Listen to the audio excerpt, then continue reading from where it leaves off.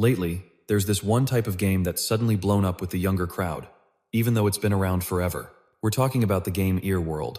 It was released 10 years ago as a dating sim for a female audience, but it ended up with way more male players. The real hook of this game was its incredibly rich character system.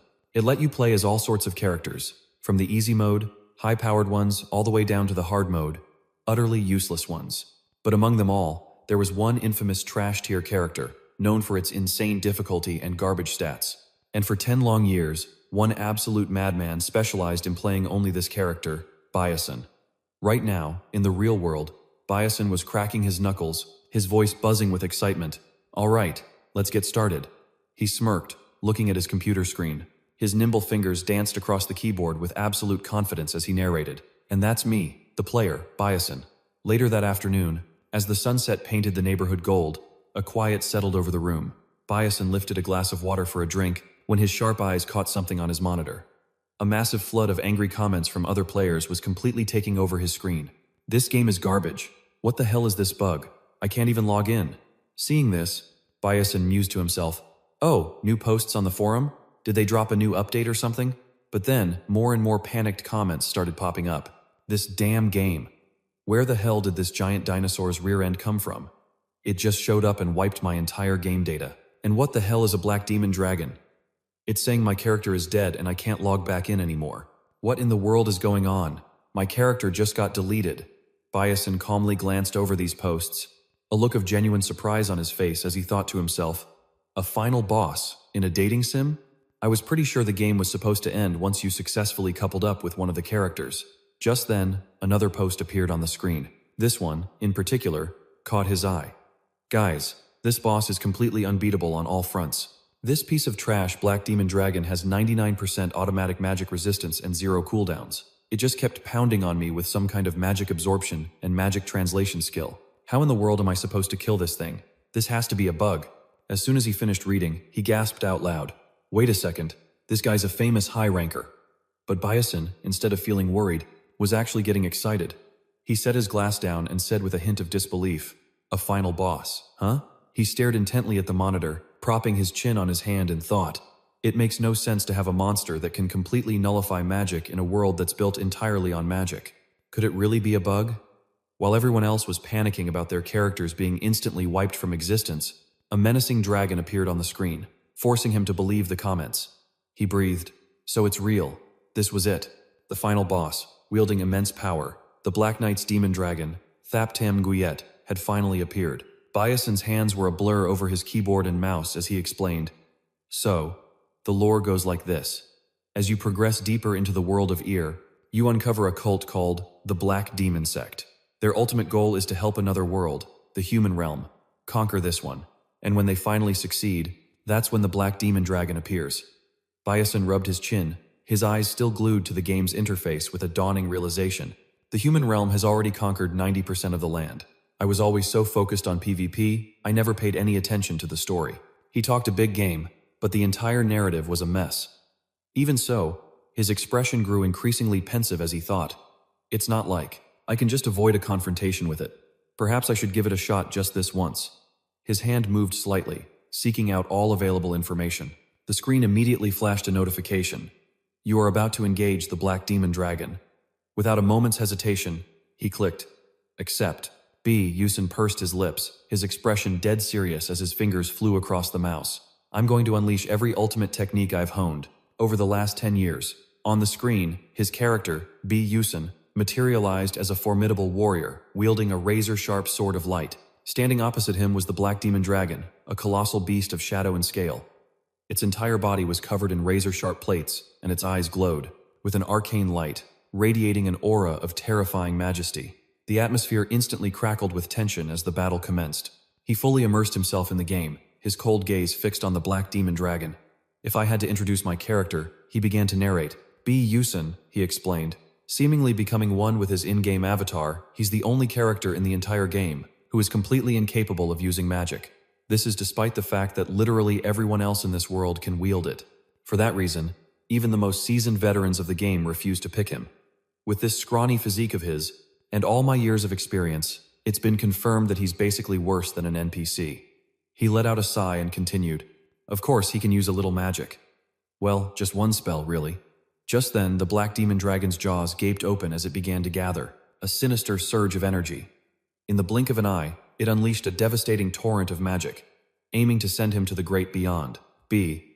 Yusun's eyes widened in shock, not anticipating the attack at all. Yet, despite the danger, a smirk played on his lips.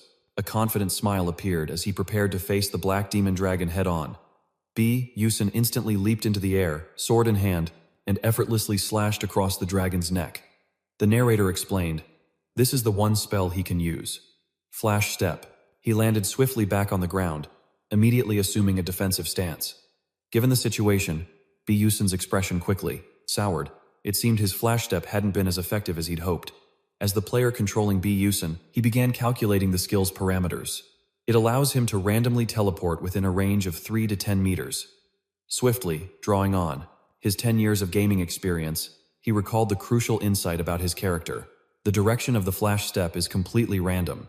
So, if he can't control the precise vector, the sheer speed and resulting impact would mean instant death. This reality forces me to be constantly on high alert. On top of that, the cooldown time and mana consumption are absolutely laughable. After using the skill, you're hit with a 2-second immobility penalty. That's why anyone can technically learn it, but almost everyone chooses not to. But Yusun, confident in his character, explained, "However, for a veteran player like myself, I have completely mastered this skill. I can control not only the direction but also the distance. I can even negate the immobility penalty." The character's stats gradually became clearer on the screen. Character, Yusun. Signature skill, Flash Step. Status, mana deficiency. He read these parameters, his brow furrowed in thought. It doesn't consume mana because he doesn't even have a mana pool to begin with. Unlike other spells, Flash Step is purely a movement ability, nothing more and nothing less. A look of excitement crossed Yusun's face as his fingers danced across the keyboard. He thought to himself, "But man, I'm absolutely hooked on playing this character," because everything hinged on his pure skill, as he continuously manipulated his character, Byason, to leap high into the air, dodging a fatal slash from the Black Dragon, all while thinking about the 10 long years he had spent playing this one single character, a character who couldn't even use combat magic. The Black Dragon refused to back down, unleashing another torrent of power toward Byason. He showed no fear, swinging his sword to parry the immense force. The battle dragged on, fraught with tension. At last, after a grueling fight, thanks to a decade's worth of honed skill and sheer persistence, the dragon was finally struck down by Byason. He stood proudly, gazing at the fruit of his labor, lying motionless on the ground. When suddenly a notification window materialized. "You have defeated the final boss, Thap Tam Nguyen of the Black Knight." In the real world, Big Y sat before his monitor, his face a mask of disbelief. He couldn't believe his eyes, exclaiming, "What? Did I really just kill it?" It was as if he couldn't accept what was happening right in front of him, starting to doubt himself. I know I'm basically geared to the teeth with ancient grade items, but he's still a garbage tier character. Despite the shock, his fingers continued to dance across the keyboard. Whatever works. With this once-in-a-decade achievement under his belt, an idea instantly popped into his head. I'm gonna brag to the community that I slayed the Black Demon Dragon. His joy was short-lived. The moment Big Y clicked his mouse, his screen was flooded with a series of glaring red notifications, all displaying the exact same message. Because an incorrect ending has occurred, 90% of World E has been destroyed. He was utterly stunned. "What?" he yelled. Before he could even process that message, another line of crimson text appeared. "However, you are the one who came closest to the true ending." This left him stammering, unable to form words. Wah. It didn't stop there. Next, a notification even more vibrantly red than a stop sign seared into his vision. "Please, complete the true ending." This time, the message sent him into a full-blown panic as he screamed out loud. Along with that final command, Big Y felt his body being pulled into another dimension. He vanished from his room. The next moment, he was in a vast white void, his eyes wide with a mixture of terror and a strange, disorienting sensation. Byason then awoke in an unfamiliar room, one that looked nothing like his modern gaming den. He lay motionless on the floor when a sudden wave of dizziness washed over him. Byason clutched his forehead and pushed himself up, wondering, what just happened? Shaking and confused, he scanned his surroundings, trying to get his bearings, only to find himself in a dilapidated, rotting house. He muttered aloud, "Where in the world am I?" As his eyes swept across the squalor, he suddenly spotted something incredibly useful in a corner and exclaimed with a hint of joy, "A mirror!" Byason took slow, deliberate steps toward the cracked and broken glass, but as he gazed at his reflection, his eyes shot wide open, his pupils dilating in absolute shock at the sight. Time itself seemed to freeze as he saw the face staring back at him, crystal clear in the mirror. His mind was racing with one question. This appearance. Is this Byason?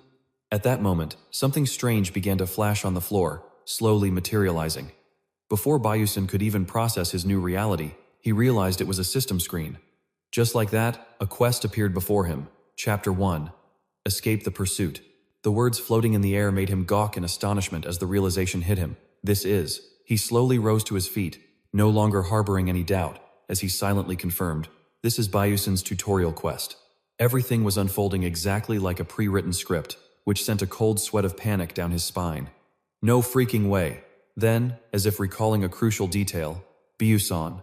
He immediately plunged a hand into his pocket to check on something, a sight that made him reel in disbelief. What Byason had just pulled out was an admissions notice. Holding it in his hand, he instantly recognized it as an acceptance letter to the Stella Academy. Beads of sweat trickled down his cheeks as a lump formed in his throat. This was far too similar to the plot of the game he knew.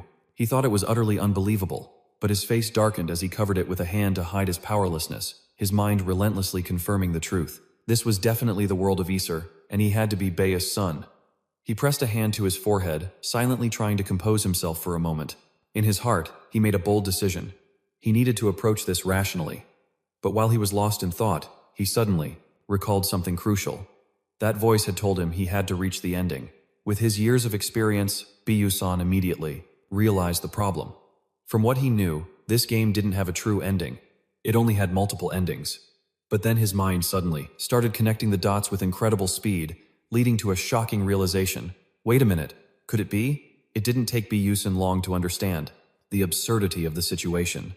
He gritted his teeth in anger, making a grim guess in his head. No one has managed to reach the true ending in over 10 years? Following the game's plot, a flood of memories returned as he quickly moved toward the window. Just as the story goes after Byason awakens, he cautiously and nervously peered through a crack in the window to observe the situation outside. At that very moment, he saw them. A group of figures in long, concealing cloaks, scouring the area in the middle of a blizzard. He knew his pursuers were about to storm the place. The bizarre, cloaked men were shouting chaotically. Where did that witch's son run off to? Seeing this, Byason immediately held his breath and hid in a corner of the room, desperately trying to keep his composure. He risked a glance outside and cursed under his breath. Damn it, they're here. Just then, the leader of the strange group was drawn by something and stopped dead in his tracks. With a hunter's intuition, he had quickly sniffed out the trail of Bayas' son and shouted to the whole group, "There's a house over there." Without a second thought, he pointed and ordered his men, "Go search it." The others replied in unison, "Yes, sir." Hearing the leader's voice echoing nearby, Byason tried to press himself tightly behind the door, his mind racing. What do I do now? Drawing upon his 10 years of gaming experience, Byason's eyes suddenly became razor sharp. He racked his brain, thinking, I can't hide in here for long. His hands clenched into tight fists, a wave of frustration and helplessness washing over him as he lamented, "But there's no way I can fight them." Byason was now desperately trying to come up with a plan. What am I supposed to do? Cutting through his frantic thoughts, the notification window appeared once again. The system, right on cue, provided Byason with a vital piece of information. You can use the skill, Flash. He read the lines but still couldn't believe it, questioning himself. What? I can actually use Flash? As the icon for the Flash skill appeared on the screen, dazzling sparks of light began to emanate from his entire body, along with a crucial thought surfacing in his mind. With a body afflicted by mana leakage syndrome, Byason, a person who could never properly condense mana, had only a single glimmer of hope, the one magic spell that he had practiced day and night his entire life. And now, as he stood in the middle of the empty room, the notification from the system appeared before him. You can use the skill, Flash. Flash level, 0. Maximum distance, 9 meters. Maximum cost, 1. Cooldown, 3 seconds. Byason stared at the notification in confusion and anxiety, thinking, is it telling me to use Flash right now? But that was only true when I was controlling my character in the game with a mouse and keyboard. Just then, from outside, the thundering sound of footsteps echoed relentlessly as the mercenary leader and his crew rapidly approached the house where Byason was hiding. The approaching footsteps grew clearer and more menacing, sparking a sudden, ominous feeling within him. His eyes stared blankly into the void for a moment before he snapped his head towards the window, his composure shattering at the sight of the imminent danger closing in on him. He thought, damn it, they're here. A wave of heat washed over Byason as panic seized him, leaving him utterly speechless. All he could think was that time was running out. Trapped in this desperate situation, he knew he couldn't just stand there and wait to die. He decided to risk it all, thinking, the only thing I can do now is take a chance. Meanwhile, outside, the leader of the thugs suddenly noticed something, his face contorted with rage. In that instant, they spotted Byason making a run for it. In unison, they roared, "There's the little punk, get him!" They immediately gave chase like a pack of predators, yelling, "Don't let him escape, stop right there!" Despite the fear creeping in, Byason forced himself to stay calm and kept pushing forward, running for his dear life. As he sprinted, he recalled the game's tutorial. First objective, escape the pursuers using blink. Fortunately, right in front of him was a wide, open trail. Byason dashed towards it, his mind racing. Those guys chasing me are wearing magic boots that make them way faster than me. The only way I can get away is by using blink. Feeling outmatched, he felt clumsy with the magic, trying to reassure himself. Okay, calm down. You've used blink countless times before. With 10 years of gaming experience, the spell was practically second nature, ingrained as pure muscle memory. His pursuers were closing in fast, and one of them shouted, "Hey, you little rat, you think you can just keep running?" Hearing this, Byason shot a sharp, worried glance over his shoulder and realized with a jolt that they were right on top of him. As a veteran player, he knew Blink's pros and cons inside and out. If a user can't control the distance, they'll end up colliding with an object and die instantly. But before he could even calculate his next move, the leader was on him, closing the distance in a flash. The mercenary raised his massive blade, roaring, "I'm sending you straight to hell. Die." The sight sent a wave of pure terror through Byason, rendering him speechless. But in that split second, he turned the tables, channeling his magic. "But if I use this, things will be different." Blink. He activated the spell, instantly warping out of the path of the deadly blade. And just then, it dawned on Byason. Having saved his own skin, a triumphant grin spread across his face as he thought, it worked. The mercenaries could only stare in stunned disbelief. One of them asked in confusion, "What was that? Was that Blink? Is that kid a mage?" Seeing his prey escape so effortlessly, the leader spun around and furiously bellowed at his men, "What are you standing around for?" After using Blink, the caster is immobilized for 2 seconds, so that's our chance to strike. He cut himself off mid-sentence, his expression twisting as he realized something was wrong. As if to answer his own question, he could only watch Byason sprint away, screaming in helpless rage. Wait a minute. How is that brat still able to run? Taking advantage of the dense forest terrain, Byason formulated a strategy on the fly, constantly reminding himself, be careful, be even more careful. Facing a series of sharp, dangerous turns ahead, Byason thought, I need to use this treacherous terrain to my advantage, because this is the stage where if a player can't master controlling their blink, the frantic chase was already beginning to take its toll on him. He was already losing steam, panting heavily. Yet, he knew if his resolve wavered for even a second, he'd never reach the next stage. In fact, a staggering 99% of players never made it past this tutorial, and even for the 1% who managed to scrape by, the insurmountable wall of mastering blink distance and consecutive warps proved too much. But it was high risk, high reward. Once more, Byason activated his only skill. 3, 2, 1, blink. He finally stuck the landing. An enemy soldier, stunned by his maneuver, blurted out, "Using blink on terrain like this? Is that kid out of his mind?" With an angry scowl, he then commanded, "All mages, advance, attack that brat from a distance." Following the order, the magic squad clustered together, preparing to cast. Hearing the command, Byason glanced over at them, his mind racing. Are they really about to cast magic? Instantly, they unleashed their spells, bathing the entire area in a violet glow. Byason's mind instantly recalled the solution. This was part 2 of the game's tutorial. Use blink to dodge the magic arrows targeting you. A look of panicked concentration crossed his face as he remembered the game's rules. In the game, I could see everything from a third-person view on the screen, which made dodging easy. Just in the nick of time, a system notification appeared. The world of E, feeding Byason crucial information. The skill Magic Leak Syndrome is now active. Magic Leak Syndrome is a skill that awakens a sixth sense and triggers mental acceleration, which was now in effect. He glared at the streaks of blue light hurtling toward him. They were the magic arrows conjured by the mercenaries to take him down in a single volley. Byason began to chain his skills together, desperately dodging the lethal projectiles. But reality is cruel. and one of the magic arrows closed in, filling him with dread. Without a moment's hesitation, he instantly activated his skill again. Blink! At the same time, a massive explosion erupted. The blast was powerful enough to shake the very earth. He had finally felt the full force of the mercenaries' critical strike. Byason, not expecting such devastating power, had instinctively thrown up an arm to shield himself. As the smoke and dust settled, a massive crater was revealed. It was a stark reminder of the explosion's impact. Witnessing its sheer destructive force, he finally caught his breath, thinking, that was way too close. But there was no time to stand around. He immediately took off again, running for his life from the pursuing mercenaries. While sprinting, he relied on his knowledge of the game's plot, thinking, all right, now for the final part. After another desperate sprint, he was exhausted.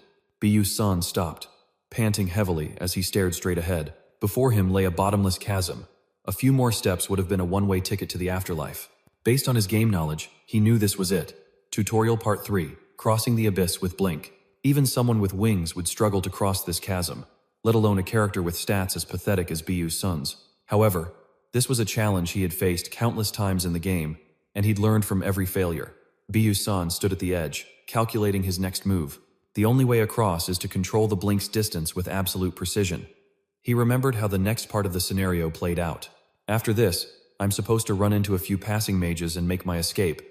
That's how the tutorial ends. But that was the game, and this was reality. He had to plan this perfectly to survive. I need to cancel the blink spell after 0.1 second at the absolute perfect moment. If I mess this up even once, it's game over for real. He stood silently, steeling himself for the jump. He scanned his surroundings and spotted about 20 floating rocks. Gazing at those massive platforms, his mind wrestled with the decision for less than a tenth of a second. Of course, that was far easier said than done. After a moment of fruitless deliberation, Byason clenched his fist, a surge of frustration welling up inside him. What kind of lunatic designed this mess? The thought crossed his mind, but he was already formulating a plan of his own, thinking to himself. However, for a seasoned pro like Byason, a quiet confidence took hold. To be honest, he mused, this is definitely doable. And yet, as he stared down into the bottomless abyss, another daunting problem presented itself. A problem that was rapidly closing in on him. Just then, his pursuers caught up. One of them pointed directly at Byason and yelled, there he is! He turned to face them, his expression turning ice cold. He eyed the approaching group, thinking, they're much closer than I expected. He meticulously observed their movements as they charged forward, seriously calculating the distance between them at roughly 100 meters. His blink spell needed another 3 seconds on its cooldown, which was time he simply didn't have. Byason let his body relax as he settled on a course of action. It seemed to be the only viable path to survival. With a steely gaze, an incredibly audacious idea took root in his mind. He would eliminate every single one of them, right here in this desolate, storm-swept blizzard. With a bottomless chasm at his back, Byason ducked behind a rocky outcrop, carefully observing the unfolding situation. Thoughts raced through his mind. Even I have to admit this is insane. How can I possibly think I can pull this off, when I've never even been in a real life or death battle before? He silently watched the group of mercenaries as they approached. He continued to muse. If this were a game, the system probably wouldn't even let me attack these pursuers. But this is reality. As they closed the distance, a firm resolve solidified in Byason's mind. There are no rules here that say I have to blindly play by the game's logic. And just like that, he gripped his dagger, settling into a ready stance. From his defensive posture, he continued to reflect. I have no issue with the thought of taking a life. And it's not because they're the enemies, or of my parents according to the plot. Suddenly, Byason's eyes became colder and sharper than ever before. He focused his gaze intently. He fixed his sight on the mercenaries and realized, they're here. It was simply a matter of believing he could win. And with that, Byason, with his dagger concealed, stepped out from his cover, appearing right before them and catching them completely off guard. The leader's eyes widened in fury as he glared at him. He snarled through gritted teeth, it's him! The leader immediately barked an order to his underlings, get that little brat, now! They obeyed without hesitation, roaring in unison, yes sir! The mercenaries, brandishing heavy weapons, charged straight in for the kill. One of them wore a contemptuous sneer, thinking to himself, he dares to take us all on by himself? What an idiot!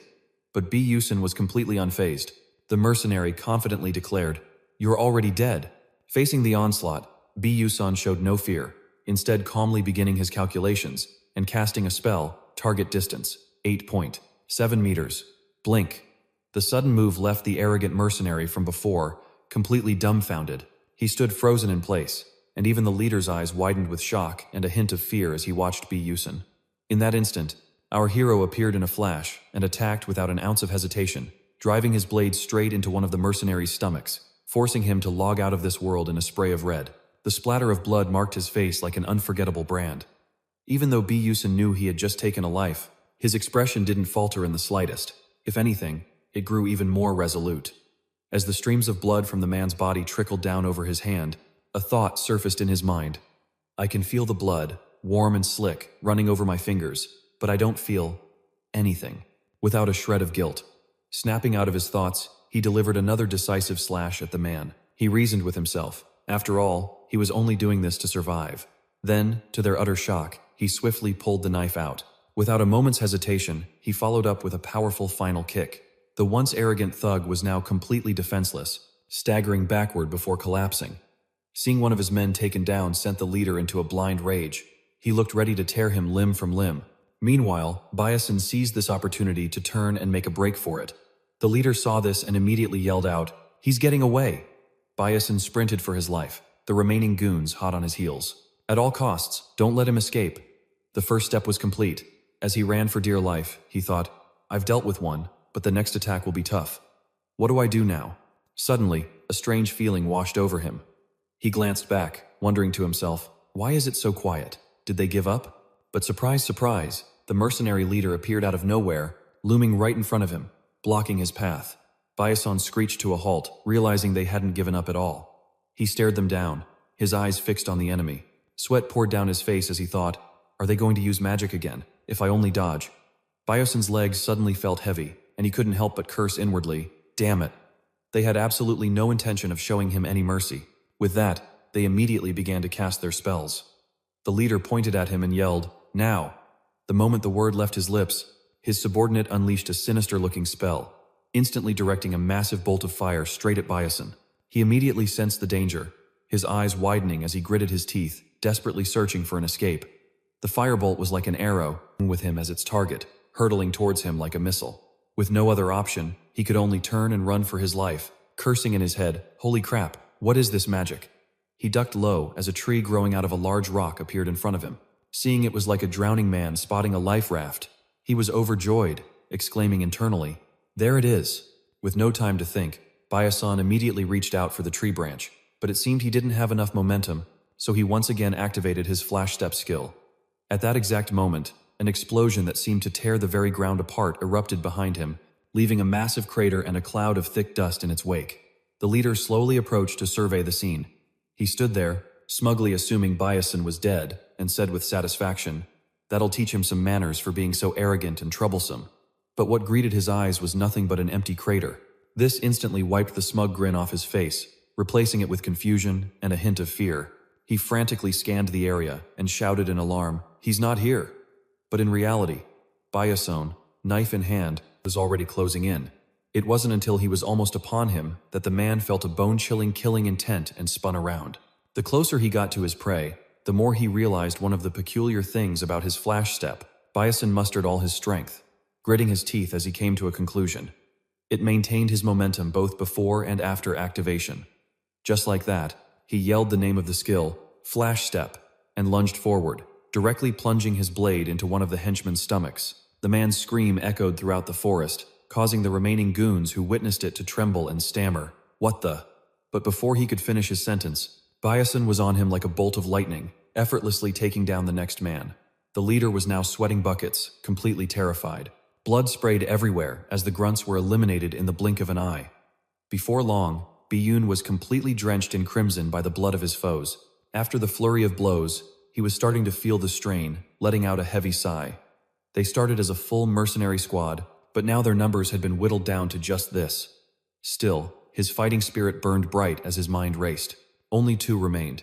Byun's eyes hardened with resolve as he stared them down, thinking, I have to finish them off, before their backup arrives.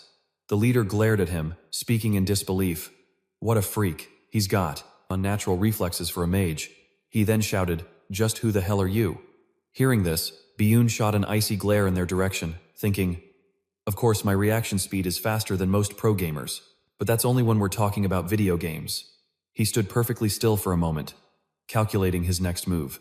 I can't keep dodging their attacks forever, especially not at this close range. The thought had barely formed before he shot towards his opponent like a bullet. I'll end this as quickly as possible. Seeing him charge forward, the leader didn't show a hint of fear, instead smirking as he readied his greatsword, settling into a defensive posture. I've already figured out how you fight, he declared, thinking to himself. All this little punk has is that blink skill and a couple of daggers. The fool was completely convinced. As long as I guard my head and neck, those daggers of his won't be able to finish me. Just then, Byason closed the distance in an instant, launching a direct assault. The leader met his charge, blade at the ready. Oozing with arrogance, the mercenary captain roared with provocation. Come on, bring it on, he yelled, immediately unleashing a wave of ice to take Byason down. But our hero wasn't fazed in the slightest. He confidently activated his blink skill once more. At the same instant, the leader summoned massive shards of ice, his mind filled with certainty. All right, I've got him, he thought. Now to watch him writhe in agony. But just then, the leader's eyes flew wide open as if he'd just witnessed the impossible. Byun's target hadn't been him at all, it was the other mercenary. In that split second, Byason had dispatched the last grunt with clean precision, leaving the leader utterly stunned. He had witnessed the fatal blow up close and was left completely speechless. Frozen in place for a good 5 seconds before he finally snapped out of it, his eyes wide with disbelief. Damn it! A second ago, you were running for your life like you'd never been in a fight before. And now this? In stark contrast to the leader's confusion stood Byun's unsettling calm. He shot a sideways glance at the man and replied, A moment ago? Byason let out a smirk, his eyes filled with contempt. I should thank you. You've helped me get much better at this. His words instantly sent the leader into a rage. He gritted his teeth and snarled, You little punk. Don't think for a second I was going easy on you. His fury now at its peak, he raised his massive sword high, bellowing a threat. This time, I'll definitely end you. Paying the empty threat no mind, Byason gathered his strength and charged forward once again, launching another direct assault. But this time, he was more than a match, a weapon in each hand, and his eyes gleaming with killing intent. Without hesitation, he hurled a spear straight toward him, while calculating, using blink in a real fight leaves me vulnerable to a counterattack. Is he thinking I threw this spear as a feint, to make him guard his front while I attack from another angle? Byason read his opponent's thoughts perfectly. He continued, I won't let you get your way. Meanwhile, the leader smirked with delight, thinking, Perfect.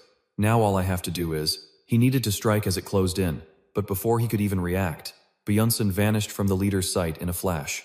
Suddenly, the man's face drained of all color, his eyes bulging in disbelief as a few weak words escaped his lips. It was only then he felt.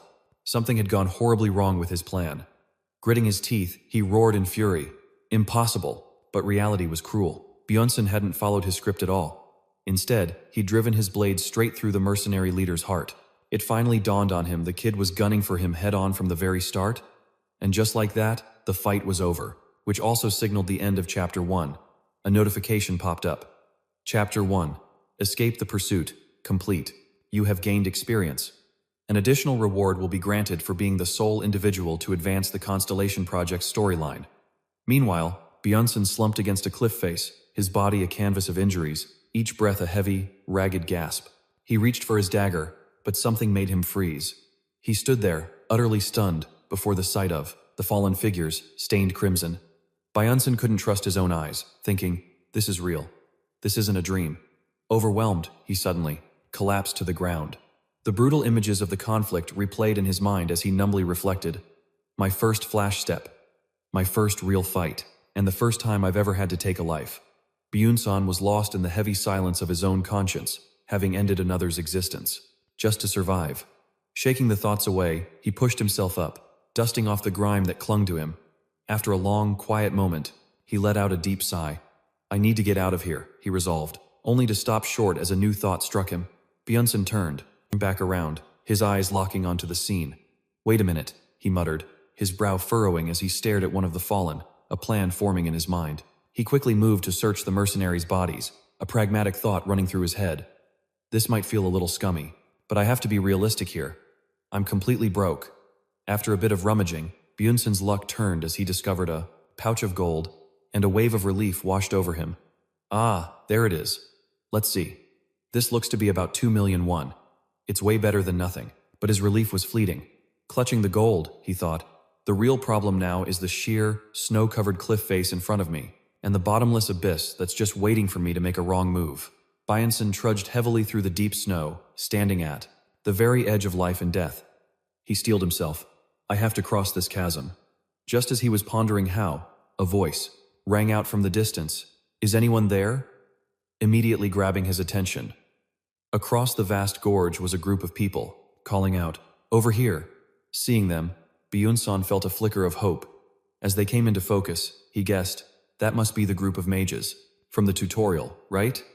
Not wanting to miss his chance, Byason shot his hand into the air, waving frantically and shouting back. "I'm over here," a voice from the other side replied. "There aren't any bridges nearby.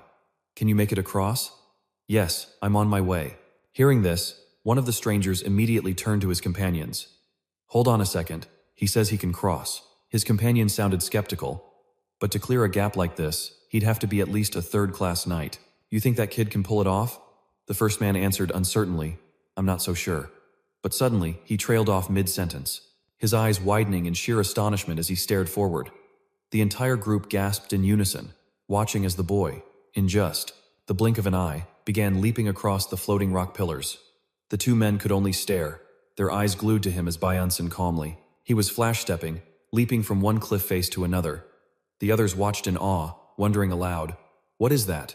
Some kind of jumping spell?" One of them immediately answered that it was flash step. All the while, Amon stood by, silently observing Bond's every move. The red-haired student pressed on, "Flash step? But you can't control the direction and distance with that spell, can you?" Watching Bond execute each flash step with perfect precision, the student asked doubtfully, "How is he even doing that?" Then, his jaw suddenly dropped in astonishment. He'd spotted two mysterious figures in the distance, tailing Bond, and asked in confusion, "Are those two with him?" Before he could even process what was happening, his expression twisted in fear. Over on the other side, there were still several mages, minions of the mercenary group. Seething with murderous intent, one of them covertly cast a sinister spell, and just like that, he conjured a dark entity aimed directly at Bond. This caused everyone watching to cry out in alarm, "Bond, look out!" Hearing their shouts, he immediately turned around, only to curse inwardly, "Damn it!" To save his own skin, he couldn't hesitate, immediately using his signature move, Flash Step, to dodge the attack, narrowly escaping with his life. Bond composed himself and glanced back, only to see the aftermath of the explosion. The devastation was horrifying. It had left a massive, crater-like hole. A single glance was all it took for him to recognize them as the same mercenaries from before. "Man, this is dangerous," he thought. Bond found a safe foothold and calculated quickly. Flash Step needed another 3 seconds to cool down. Dodging every single spell was impossible. He glanced over his shoulder, his mind racing as he calculated, "I have to find another floating rock to use as a platform." But before he could make a move, his eyes shot wide open in terror. As it turned out, there was another mage. The mage had taken advantage of Bond's distraction to launch a sneak attack. Fortunately, Bond's sharp reflexes kicked in, allowing him to sense the danger and successfully dodge at the last second. But even as the blast of power merely grazed past him, it was enough to singe off a few precious strands of his hair. But it didn't end there. The impact of the spell was far too powerful, causing the stone platform beneath his feet to shatter under the force. It happened so suddenly that he had no time to react, and simply plummeted downwards. Yet, his mind still registered the fall, and with his main character plot armor, he wasn't about to go down that easily. In a split second, Bond twisted his body around, his eyes immediately scanning his surroundings. At this distance, it was a long shot, and he thought, "Damn it, all the floating platforms are too far away." At that moment, Bond began to radiate power, as if he had decided to risk it all on one desperate gamble, hoping he could land somewhere. When he was just a few centimeters from the ledge, he instantly used his flash step ability. His battered hand finally managed to get a firm grip on the cliff face. Even though he was left dangling precariously from the cliff, Bond couldn't help but feel a wave of relief. "I'm alive." But before he could even catch his breath, from below, a surge of power, like a raging inferno, shot upwards to incinerate him. In this desperate situation, his mind was still racing, or perhaps it had gone blank. The attack was like a missile, closing in right at his feet. At that moment, Bond had resigned himself to a 99% certainty of death, thinking, "This is it, I'm a goner." But just as he faced his end, suddenly, a stream of blue energy shot out from nowhere, effortlessly and completely obliterating the terrifying dark magic from the enemy mages. In the aftermath of that deliberate collision, all that remained was smoke, dust, and strange, aquamarine-colored crystals. Bon was still clinging tightly to the ledge, but his eyes were filled with suspicion. He wondered to himself, what kind of magic was that?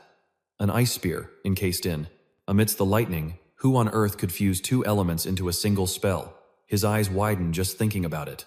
What's more, to calculate the trajectory with such pinpoint accuracy, all without expending a single drop of mana, who could execute a spell so flawlessly. At that very moment, down with the group of mages, all eyes were turning towards Aemon, the very one who had just cast the counterspell. Her magic had just nullified the mercenary's attack, saving his life. Just then, the two enemy mages witnessed their own formation get completely shattered, their expressions shifting from pure shock to outright fear. "No way!" they exclaimed, as they quickly sensed the imminent danger and immediately turned tail and fled. Seeing them scramble for their lives, Byason finally let out a sigh of relief. He was still clinging desperately to the rock face, thinking to himself, "Looks like I made it out alive." After a moment, he finally managed to get to the other side of the chasm and approach the group of mages. With just one look, Byason immediately recognized the person who had saved his life. He quickly walked over to her and initiated the conversation. "Thank you for helping me back there." Aemon didn't even spare him a glance. She just replied coldly, "I wasn't looking for any gratitude, so you don't need to mention it." Byason felt a bit awkward. "Oh, all right then," he replied. Suddenly, he found himself drawn in by Aemon's mysterious aura, thinking, "She has the most beautiful voice I've ever heard, but she seems incredibly hard to get close to." His expression, however, quickly returned to one of indifference as he considered the situation. In any case, Byason started thinking about the game's storyline again. Even though those guys were bandits who had ravaged and plundered the village, according to the lore he'd gathered, the truth was that most of those activities were orchestrated by the dark magic cult. But even if that were the case, it was all over now. The moment I crossed this cliff, I'd be entering mage territory, and those goons from the dark magic cult won't be able to follow me anymore. Byason sighed and gazed into the distance, a flicker of excitement in his heart as he thought, and what's more, they don't even know who I am. Right at that moment, a notification window popped up, sent to him by the game World E. It was a new update, Chapter 2, Enrollment in Stella Academy. After a quick scan, Byason spoke with confidence. "This is Chapter 2? Well, that doesn't sound too difficult." But a closer look at the words Stella Academy was enough to make his head spin. He groaned in dismay. "How am I supposed to go back to school at my age?" In the silence of the night, the mage's carriage continued its quiet journey, the driver silently urging the horses onward through the darkness. Inside the carriage, an exhausted Byason drifted off to sleep, without even realizing it. As he slept, memories from his childhood began to surface in his mind. An image of a much younger Byason, an adorable little boy with wide, innocent eyes, appeared continuously, calling out for his mother. He saw her, a slender woman with a warm smile, beaming with joy as he told her, "I'm going to be a mage when I grow up." Her voice, filled with warmth, echoed in his memory. "Of course, sweetie. I know you can do it." The scene shifted to a young Byason holding a book, reading intently and thinking, "Mom and Dad worked so hard and saved every penny just to buy me this old grimoire. Back then, he was just a young boy, but he was already determined. I'm going to study as hard as I can to make them proud." To make that dream a reality, the young Byason poured all his effort into his studies, and his mother would always watch over him when he fell asleep over his books. But life is often cruel, and those childhood dreams were about to be completely shattered. He remembered his mother's worried face as she frantically called for the doctor, holding him tightly in her arms, unable to believe the doctor's diagnosis. "My son has mana leak syndrome?" she asked in disbelief. Byason himself was panicking, vehemently denying what he was hearing. "No way, this can't be happening. I feel like I'm completely merging with the game character, and I think these are Byon's memories. What's going on? These memories are flooding in so fast that I can't tell them apart, making me question if they're mine or Byon's." The image of him as a child, sobbing his heart out, flashes before my eyes again, tricking me into thinking it's my own past. That vision of the little boy jolts me awake with a start. My head is pounding like a drum, and as I squint at the sunlight hitting my face, I groggily mumble, "It's morning." The red-haired guy sitting across from me pipes up, "Ah, you're awake? I was just about to get you," before adding, "that we'll be arriving in Lajocha, Akum satellite city, very soon." After the carriage rumbled on for a while, the convoy leader yelled for a stop. "All right, let's take a quick break." Everyone hopped off the carriage to stretch their legs and chat. Byason stepped outside and stretched his limbs. After the long and bumpy ride, he was surprised to feel a strange pair of eyes on him, and when he turned, he saw Amo staring intently in his direction. Her unwavering gaze made Byason incredibly confused, and yet, after a moment, she simply turned her back on him without a single word. This prompted a wry smile as he thought to himself, "She's as cold as ice." Looking at his surroundings, he continued to rest, feeling like everything was actually going to be okay. I was worrying for nothing. He was relieved that the time period was closer to the modern era than the Middle Ages. With his 10 years of gaming experience, he knew that magic was real in World E, but the safer cities were also equipped with trains and airships, not to mention portals that were set up for convenient travel to far-off places. Byason glanced back at the carriage and thought, right now, we're on our way to Lajocha to catch an airship. Byason began to picture a beautiful, vibrant city. Lajocha was just a stop on the main route to Akum, and the real story wouldn't kick off until he reached Akum, the city of magic. With that in mind, he had already zeroed in on the school he was destined for, a place renowned for its famous magic towers, its powerful knights, skilled mages, and the 5 most prestigious academies in all of Akum, and the one academy that boasted the strongest mages and the most exceptional students was none other than Stella Academy. Byason leaned against the carriage, his resolve hardening as he thought, that's exactly why Stella is a magnet for geniuses and nobles from every corner of the globe. Snapping out of his thoughts about Akum, he mused, I seriously have no idea how Byason even got into a place like that. Just then, a thought struck him. Oh right, I still haven't checked my own stats yet. He immediately summoned the system window, which displayed his info. Mana Leakage Syndrome, Level 1. Strength plus 0.3, Agility plus 0.5, and Sensitivity plus 10. Sixth Sense. Consumes the user's mental power to activate, detects mana within a 12-meter radius and triggers. Perception Acceleration, which automatically activates whenever danger is detected. After reviewing his status screen, he breathed a sigh of relief. My sixth sense and perception acceleration. If it weren't for those 2 skills, I would have been toast a long time ago. Recalling that harrowing encounter, he realized that he was under a physical curse that made it impossible for him to store mana inside his body. The Mana Leakage Syndrome, just as the original story dictated, was an inherent curse that had always been a part of Byason. And while it was a major drawback, it also allowed him to detect nearby mana using his sixth sense, which in turn let him feel any attack heading his way without even needing to see it. On top of that, perception acceleration gave him the ability to process events at a speed far beyond that of a normal person. Whenever a threat closed in on him, it was as if time itself slowed down. After analyzing it all, Byason reconsidered, that perception ability is absolutely essential for someone who can't use mana, but I'm not so sure about the sixth sense part. Using it for extended periods drains a massive amount of mental energy, resulting in severe after effects. Following its use, the next thing to check was the stat window. He glanced down to continue. Bon, statistical breakdown. Strength at 1, star 59%. Agility at 1, star 80, 1%. Stamina at 0 star 97%. Sensitivity at 1 star 97%, endurance at 1 star 51%, willpower at 1 star 43%, with only 10 mana experience points remaining, and the flash sensitivity skill at level 0. Trait, Mana Leak Syndrome, level 1. After reviewing the numbers, he thought to himself that these starting stats weren't half bad. The original Bon had extremely low sensitivity, but it appeared his own personality had significantly boosted that stat. As a veteran player, Bon already understood that in the world of E, there wasn't just a single overall level. Every stat had its own individual rating, just as skills were measured by their own levels, and stats operated on a star rating system. Bone recalled that the maximum rank for any stat was 9 stars, but it was a threshold that virtually no one had ever reached. This gave him pause. He'd played this game for over 10 years, and his personal best was a mere 8 stars, achieved in both sensitivity and endurance. He tapped on the system window for a closer look, deciding, from now on, I should probably invest points into sensitivity to enhance my sixth sense and reaction speed. Besides, I can always train up my stamina and agility through other methods. Gazing at his adjusted stats, sensitivity at 1 star 97%, endurance at 1 star 51%, and willpower at 1 star 43%, he thought with a spark of interest, all right, that's settled. With all the adjustments made, his mind immediately began calculating again. The most pressing issue was the Mana Leak Syndrome.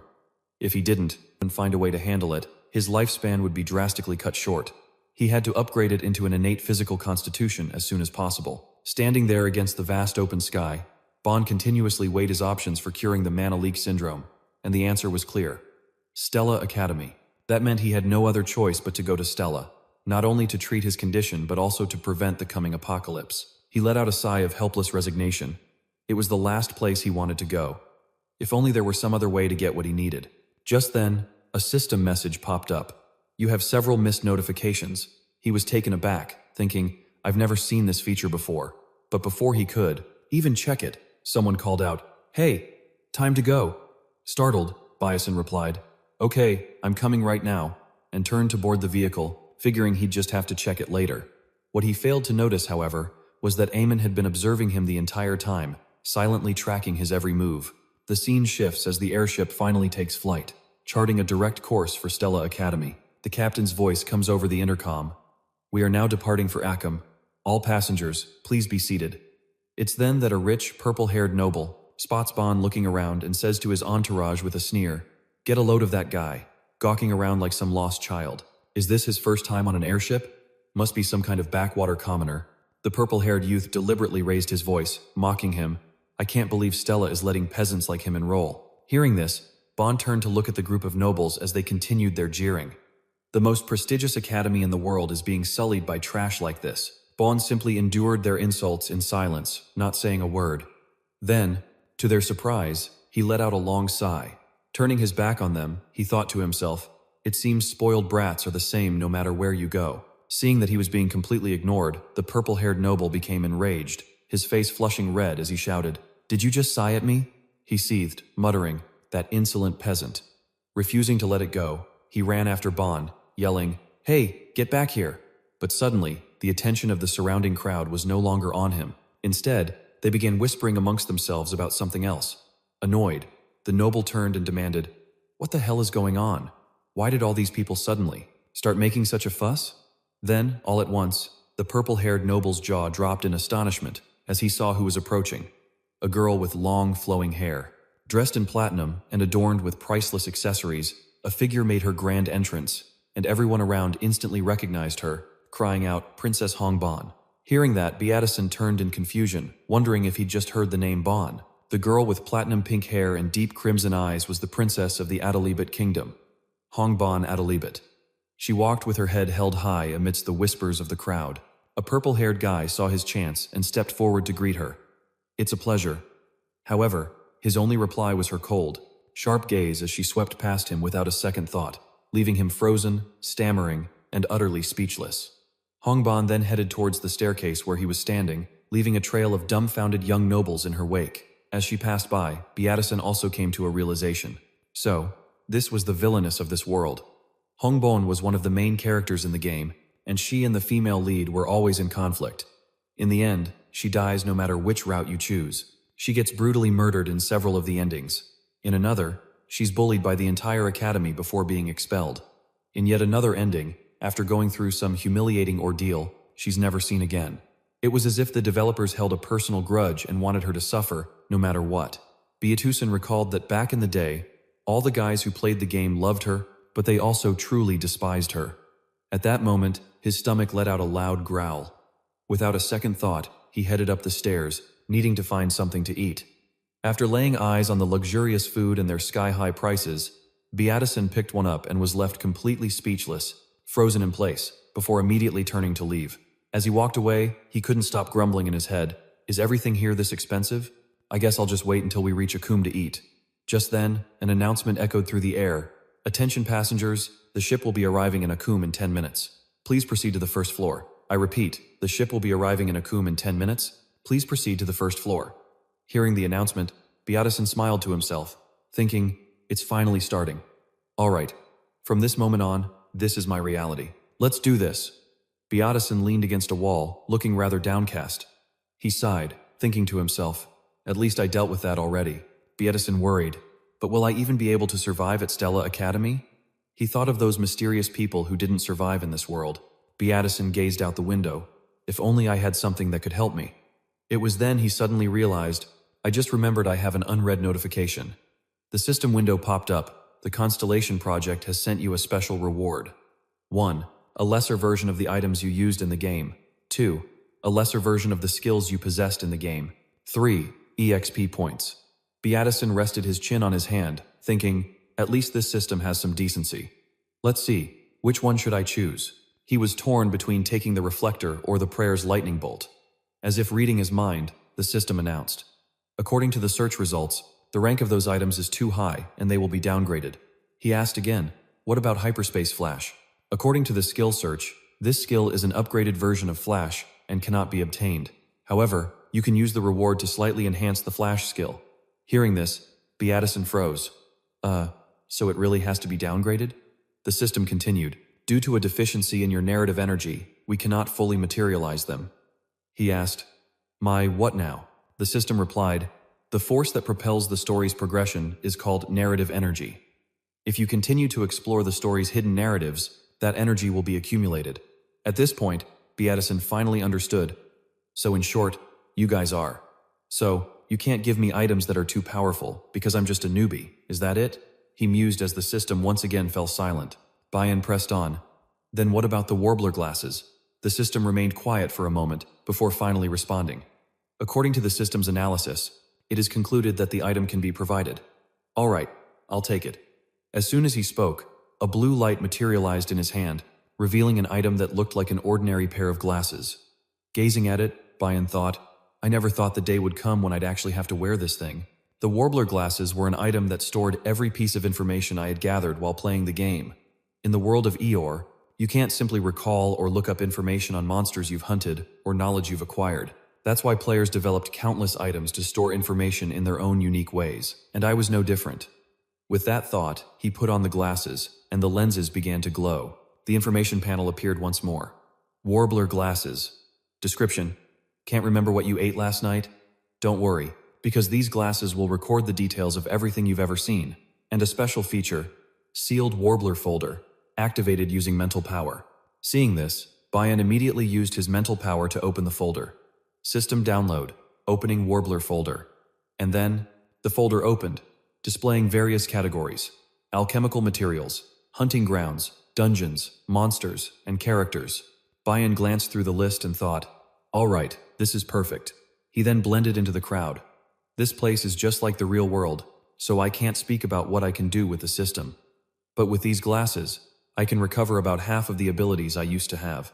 Byason closed the folder. As he walked and contemplated, a voice suddenly caught his attention. Hey, is that someone? Up ahead, there was a girl, surrounded by whispers. You mean the eldest daughter of the traitor, Demon?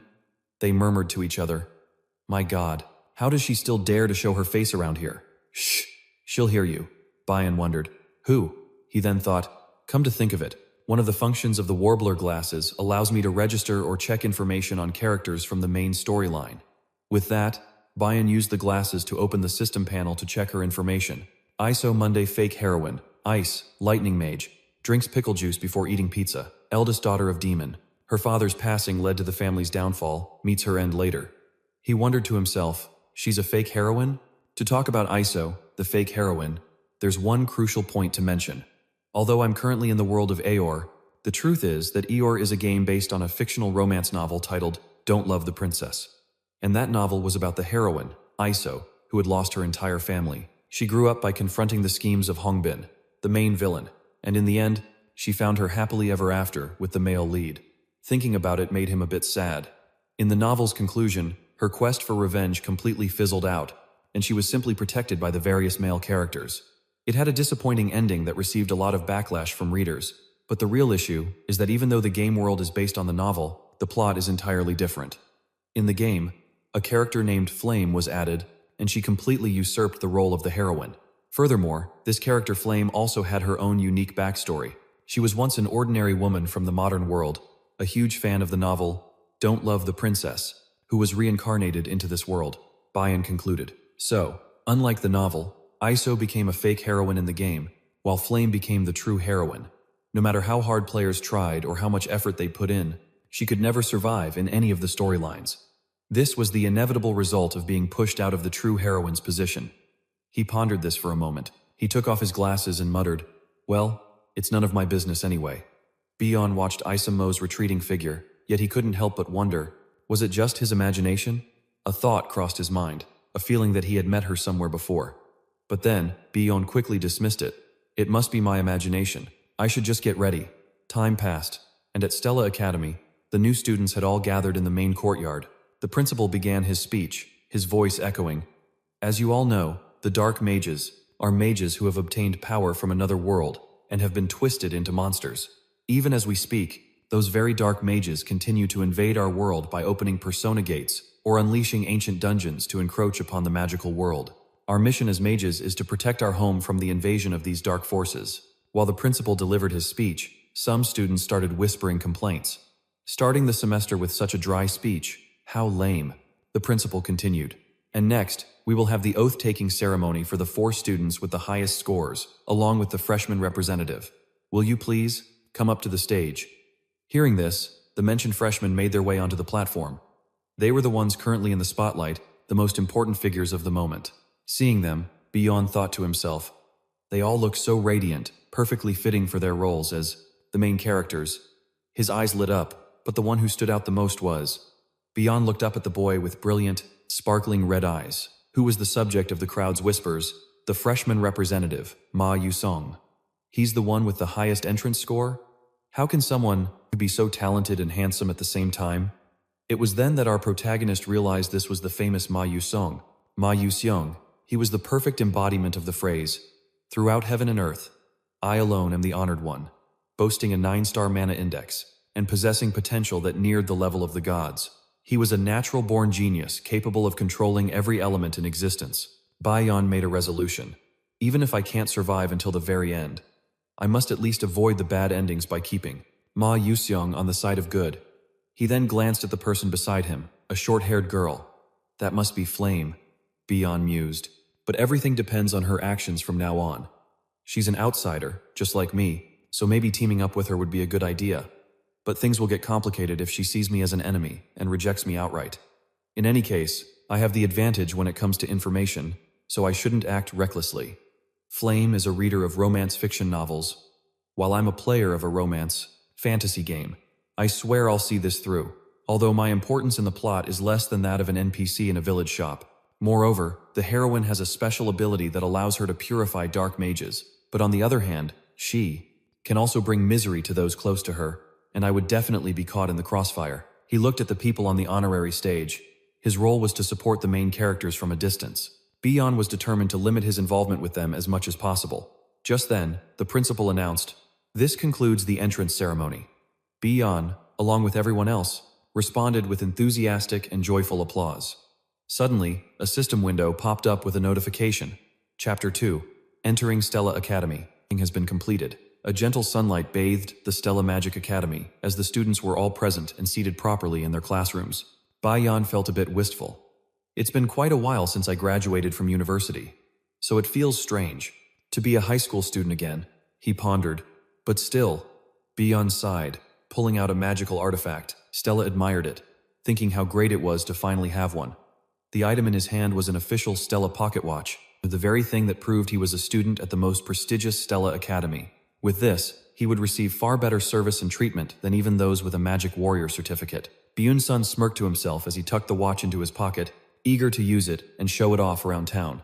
Just then, the classroom door slowly creaked open, the sound shattering the peaceful atmosphere. Professor Lihan appeared with a stern expression, a stack of exam papers in his hand. "All students, to your seats," he announced. "The placement survey is about to begin, so put away everything except for the permitted items. Anyone who uses glasses must have them inspected beforehand." Byason crossed his arms, thinking, so a test right after the entrance ceremony, huh? The curriculum at Stella Academy was way more brutal than any Korean university. They were already hitting them with an exam on the very first day. It was called a classification survey, which was just a fancy name for a placement test. Professor Lahangan stood at the podium and declared, "Your time starts now." Byason stared at the questions on the paper, understanding absolutely nothing. He felt completely helpless. I can't make heads or tails of what's written here. This is way too hard. This placement test was entirely different from the entrance exam, which was infamous for its terrifying difficulty. Students would be sorted into Class F, A, or S based on their results. The classroom fell silent once more, as every student focused intently on their work. Of course, most of the story's main players were in Class S. In stark contrast was Byason, who had entered the academy ranked dead last out of 1,141 students. He sat there pondering, I already got accepted, right? So what if I just turn in a blank sheet? Surely the school wouldn't expel me for that. I'd probably just get automatically placed in Class F. Suddenly, his attention was drawn to the person sitting near him, Ma Yusong, who was looking away with an air of complete boredom. He stared at him. Ma Yusong. Is he already finished? Byason wondered, glancing over at the exam on Ma Yusong's desk. The test paper was already completely filled out. Byason let out an involuntary sigh. No wonder the guy's life was so dull. Ma Yusong's defining character trait was boredom. He was born into the most powerful family in the world and was a man of immense talent and a genius-level intellect. Everything in life came easily to him. That's why, Byason recalled, depending on how the female lead characters acted, Ma Yusong's entire personality could be swayed toward good or evil. The dark magic cult, a group hell-bent on destroying humanity, would obviously be interested in a prodigy like Ma Yusong. Byason glanced at him sitting there with his eyes closed in boredom. Yeah, his biggest problem definitely stems from his family. He looked back at his own exam sheet. In any case, comparing myself to a genius like him is just pathetic. Suddenly, a thought struck him. Wait a minute. I can use the bun glasses I used so often back in the library to learn new skills. Byason discreetly pulled the glasses out from inside his jacket. Perfect. I have nothing to lose, so I might as well give it a shot. But just as he was about to put them on, Professor Lehangon materialized right behind him, causing him to freeze instantly. Hold on. What are those glasses? Lehangon stared at him sternly. I'm quite certain I stated that if you intended to use glasses, they had to be submitted for inspection beforehand. He's right, he did say that, Byason thought grimly. Before he could even utter a word, Lehangon reached out and plucked the glasses from Byason's hand. I'll be inspecting these. He held the glasses up, observing them for a long moment. Byason watched in pure terror. What do I do now? If he discovers these glasses are enchanted, I'm going to be expelled for sure. But then he heard something. Huh? It was the system, announcing it had found a missing part of the crested glasses. Do you wish to summon it? Byason's jaw dropped in panic. No, please, system, don't do anything. Meanwhile, Professor Lehan was examining the glasses for a long moment without a word. He handed them back, stating, I can't sense any mana from these. Just remember to ask for permission next time. Byason forced a smile as he took the glasses back. Ah, yes, of course. He let out a silent sigh of relief. Whew. If its original function had activated, I would have been in some serious trouble. He put the glasses on, activated them, and instantly, the test paper seemed to shimmer as the answers materialized right before his eyes. Whoa, these are the real answers. Byason began copying furiously. I've totally hit the jackpot. At this rate, I might even snag the top spot. A wave of excitement washed over him. I'm definitely getting out of Class F. Heck, I might even make it into Class A. But just then, Professor Lehan's voice boomed through the quiet classroom, shattering the silence. Time is up. All papers in now. Byason's head shot up in surprise. And just like that, all the test papers lifted into the air. Byason's mouth fell open. Wah! A current of magic was sweeping the exams up and flying straight towards him. Panic seized Byason. I've only answered 3 questions. As the professor glanced at the collected papers, his expression suddenly darkened. Byason took off his glasses, a sense of dread washing over him. So much for getting out of Class F. It seemed that Dream was just a bit too out of reach. The moment he removed the glasses, he was met with a startling sight. Professor Lehan was standing right in front of him, his face grim. You, give me those glasses, immediately, now. Byason was completely lost. Sir?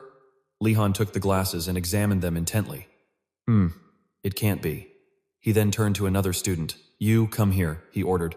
Go and get Dr. Gran. The student quickly complied. Yes, Professor. Byason just stared at the professor, utterly bewildered. He still had no clue what was going on. What's gotten into him all of a sudden? I even made sure to write my answers carefully so it wouldn't look like I cheated. Did I get caught anyway? Later, in a different room, the voice of Professor Lehan could be heard. So, what do you think, Doctor? Dr. Gran observed the evidence seriously. He mused. The way this student answered the questions is indeed very suspicious. Professor Lehan immediately jumped in. So he was Chi. But before he could finish the word, the doctor interrupted. But he didn't cheat. I can't detect a single trace of magic emanating from these glasses, Gran stated with certainty. This student completed the test, using his own abilities. Dr. Gran chuckled and clapped Byason on the shoulder appreciatively. Ho, how fascinating. This is the first time in my life I've ever seen a case quite like this. In any event, Professor Lehan, you owe the boy an apology, and make sure to guide him well from now on. I understand, Lehan responded, then looked at Byason. It was my mistake. I apologize. Internally, Byason was screaming, but I really did cheat. It's a good thing I deactivated the function in time. Otherwise, Byason replied with a calm voice, trying to sound nonchalant. It's no problem at all, sir. Everyone makes mistakes from time to time. He thought to himself, I got so lucky I wasn't caught. The morning at Stella Magic Academy was peaceful, especially in the office of Professor Lihan. He was seated at his desk with Dr. Gran, reviewing the entrance exams of the new students. As Lihan looked over one paper that had the first question answered correctly, his expression was intensely serious. Suddenly, a voice called out, Oh, Professor Lihan!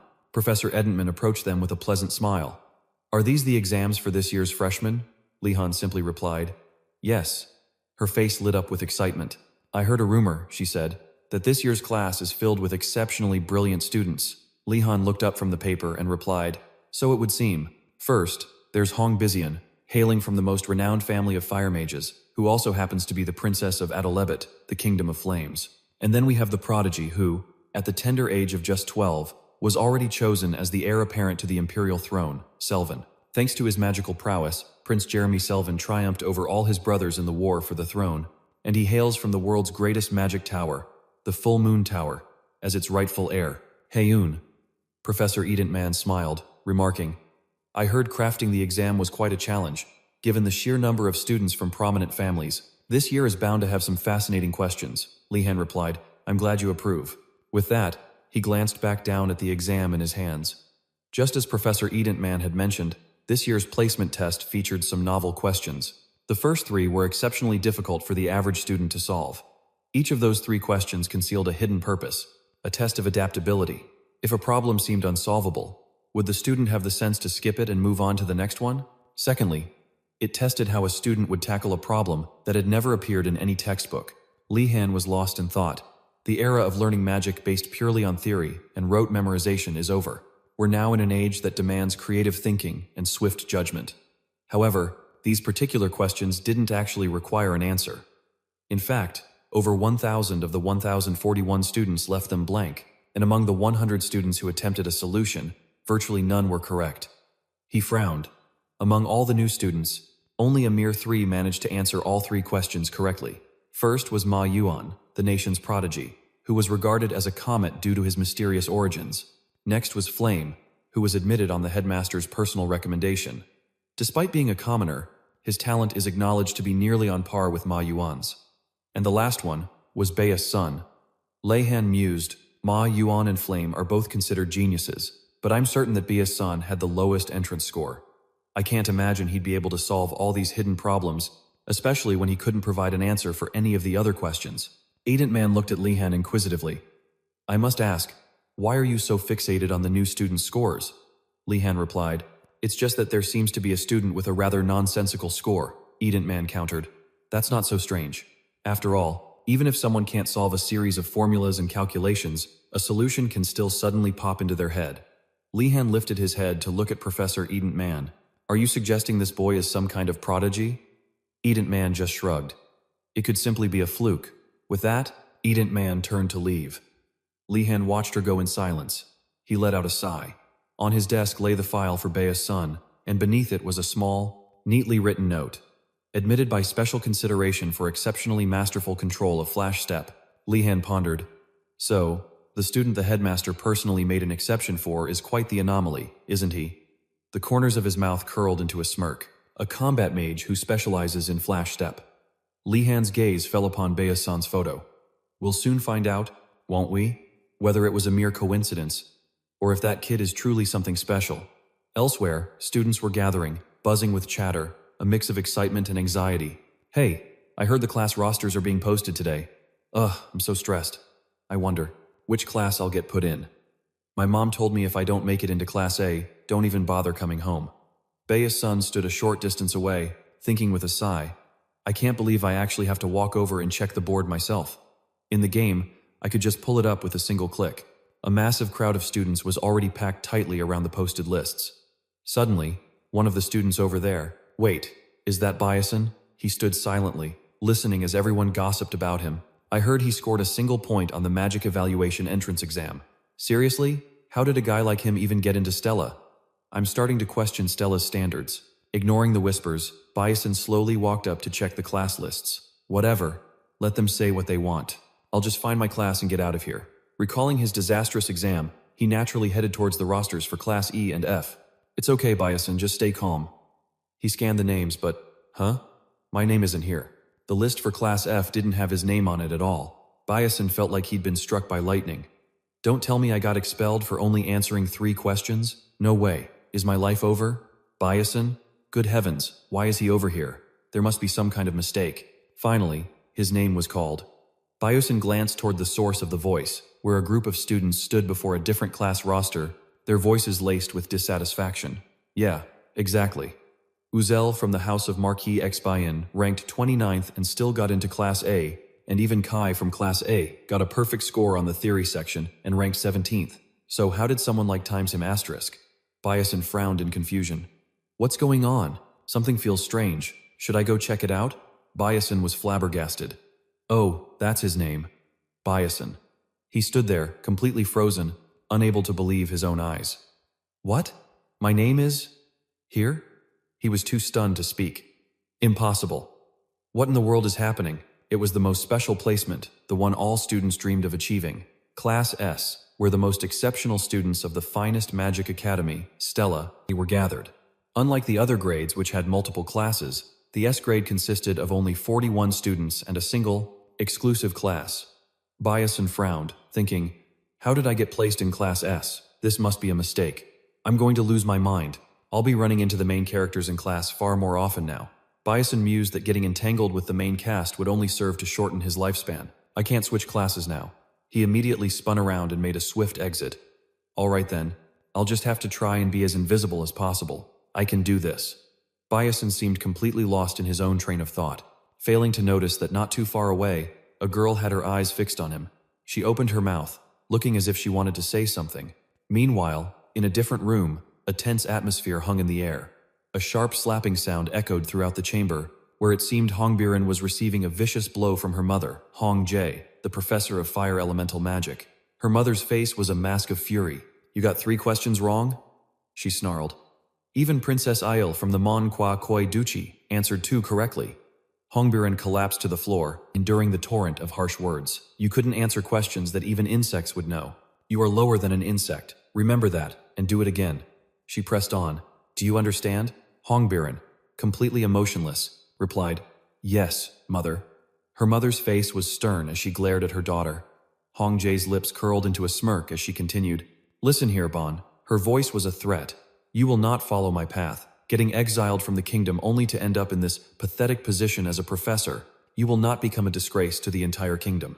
Suddenly, Hong Jae leaned down, her hand reaching out, touching the red, swollen cheek of her daughter, Bon. Now, what you need to do is become a more useful existence than your sister. As she spoke, a sinister smile spread across her face, her voice dripping with sarcasm. You understand my meaning, don't you? In utter despair, Hongbiren replied lifelessly, I understand, mother. After Hong Jae departed, a new line of thought began to surface in Hongbiren's mind. I don't understand. I've lived my life, tackling everything exactly as I was taught. But now I'm faced with magic I've never even studied, spells I've never known, and formulas I was never taught. Why? Tears began to stream down her cheeks. In despair, Hong Bin cried out, Mother, why do you always torment me? The scene shifts to the S-class lecture hall, where the new students are buzzing with excited chatter. Only our boy, Byason, is slumped over, holding his head in frustration and thinking, I'm about to lose my mind. I've been thrown into a place full of eccentrics and social outcasts. Just then, some whispered gossip catches Byason's attention. How in the world did that guy get in here? Beats me, but I'm dying to know. The freshmen continued their chatter. Did you hear? Our parents protested and demanded to know why he was admitted to the S-class, and the only answer they got was that Byason met the qualifications. Seriously? That's a total non-answer. Hearing this, Byason could only manage a wry smile, thinking, well, it looks like I'm already the class outcast. He stretched nonchalantly, musing, they've all worked their tails off since they were kids, so of course they'd be annoyed that some slacker like me gets to sit on the same level as them. But it's fine.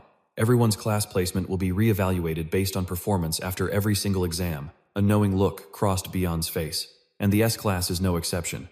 Of course, there are always a few cases of students getting demoted. Suddenly, he remembered something. Come to think of it, there was one student who started in A class and was later promoted to S class. I'll have to find them later. Byason observed his classmates. It's still so surreal, thinking that these game characters are right here in front of me. In a few years, most of the students in this class will become world famous, and about 5 of them will likely betray the magical world. As he thought this, Byason glanced toward a certain student. Mao Seong is one of them. Then, Byon's gaze shifted towards Flame, thinking, it would be great if Flame could stop that from happening. Just as he had this thought, Professor Li Han opened the door and walked in, announcing, everyone, take your seats. Byason looked up, surprised. Professor Li Hangan began his introduction. It's a pleasure to meet you all. Perhaps some of you already know who I am, but I will introduce myself regardless. His expression was stern. I am the professor for the S class, Li Hangan. The freshmen couldn't hide their excitement, whispering, that's the famous Professor Li Hangan. The number of dark cultists he's hunted is in the 4 digits, right? The students kept murmuring. They call the professor a magic warrior of the 7th rank. He's on a completely different level. Their whispers were cut short by the professor's sharp command, silence. The professor continued, it seems we have a room full of talented students, and one on special admission as well. He then went on, as you know, this academy is where we train combat mages. As magic warriors, you will undergo a rigorous 3-year high school education. I don't expect you to keep up easily. However, I do expect you to show me your absolute best during that time. Li Hangan's voice lowered. Any questions? No one raised a hand. The professor looked pleased. Good. Then let's begin the class. Before he could finish his sentence, the classroom door burst open, and Hongbin was standing in the doorway, a red mark still visible on one of her cheeks. Seeing this, Byason wondered, Hongbin, the one who follows the rules more than anyone else, is late? As he watched Hongbin speak with the professor, his curiosity grew. Did something happen? Byason immediately took out his glasses. I'd better check this with my Finch glasses. Instantly, information about Hongbin appeared. Hongnado Lebet family. Designation. Villainous. Class. Fire mage. Likes red ginseng candy, is prone to getting burned, and only drinks espresso brewed in the traditional style. Akalia has a wicked mother, a guaranteed death sentence. Staring at the unchanging system window, Big Yuen thought, a surefire death. His gaze then shifted to Hongbon. If Iso's demise was Flame's doing, then Hongbon's was caused by both Flame and Iso. Just then, a crimson notification window popped up, confirming the inescapable fate of a villain. Big Yuen removed his glasses. He wanted to help her, he really did, but in his current predicament, he couldn't help anyone at all. Laiwan told her, return to your seat. Big Yuen sank back into his thoughts, frustrated that he couldn't do anything more than keep his distance. Suddenly, Big Yuen froze. Huh? He hadn't even noticed Hongbon standing right beside him, staring intently at him. He tensed up. What was this? Hongbon pulled out a chair and sat right next to him, sending a wave of questions through his mind. What's happening? It felt like things were already deviating from the start. At the podium, a stern Professor Li Huan announced, all right, before class begins, we will hold an inheritance ceremony for the magic wands that you will be using. His voice resonated through the classroom. Class S and Class A will participate together. As for the details, Big Yuen muttered to himself, the inheritance ceremony. He was intrigued. It might be a hassle, but he was actually looking forward to it. There are 2 major events at Stella Academy. One is the Soulmate Covenant, and the other is the inheritance ceremony. For a prestigious institution like Stella, the inheritance ceremony holds a particularly special significance. The scene shifts to the day of the ceremony. Professor Lai Huan addressed the students. Is everyone present? He continued. The magic wands and staves, ranging from the lowest rank to high intermediate, have all been prepared here. Everyone listened intently. Your task is to approach the wand or staff you desire and claim it. The professor then added a word of caution. The process for exchanging a wand later is incredibly tedious, so please choose with the utmost care. Big Yuen thought to himself, asterisk. He says that, but in reality, we don't choose the wand, something else does. Asterisk. His thoughts continued to flow. In the game's world, the wands only react to those they acknowledge, creating a resonance effect. As he walked, he mused, asterisk. This means a person can't just wield a high-tier wand simply because they want to. Asterisk. Big Yuen kept moving, his mind filled with uncertainty. He wondered, asterisk, regardless, which one should I even pick? Asterisk. He recalled his past life. Asterisk. Before, I would have just picked an F-rank wand without a second thought. But now that I'm in Class S, I need to. Think this through carefully. Asterisk. Big Yuen scanned the collection of wands. Asterisk. Which one best suits my current status? Asterisk, he pondered. Wands and staves are generally divided into 2 categories, short-form wands and longer staves.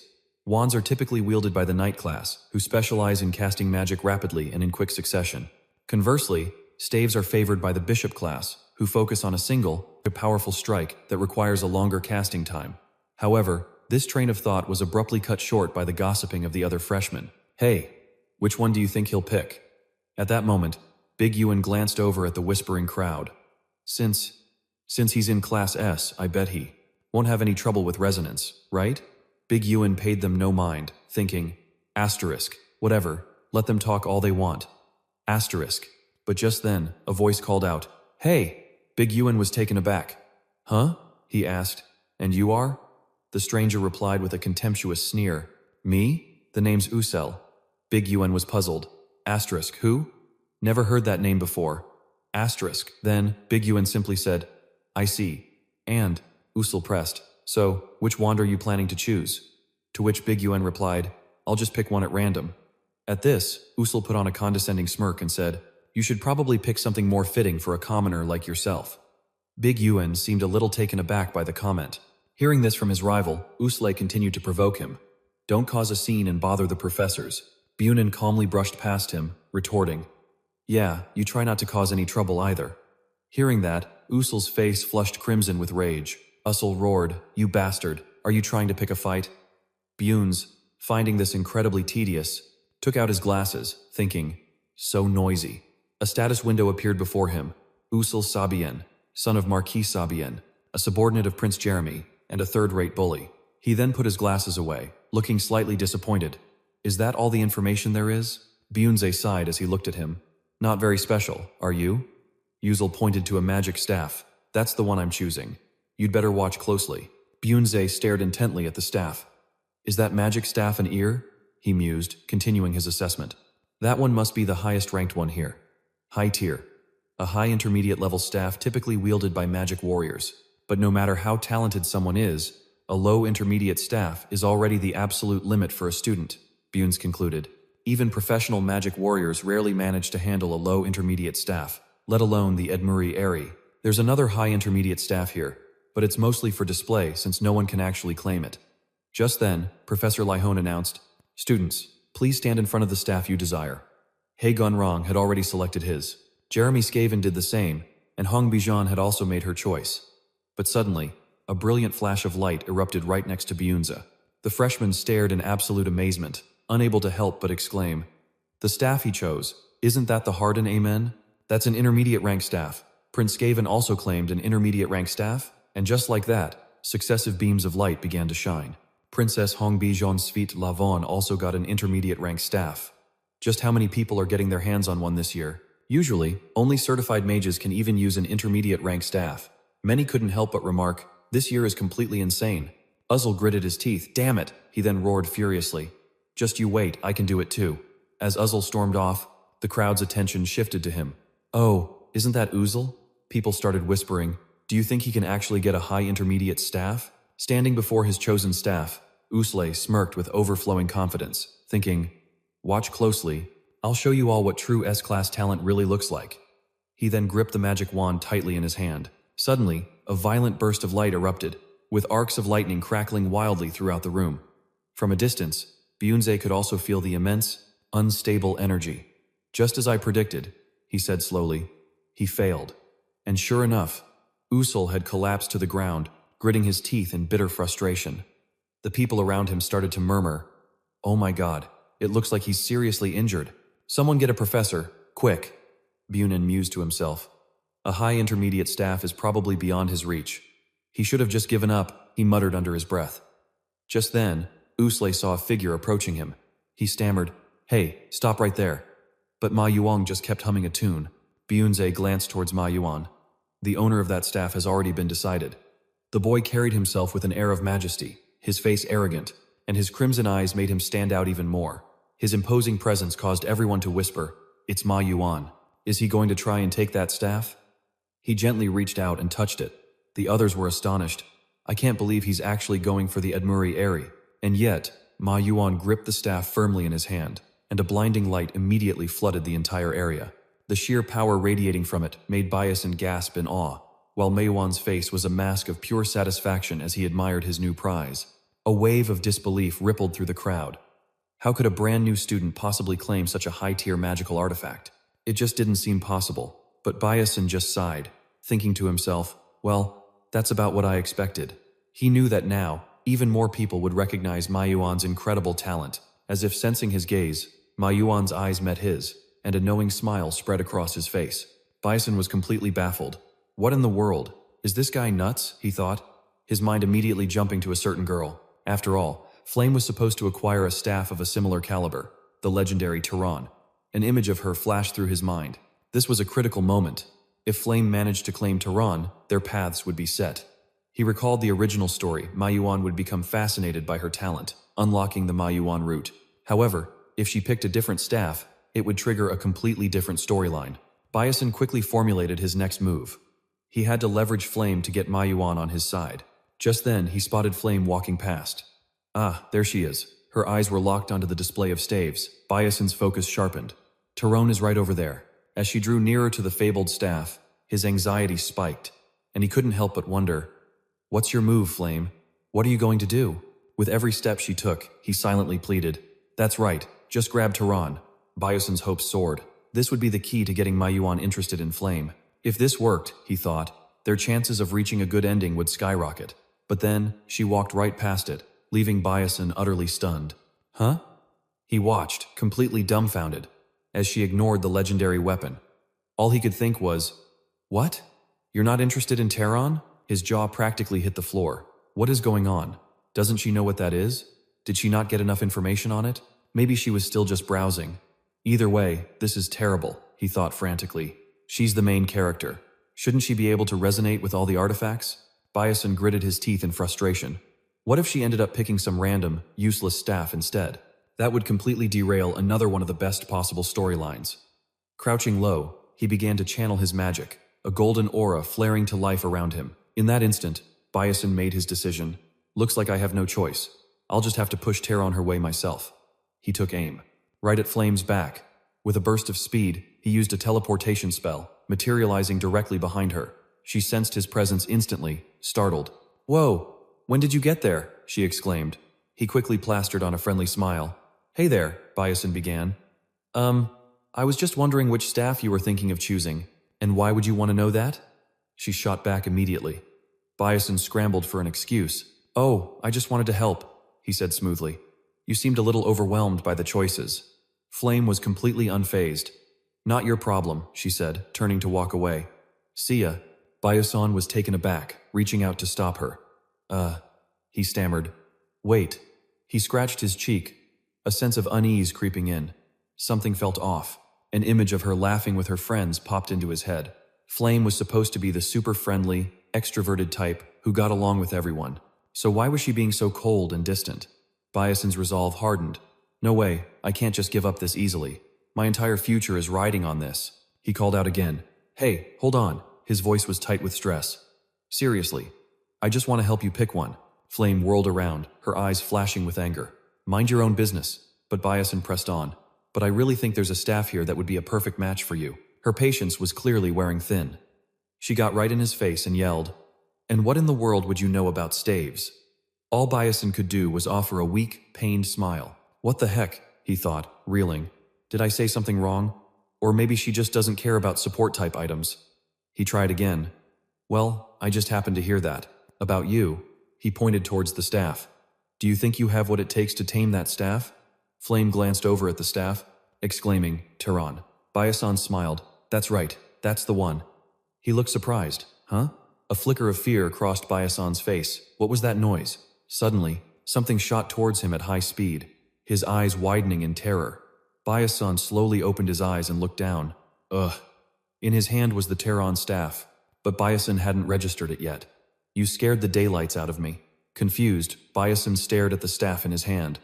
Then, sheer panic set in. Byason stammered.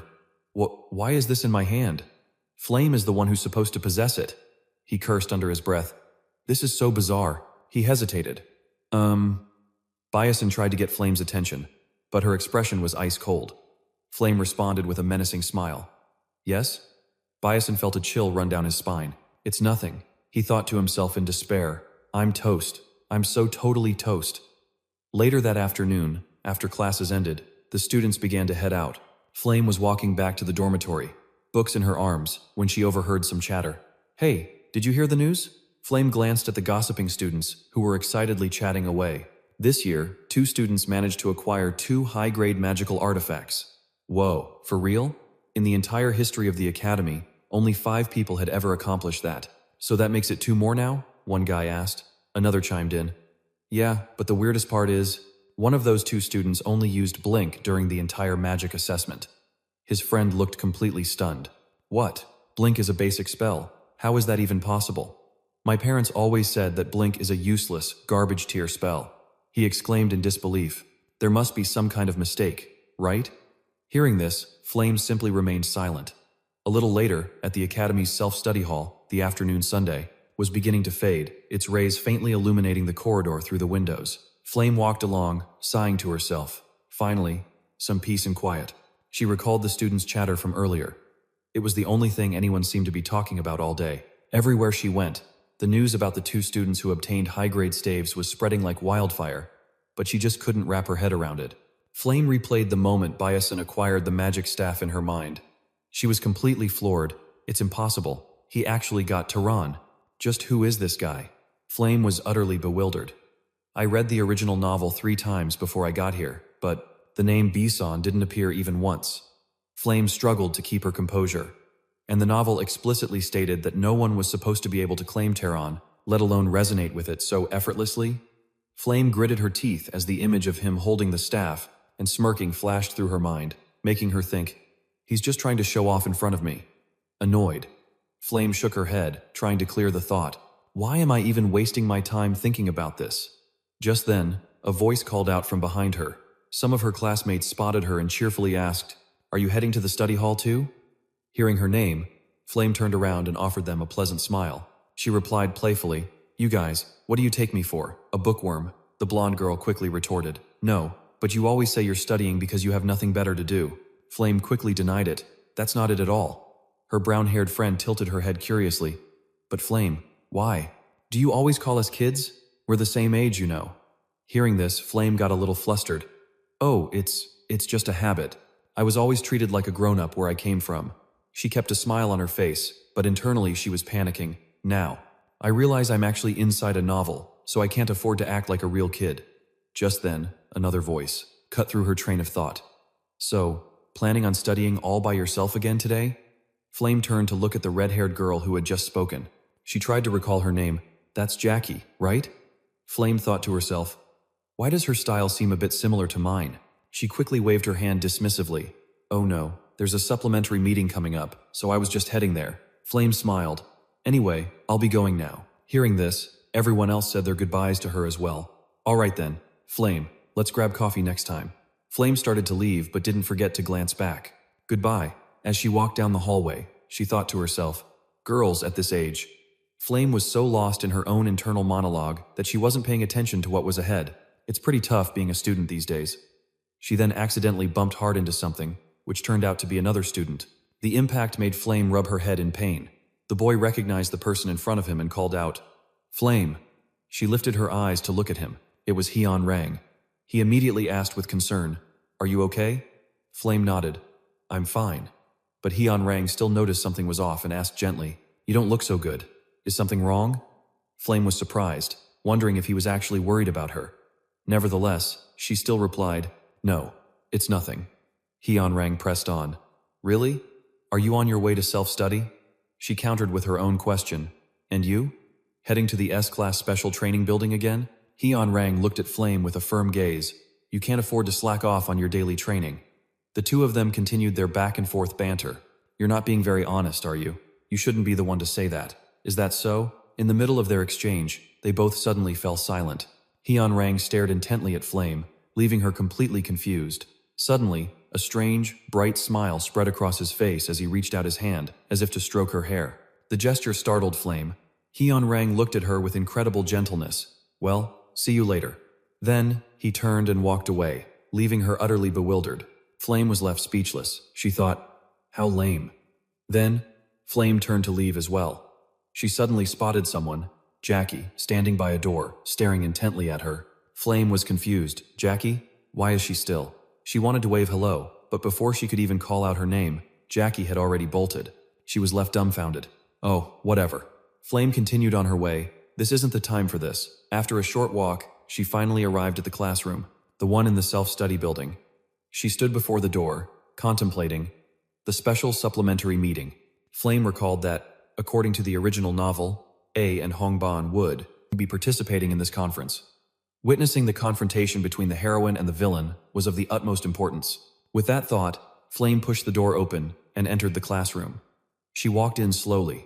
As Flame scanned the people inside, she thought to herself, all the important characters are here. Next, she looked up towards the podium. Kai seemed rather flustered. Flame observed the person presiding over the meeting. It was Kai from Class A. He looked as if he had just rushed back from somewhere. Flame walked over to her seat. This was a supplementary meeting for students who needed to improve their grades. She noticed that the majority of attendees were actually S-class students. As soon as she sat down, Flame immediately glanced around. Her attention was drawn to the rows below. She was quite surprised. Even Mao Xiong is here. Mao Xiong, the one who could be considered the male lead of this world, was deeply interested in Byason. Flame looked at Byason. This was definitely not a coincidence, and Byason hadn't done anything else other than solve the 3 hell questions.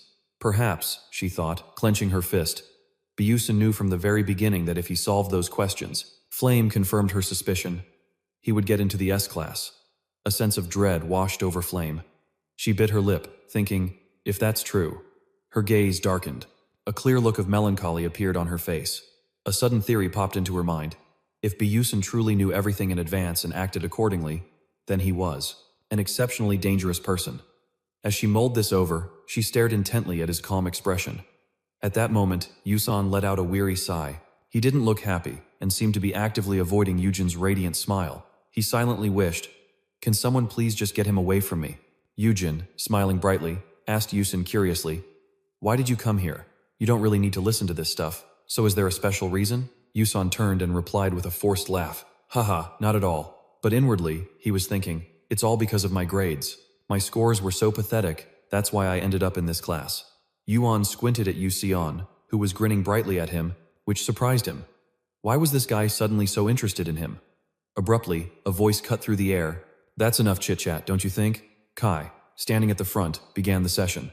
Today, we'll be discussing the problems from the placement test. He added, as you all know, this test has a particularly difficult section that everyone refers to as the 3 questions from hell. Everyone listened intently. Spotting Sue Viter and a few other top students, he forced a smile and said, and I will proceed to explain them. Inwardly, he cursed to himself. Damn it, why are they here? I was just planning on boosting my own reputation by helping these clueless nobles. But then, something caught Kai's eye. Seeing Yu Xian's serious expression, Kai thought to himself, no, this is my chance. I heard that Yu Xian got the lowest score on the entrance exam. A calculating, sinister smile spread across his face as he made up his mind. Then I'll just have to show him how much better I am. Kai picked up his book and began presenting at the blackboard.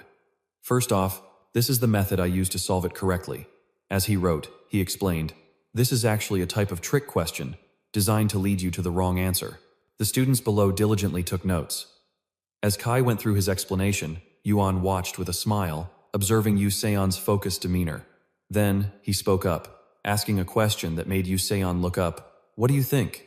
Do you believe his solution is correct? Yu Seon turned to see Yuan's gentle face and felt completely baffled. What the hell is he talking about? Asking me if his solution is right? I don't even understand what he's teaching up there. And what are these 3 questions from hell anyway? He didn't answer, just turned away in frustration, lost in thought. Still, honesty is a virtue. Yu Seon calmly replied, no, I don't know. Hearing this from the podium, Kai froze mid-sentence. Apparently, Yu Seon had spoken a bit too loudly, as all his classmates heard him, and began to whisper amongst themselves. What? That's Yu Seon, one student said. Did he just say Kai is wrong? Kai's eyes widened, and he gritted his teeth in fury. Noticing everyone staring at him, Yu Seon looked around, completely baffled. Huh? Why is everyone looking at me? Enraged, Kai crushed the piece of chalk in his hand and then demanded, am I wrong? Hearing this, Yu Seon froze, staring up in shock. Kai smirked, a cruel sneer on his face. Well then, Yu Seon. Kai glared at him and issued a challenge. Why don't you come up here and help everyone solve it? Yusion was silent, flustered, his face turning pale. He jumped in shock, thinking, what did he say? What is happening now? Suddenly, he noticed Yuan beside him, who was beaming, giving him a thumbs up and whispering, you can do it. Yusion thought angrily, he totally did this on purpose. Definitely. He sighed and walked up to the podium. Fine, whatever, I'll just wing it. Flame, from above, kept her eyes fixed on him, as did Hongban. He picked up the chalk and started writing on the blackboard, looking at the words on the board, deep in thought. The 3 questions from hell, huh? To Yusion, these questions were more like word puzzles. He began to visualize the scenarios described in the questions. For instance, one depicted a mage chanting, "Oh, Mother Earth, please shed your tears." Afterward, the amount of ash doubled. Why did that happen? The answer was quite simple. As he thought, Yu Seon smirked, knowingly. Are the dust particles crying? Not at all. It's just a state of division. Reaching this conclusion, a weary Yu Seon rubbed his. What a ridiculous question, but to them, this was a major issue. You have to wonder who comes up with these things. But then he glanced up, and seeing Kai's furiously determined expression, he figured that guy was trying to solve it, as if it were some bizarre logic problem about the earth splitting when it cries or something. Looking over his solution, Yusan had to sigh internally. The method was all wrong, but the answer was right, pure luck. If he faced another question of the same type, he would never pass. Yusan turned and told him bluntly, I can't really teach you the solution, but I can show you where you went wrong. Hearing this, Kai was taken aback. Huh? Yusan explained. The question refers to the earth, but what if it were water or wind? Yusan asked. Would your method still apply then? The guy was stunned, stammering in response. Well, then I'd just use a different method. He probed further, so you would have to use many different methods for the same type of problem. The guy was left speechless, gritting his teeth. Yusan mercilessly exposed the truth. You only got the right answer because you got lucky. That's not the answer the test maker was looking for. Realizing he'd been completely exposed, Kai stammered, unable to speak. That's... Kai's mood instantly soured. He hesitantly agreed with him. You're right. For a moment, Yusun felt he had gone too far. Oops, I think I just crushed his confidence. After that, he calmly tried to console him. Anyway, this part here should be. He then began reading the solution, and Kai immediately took out a notebook to start taking notes. The students behind them also followed along intently. At that moment, Flame was shocked to realize everyone in the room was writing non-stop. She thought in a daze, how is this possible? They're all writing down everything he says. Even the 2 most talented girls are sitting and listening in silence. Il and Hongjian should have been part of the debate, but now both of them were completely focused on the solution. Flame remained suspicious, feeling a bit worried. Is this really okay? This went on until the sky turned to dusk. And Yuan packed up his books, waving and smiling at Yusan. See you tomorrow, Yusan. He kept smiling as brightly as a flower until the moment he left. Yusan smiled and waved back. The second he was gone, Yusan slumped over and buried his face in his hands. Ugh, seriously, if I get tangled up with a guy like Ma Yuang, forget tomorrow. I don't want to see you again for the rest of my life. Yuan sighed helplessly. Looking at his now empty hands, he thought to himself, it's probably because of the phone. He walked on with a heavy heart. I can't use it anymore, but I've accidentally attracted the attention of Ma Yuang. I can't understand why he keeps approaching me. Before this, no one besides Flame ever used it. As he was thinking this, Yusun suddenly saw Hamjan standing in front of the classroom door. She was standing there in a daze, as if waiting for someone. Seeing her, he immediately thought, isn't that Hamjan? Looks like she's waiting for someone. But then he just ignored it and started to leave. Not my business. Time to head home. Suddenly, she called out, Hey, Yusun! He froze in place. She slowly approached him, her voice cold. Yusun, I want to ask you a few things. He was inwardly stunned. Hamjian wants to ask me something? He opened his mouth and asked, What is it? She crossed her arms, her tone accusatory. Why didn't you explain the actual method earlier? Hearing this, he was completely stunned, frozen solid. It's not that I didn't say it, it's that I couldn't. How are you supposed to explain a meaningless riddle? He thought. It seems she has misunderstood something. He then tilted his head, rubbed his neck, and replied, There was just nothing to explain. Hamjian was silent for a moment, and finally, Hamjian seemed to have reached a conclusion, replying, I see. She crossed her arms unhappily and added with a sarcastic tone, You just don't want to reveal it, do you? Her words caught him by surprise, huh? That's not it at all. Suddenly, she made a proposition. Let's make a trade. Yusun asked back, bewildered. A trade? She casually began, I will make it worth your while. Then she added, "So, I need you to explain everything that's going on in that head of yours. Don't leave anything out so I can understand." His spirits immediately sank, his expression turning awkward and flustered. "Huh?" Inside the library, the yellow lamps cast a dim glow as Yusun and Hongban sat down at a table, looking over the exam papers spread out before them. Yusun, wearing his glasses, picked up the 3 sheets and asked, puzzled, "I still don't get why you'd pay me to explain 3 questions from the placement exam." Hongban simply replied, "I have my reasons. Just start talking." He answered with a weary sigh, "Yes, yes, my lady." He focused intently on the papers as he voiced his confusion.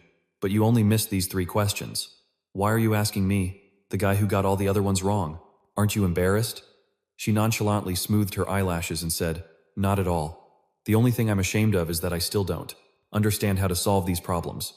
She stated calmly, "As long as I can find the answer, I'm willing to do whatever it takes."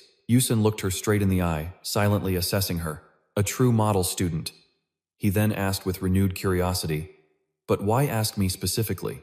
Hearing this, Hongban looked up, and while he continued to study the exam, he said, "You're a princess with tons of friends. Why not ask one of them?" She hesitated. "Well, about that." She then laid out the current situation. Among the 1,141 candidates, if you count the number of people who correctly answered those 3 hellish questions, there were only 3 people, and you were one of them. Hearing this, Yusun was stunned into realization. "Huh? What did you just say?" Hongban tucked a lock of hair and began shyly. Those trick questions weren't supposed to have a solution, but the results showed that Yusan, Flame, and you were the ones who solved them, which has me really wondering. That revelation sent a shiver down his spine. "Wait, hold on." He shot up from his seat, pointing at the paper and yelling, "These 3 questions were just impossible tricks to fool us? They were actually unsolvable?" Hongban replied nonchalantly, "That's right. Didn't you realize that while you were taking the test?" At that, he quickly composed himself and slowly sat back down, cursing himself internally. "This is insane. Now I understand why I was placed into the S-class." Then, another thought struck him that soured his mood.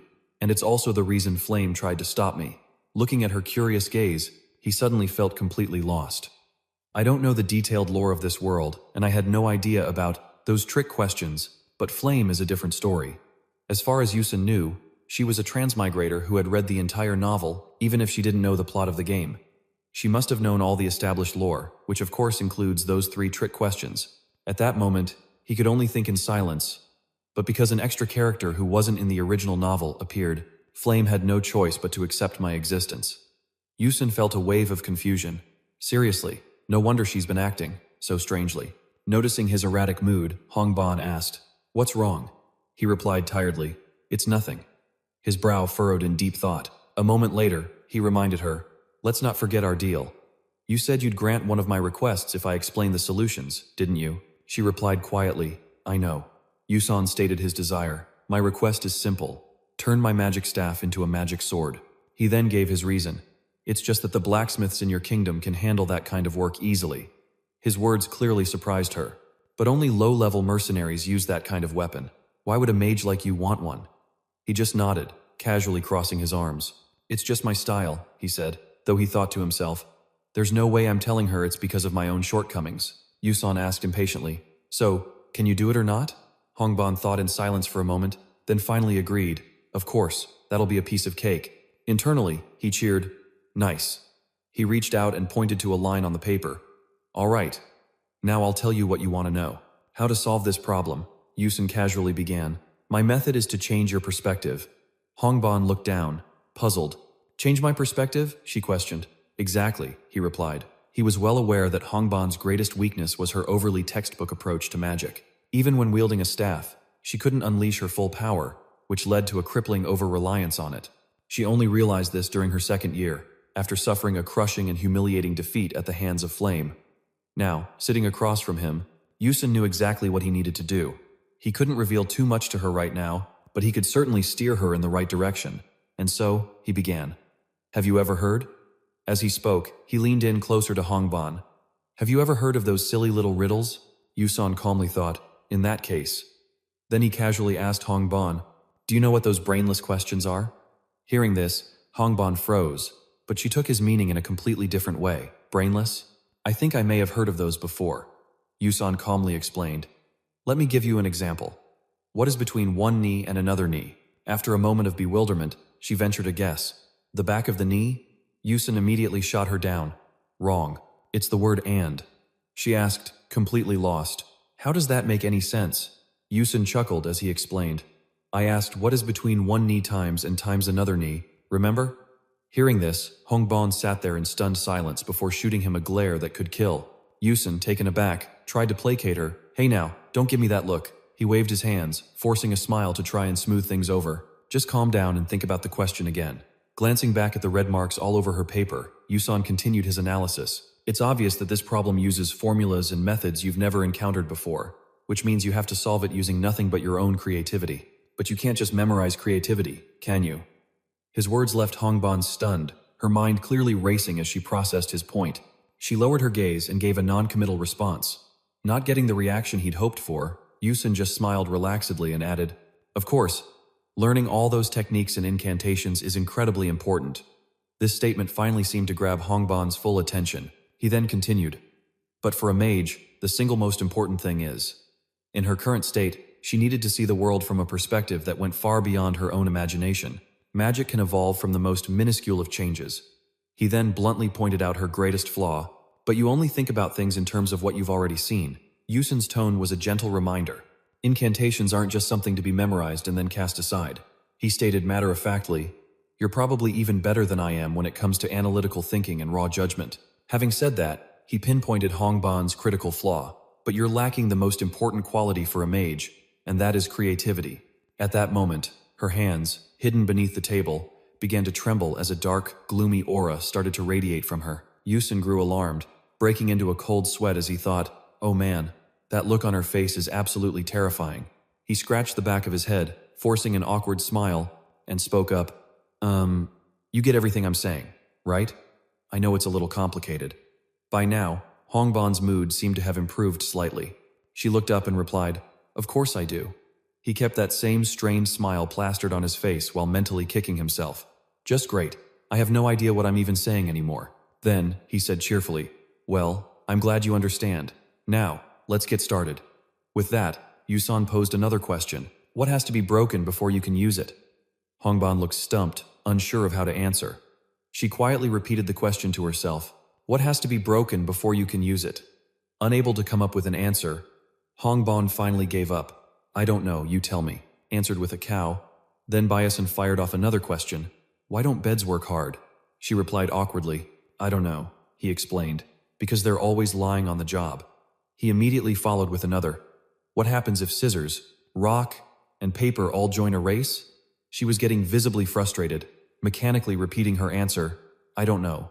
He cheerfully explained, the rock would roll, but the paper and scissors would lose, because they're stationary. Get it? Hongbon's entire body began to tremble, which started to unnerve Byason. She was scowling, her lips pressed into a thin line as she suppressed her rage. Suddenly, Hongbon shot to her feet. Realizing he might have pushed her too far, his playful expression froze. Yikes. She looks like she's about to explode. But to get the breakthrough he wanted, Byason had to press on. So, what does the cloud say to the ocean? He asked, a bit hesitantly. He managed to finish the question. What can the cloud say to the ocean as the rain falls down? Seeing her continued silence, his mind started racing. Come on, please. To his complete surprise, Hongbon whispered, My tears fall to the sea. Hearing the answer, he froze for a moment. Whoa, that's it, he replied cheerfully. You got it right. Realizing she'd solved it, a radiant smile broke across her face, and Byason couldn't help but notice. Wow, that's the first time I've ever seen her smile, in the game or in real life. He rested his chin on his hand, chuckling in admiration. Just as you'd expect from a princess, your creativity is on a whole other level. Hearing his praise, Hongbon blushed deeply and quickly tried to change the subject. All right, that's enough. What's the next one?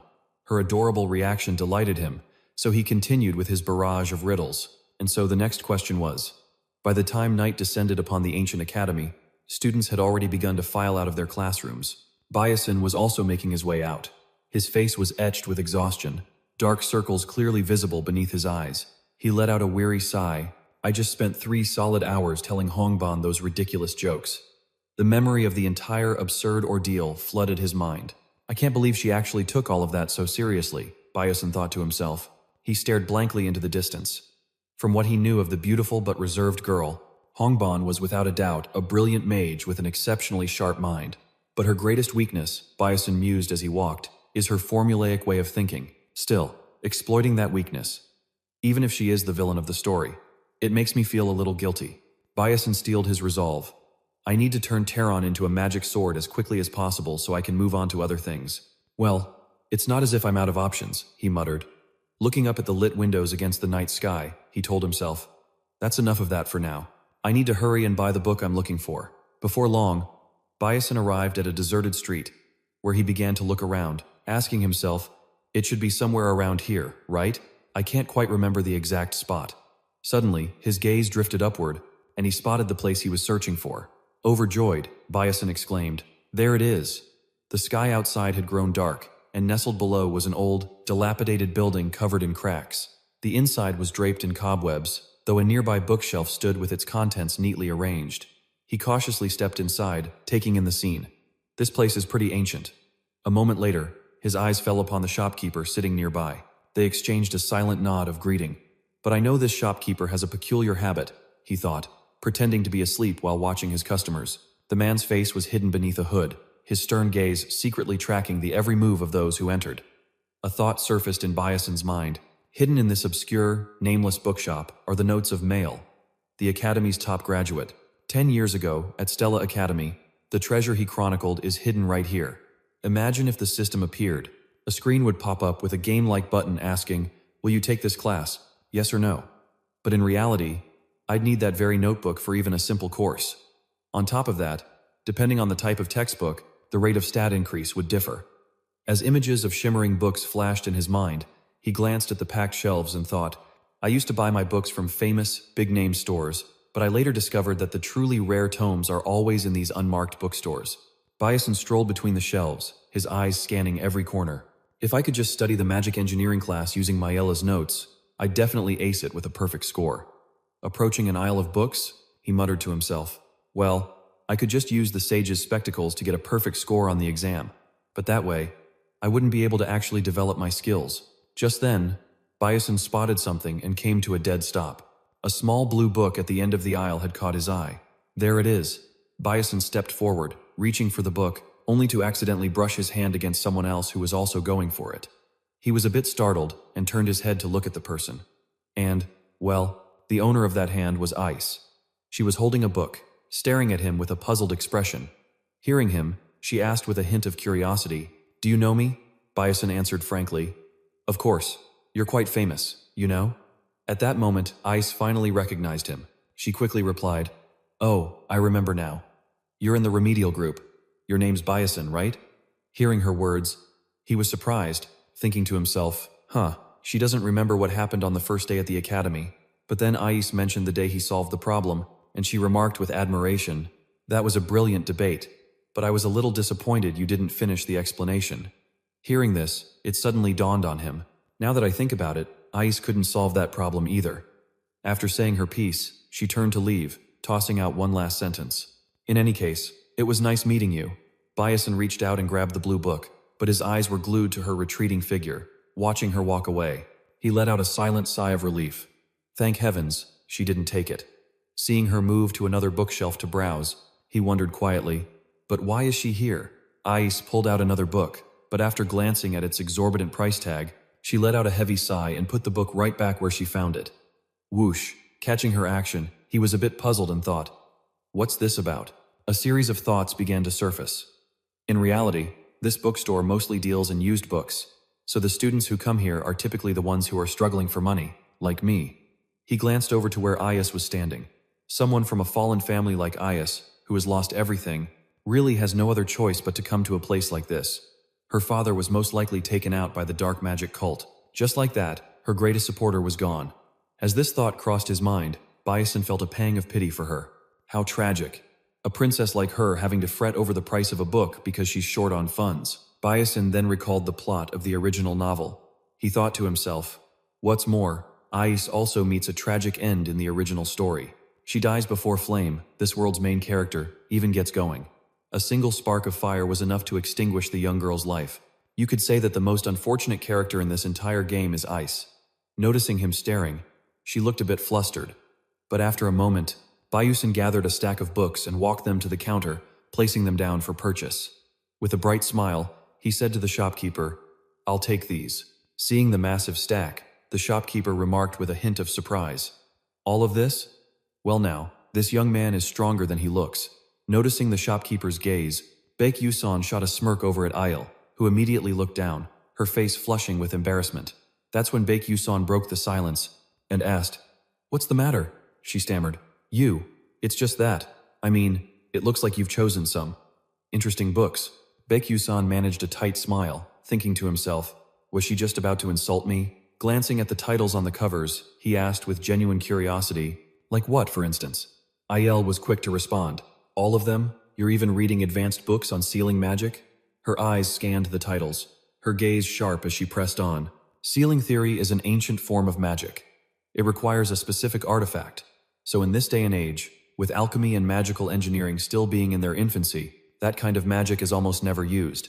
Hearing this, Byason calmly replied, "Ah, you mean this one? You're right. It's a field of magic that's rarely ever touched." She lowered her gaze, murmuring, "So you already knew." A moment later, he added something else. "And that's precisely why I chose it."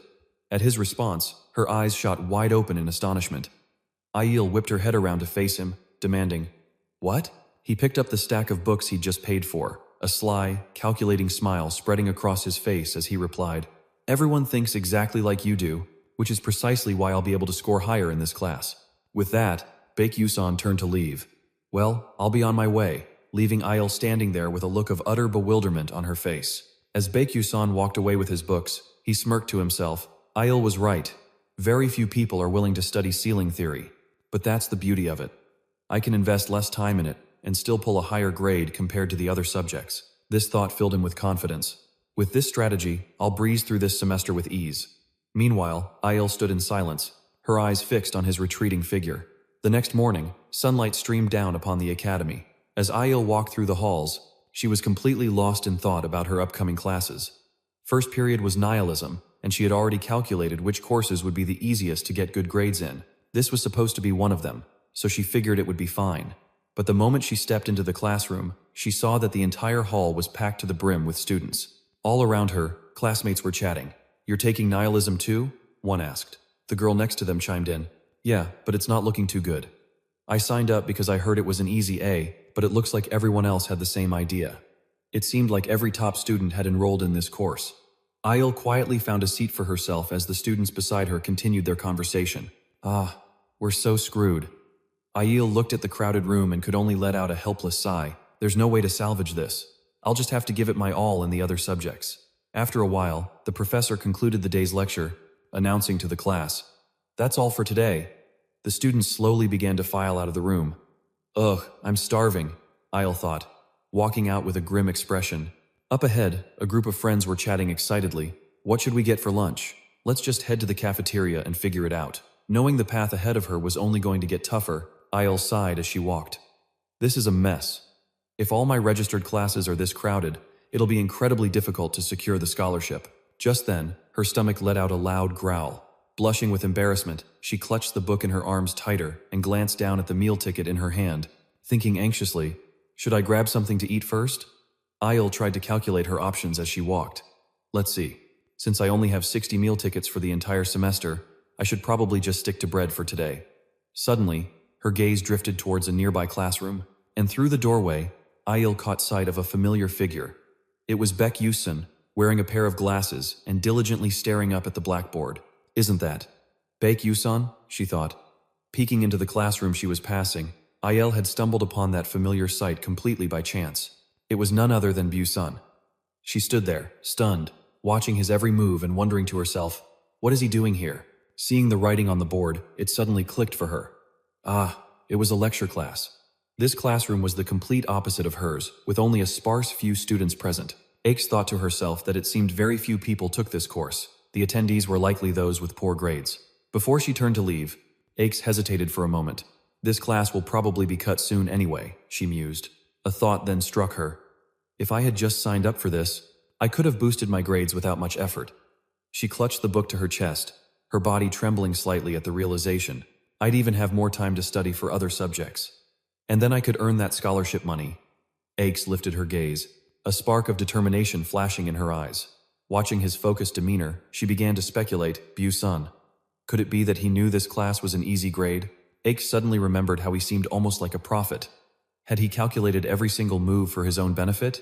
Her gaze on him hardened, and with that, she turned and walked away. Aix tried to reassure herself. No, that's impossible. I must be overthinking things. It has to be a coincidence. Outside, the gentle morning sunlight softly illuminated the world. The professor at the podium continued with his lecture. I'm sure you are all aware of the origins of magic? This was Professor Leiden, a researcher of the Divine Moons. He began to explain. The progenitor mage, the white sorcerer, was the one who spread magic throughout the world. And so, humans and other races learned how to wield it. He went on to describe the great mage's deeds, explaining how he had taught the elves the art of nature magic. As Leiden spoke, an image of the elven race, with their gentle, natural beauty, began to form in each student's mind. Then came the dwarves, holding their sharp weapons, as Leiden added that he taught them material magic so they could forge magnificent weapons, and he taught humanity the ways of elemental magic. In the end, he ascended to the heavens.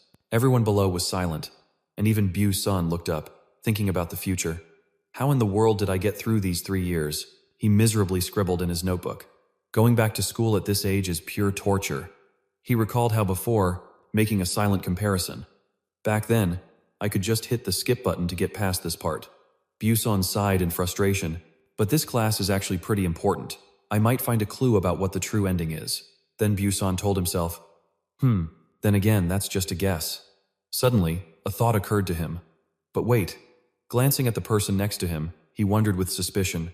Has Aix always been in this class? Seeing her sitting beside him, he was taken aback. I don't remember any main characters taking this course.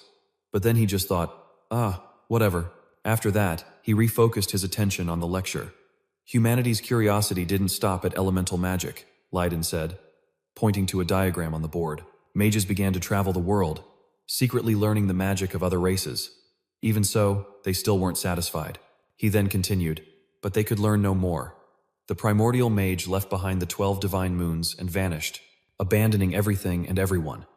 At this point, he looked down at his students and asked, Does anyone know about the 12 divine moons? Aix spoke up to answer. They are known as the divine guardians who protect the balance of power on the continent. It is believed that they were scattered across the continent to carry out their mission until about 1,000 years ago. Leiden raised his staff, agreeing with her. Precisely.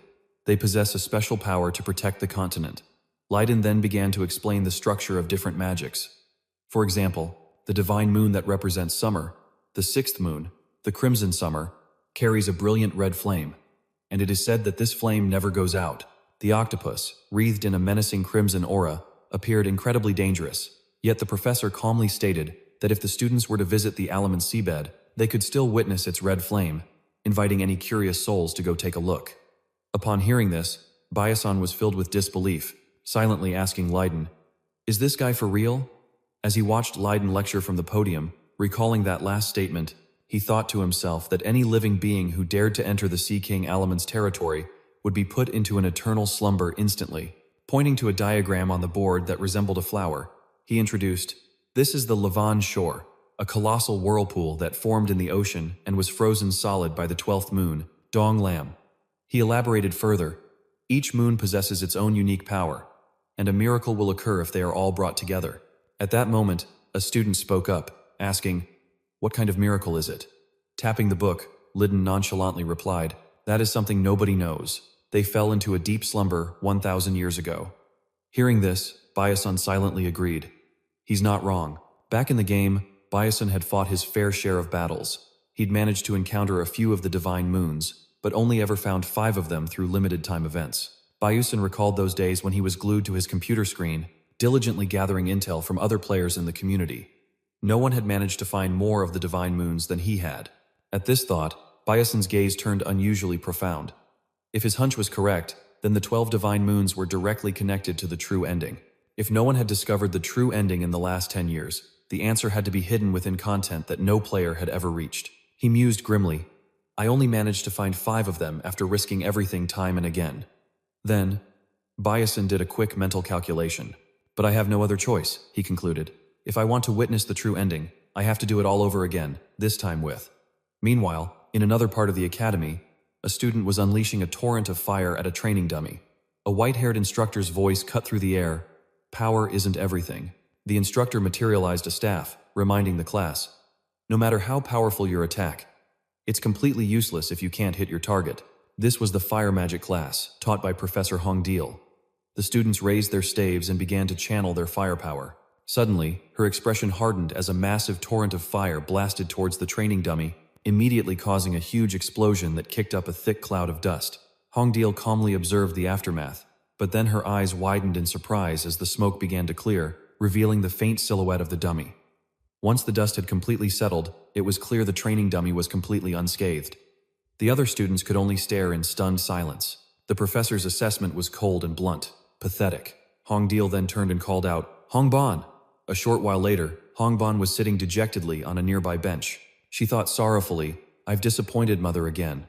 Flustered, she sat there wringing her hands. She must really hate me by now. Suddenly, a voice called out, making her jump slightly. "Princess?" Standing before her was Ak Swang. She offered a friendly smile and asked cheerfully, "Are you all right?" The two of them then sat down together. Noticing the awkward silence, Ak Swang broke it with a compliment. "That was amazing." Hearing this, Hongban looked up, bewildered. "Huh? What do you mean?" Ak Swang continued her praise. "We use the same type of magic, but yours is several times more powerful than mine, you know?"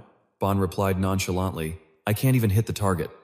Ak Swang's smile was radiant as she tried to comfort her. "But your magic itself is absolutely incredible. It looks so cool," she added. "Actually, I've been hearing stories about you ever since I was a little girl." That's when it clicked for Hongban. "Ah, that's right. She's a fire mage, just like me." If I'm not mistaken, this girl smiling so brightly her eyes have turned to crescents. Her name is Ak Swang. Hongban racked her brain, feeling like she'd heard about it before the emergence of a new generation genius fire mage, one who wielded immense magical power. Hongban compared this prodigy to herself, but even so, that girl's magic was nothing next to her own. As this thought crossed her mind, her face grew stern as she remarked, "Your aiming accuracy is quite impressive too."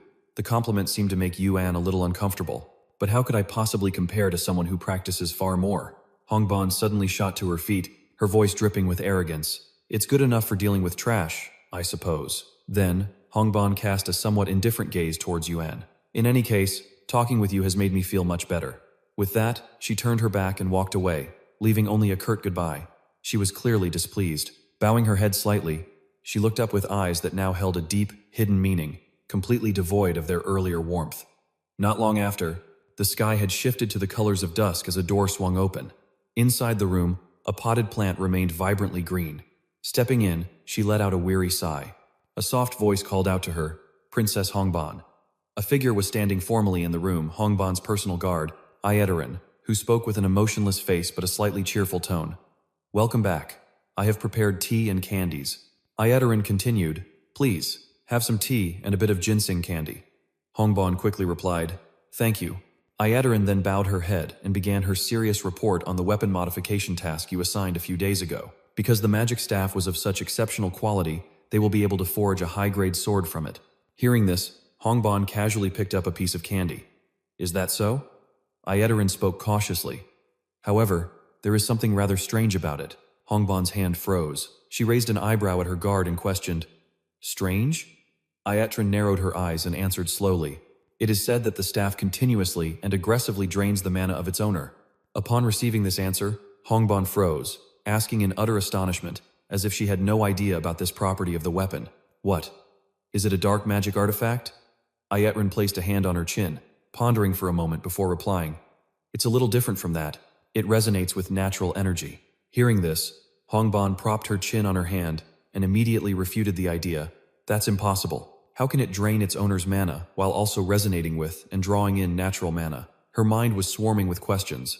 Hongban turned to her and asked, "Then why was that staff only rated as high mid-grade?" Ietarin, still standing formally to the side, answered, "That is precisely the reason it was rated as high mid." This response only confused Hongban further. "What are you trying to say?" She began to analyze the situation with a cold demeanor. The staff's primary ability is to significantly amplify the user's mana, which should make it a high-grade weapon, or perhaps even higher. Then she continued the explanation. But because it begins to drain mana the moment it's held, the artifact was downgraded to the high mid tier. The thought that such an ordinary-looking staff possessed such immense power made her jump to her feet. She waved her hand in disbelief and exclaimed, "High grade? How could a mere student possibly wield something like that?"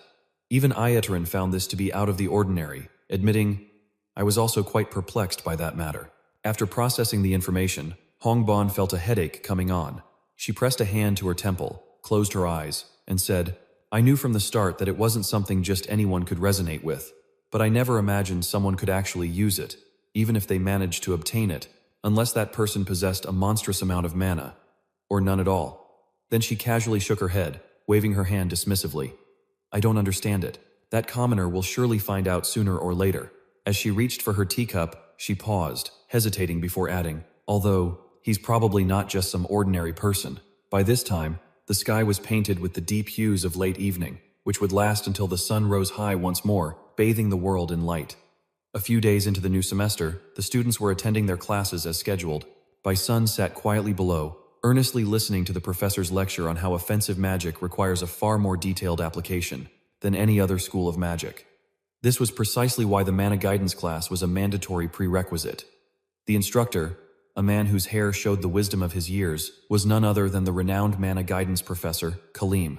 Seated a few desks away was Ail, completely focused on the lesson and hanging on his every word. "From now on, in all your combat spars, you will learn mana guidance by focusing on your casting and aiming." Kaleem picked up a piece of chalk and began to sketch a complex, wheel-like diagram on the board. He pointed to the figure, turned to the students, and announced, "We will begin by discussing the trajectory formula." The problem read, "From a distance of 760 meters north, a target named Chosu is running at a velocity of 12.6 meters per second to the south. What is the appropriate trajectory and the predictive observation distance Aiel would need to strike Chosu with a water-based spell?" As the question settled, a dead silence fell over the classroom. Behind Byason, students began to whisper, "Of all the attributes, he had to pick water. How is anyone supposed to solve this if they don't have a water affinity?" Another student chimed in, "Is the professor trying to make this impossible for us?" Simply listening to the lecture was draining enough for Byason, who let out a huge yawn. This is so boring, he thought, utterly fed up. Why are these classes so hard to sit through? However, his subconscious act of boredom had attracted the professor's hawk-like gaze. Meeting those intense eyes, Byason flinched. He knew instantly he'd been targeted. Kaleem's stern voice then invited Byason to come up and solve the problem. Byason stood, forcing a weak smile as he replied, "Yes, sir." Internally, he was screaming, "Damn it, I'm busted." Moments later, however, he had already finished the problem. The chalk in his hand stopped moving. He turned to the professor and stated, "I'm done." Looking at the flawless, detailed solution, the professor was stunned. His eyes were wide, his mouth agape. Kaleem examined the board carefully before speaking. "Impressive. You made that look incredibly easy, solving a problem of this difficulty in such a short time." The old professor then stepped closer to inquire about his magical affinity. "Is your innate attribute water, by any chance?" Byason just smiled until his eyes crinkled, waving a hand dismissively. "Not at all, sir." With that, the professor allowed him to return to his seat. "Very well. We will continue this lesson in the next class." All the while, Aiel observed him in silence, her lips pressed into a thin line. Soon after, the class ended and everyone began to leave. As Byason was about to exit the room, a familiar voice called out, "Excuse me." He turned around, surprised. "Huh?" He saw her staring at him, clutching a book to her chest, which only confused him more. She stood there silently for a moment, her eyes wide, before finally speaking, "I have a question for you." Byason turned to face her fully, a flicker of surprise on his face. After a brief, stunned silence, he finally opened his mouth to ask, "What is it?" Aiel didn't answer immediately, her eyes scanning him from head to toe. Her mind was racing, analyzing everything she had just witnessed. Byason. "I'm now certain of one thing," she thought. Regardless of what his grades say, he is undoubtedly a genius, one who could even be compared to the absolute best. She recalled the sight of him casually solving that impossible problem, so nonchalantly, announcing, "I'm done." At that moment, Aiel's eyes had widened in absolute disbelief. She couldn't accept what she was seeing. There's no way. With a problem that difficult on the board. That question was at least university level. No, it was on the level of a professor. She had watched from her seat as he conversed with the professor, and a single thought dominated her mind. They say Stella is a gathering place for geniuses. But what is the true identity of this boy? Byason? Judging by his unremarkable appearance and his mediocre scores, Isle had, of course, never rated him highly. At first, I thought it was impossible, but now I'm sure of it. He definitely has some kind of strategy at play to register for classes. With that realization, she furrowed her brow, an urgent look on her face as she asked him, "What's your next class?" But he had his own calculations to make, thinking to himself, asterisk, I absolutely have to get my hands on that information, asterisk. Hearing her sudden question, Byason stared in surprise. After a moment, he awkwardly shot back. Why are you asking? You got a crush on me or something? Exol immediately recoiled in disgust. Ew, that's gross. He then retorted, trust me, I'm the one who's more grossed out here. Feeling how childish that sounded, he chided himself. Asterisk, I'm a grown man. What the hell am I doing? Asterisk.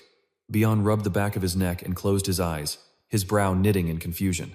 Anyway, why do you want to know? She was direct and laid out her findings. I've done some research on a few classes that you're taking, and it seems like they're all courses where you can easily snag a high grade. He froze at her words. Now, Axel didn't hesitate to lay all her cards on the table. So I'll just cut to the chase. Where did you learn that strategy, huh? Because it's actually pretty important to me. The moment she finished speaking, Byason panicked internally, asterisk ha, and here I was wondering what she was going to ask. Asterisk. Outwardly, Byason just waved a dismissive hand, forcing a strained smile as he replied, haha, what do you mean? A strategy? It's probably just a coincidence. Sensing the situation was going south, Byason quickly looked for an excuse to leave. He turned toward the door, tossing a comment over his shoulder as he left. If that's all, I'm gonna head out. Watching him walk away, her eyes widened in alarm. What? Axel frantically called after him. Wait! But he kept walking without stopping, and her lips trembled as a stunned sound escaped. Ah! Before she pressed them into a firm line, she steeled her resolve and chased after him, calling out loudly. Please, just wait a second. Her plea made Byon's eyes widen in surprise, and he turned back to face her. Axel awkwardly rushed to his side, stammering, just a moment. Seeing her following him, he replied, bewildered, what the hell? Why are you following me? Go learn this stuff from someone else. There are plenty of smart people here, he then added. Or, just copy what I'm doing. You said you already did your research, didn't you? Axel was panting from the effort, but meeting his blank stare, she awkwardly mustered her courage to explain, anyone who takes the Lunar Saint class gets an A+, so it's fine if I take that one. But if I register for the other classes you're taking, it will negatively affect your grades. Seeing her standing there, her hopeful yet anxious eyes waiting for his answer, Byason felt a pang of pity. Asterisk, if she doesn't get the scholarship, she's the one who'll be in the worst spot. And yet even in this situation, she's still worried about someone else's grades. It's a bit of a pain, but I guess the main character is still the main character. Asterisk. With that thought, he silently observed her. At that moment, Axel looked up at him, putting on a cute expression, batting her eyelashes for help. So anyway, could you suggest a class for me? One where it's easy to get a high grade? He replied coolly. You really think that expression is going to work on me? Instantly, she brought a hand to her cheek, adopting an even more fragile look to win him over. It's not working? That's strange. Every time I look at this face, all my worries just seem to melt away. Byason stared at her bizarre performance, feeling nothing but dread as he asked incredulously, Are you being serious right now? Having had her fun, Axel's eyes crinkled into a cheerful grin as she giggled, I'm just kidding. I knew you'd react like this, so I've already prepared some compensation for you. Hearing that, he was taken aback. Compensation? Her words immediately reminded him of when Hong Bungun had proposed a similar deal. His jaw went slack as he thought with exasperation. Asterisk. Why is everyone always trying to offer me things? Asterisk. Asterisk. What's with this outrageous fee? Where do they even learn to be so flashy? Next, Azel asked him if he knew anything about the ghost story of the seventh tower. Her question made him freeze up, and Byason stared at her with wide, suspicious eyes. Then, he stood to face her and bluntly said, Yeah, I know. Upon getting her answer, she beamed. Really? Very few people know about that. Getting a hold of herself, Isel casually revealed what she knew. Because it's an abandoned tower that disappeared, but then there are a ton of barriers preventing people from getting near where the tower used to be, but that place. Before she could finish her sentence, Byason cut in. Hold on. His words left her confused as she glanced at him. Huh? Noticing he looked a bit weary, she asked with concern, Is everything all right? Hearing her prattle on, he closed his eyes in annoyance, groaning internally. I'm losing my mind here. As far as he was concerned, this was a huge deal. Byason couldn't help but feel panicked because with this story, Flame could increase his influence over the main protagonist through the novel's plot.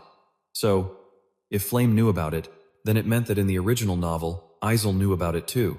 It was possible that she and the protagonist would meet in some romantic setting, and Isel was only supposed to give this information to the main character, and definitely not to a side character like him. At that moment, Byason turned around and casually said as he walked away, "That's a scary story, right? I don't want to hear it. It's not interesting in the slightest." Isel stared blankly at his retreating figure, wide-eyed.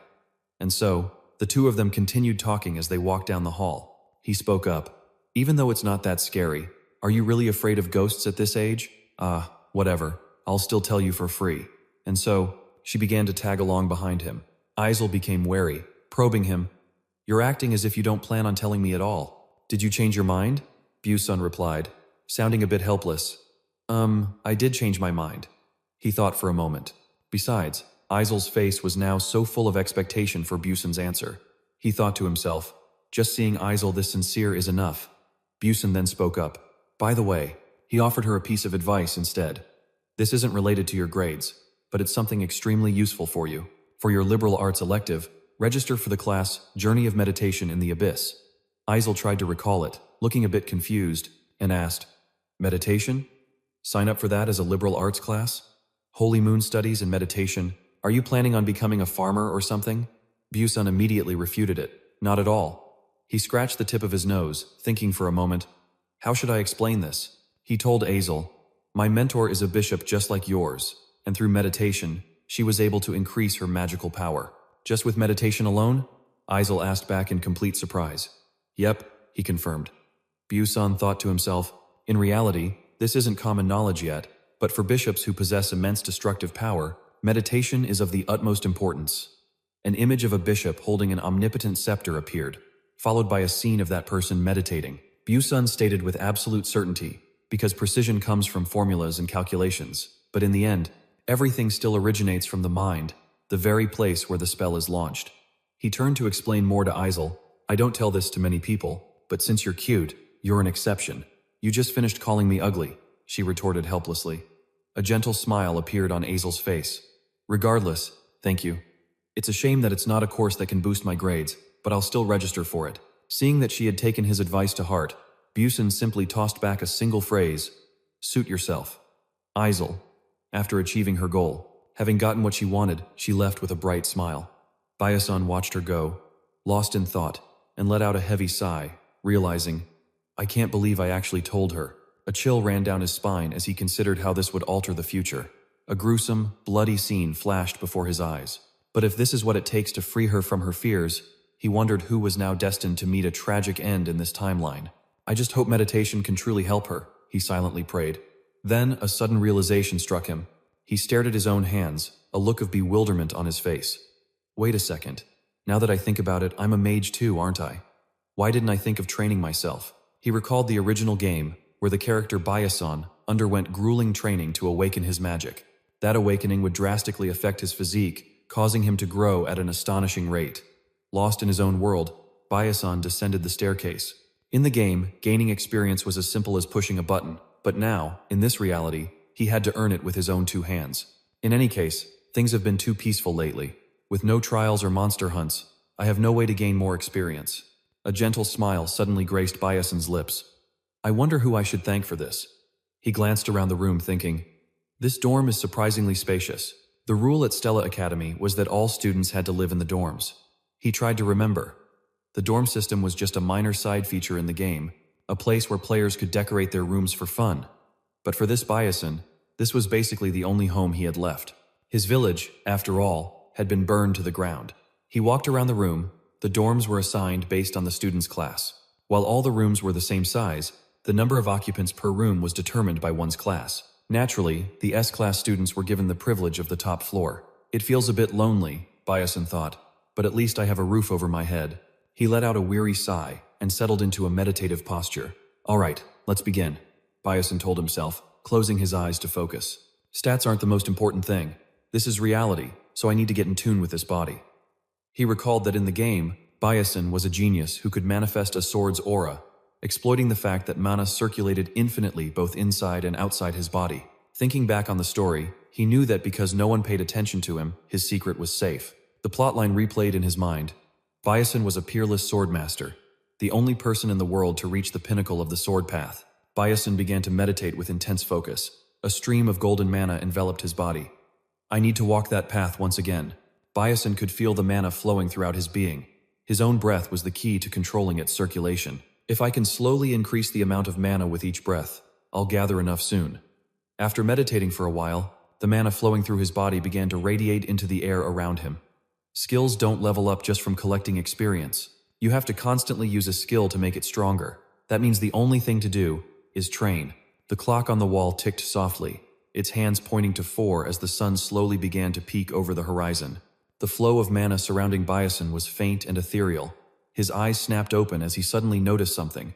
Looking closely at the energy around him, a thought crossed his mind. This must be the sensation the original Byason felt. He focused intently on the flow.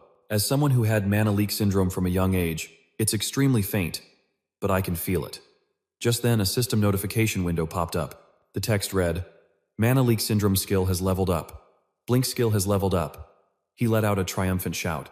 An "all right" echoed through the small room. Byason clenched his fist, a satisfied smirk on his face as he realized he was one step closer to his goal. His face was a picture of pure satisfaction, a determined glint flashing in his eyes as he thought, I will absolutely find the true ending. The scene shifts to a vast, verdant meadow where all the first-year academy students are gathering. It was a sea of endless green.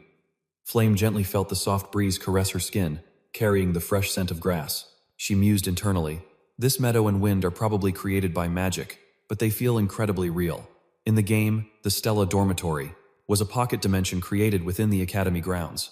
According to the game's lore, this allowed for the adjustment of its size and characteristics. All the sporting events and other activities, like dungeons and training gates, for monster subjugation, were held right here. The students were all gathered, not in any formal lines or rows, but they weren't chaotically clumped together either. Her gaze swept across the assembled crowd as she positioned herself near the back. She did a quick head count, a total of 1,441 people. She recalled the details from the novel: 50 students in classes On and A2, and 41 students in Class S. If things were the same as the novel, Class S should only have 39 students. Flame silently calculated, including me, that makes 40, but there's one extra person. The question immediately popped into Flame's mind. Where did Byason come from? She tried to recall the side stories from the original plot. The novel had a total of 1,140 first years. Adding me makes the count 1,141. In other words, Byason must have been in the novel too. Flame tried to compose herself, but anxiety was clearly written on her delicate features. I'll figure it out eventually, it's fine. I can do this. She clenched her fists, desperately trying to calm her nerves. After all, I'm the only person in this world who knows about the novel. Steeling herself, Flame began to follow the other students as the class was about to begin. Suddenly, a voice cut through the chatter, catching her attention. Young Master Jeremy, did you finish registering for your classes? Jeremy replied with a brilliant smile. Of course, I'm all set. The other student pressed on. We all signed up for applied magic studies because we heard you were taking it. Hearing this, his smile widened, so dazzling it seemed as if the sunlight itself favored him. Is that so? Then let's all do our best to help one another. Flame took in the entire exchange, casting an impassive glance at the crowd fawning over him. She recognized him instantly. That was Prince Jeremy. He was known for his golden hair and his ever-present charming smile. The main plotline concerning the prince in the novel was his infatuation with Ixo, who ultimately rejected him, leading to his descent into villainy. Flame sized him up. He appeared kind on the surface, but she knew his every action was calculated. I need to be careful and keep my distance from him. Just then, Jeremy's eyes flickered to the side, noticing Flame standing there and watching them. He immediately flashed a smile and gave her a friendly wave.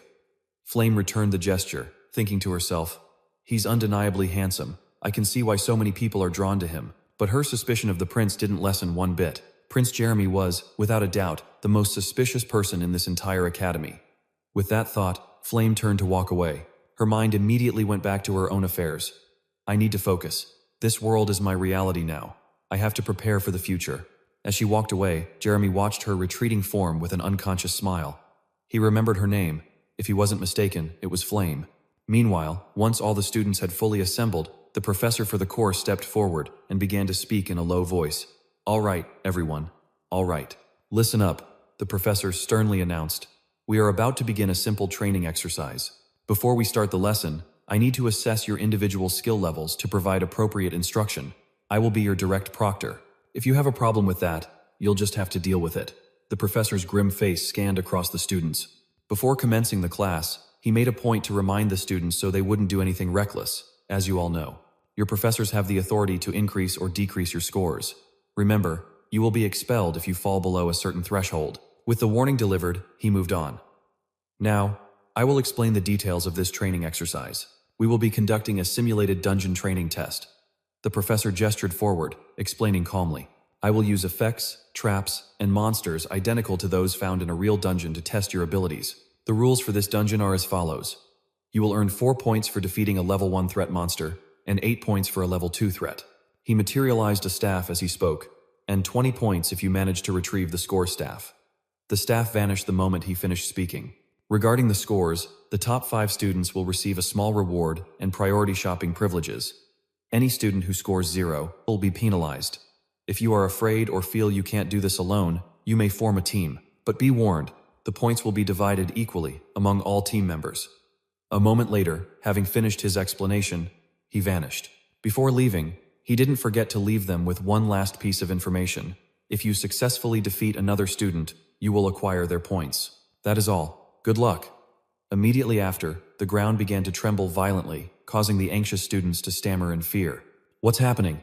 A scream pierced the air, drawing everyone's attention as the ground split wide open, followed by a chorus of panicked cries.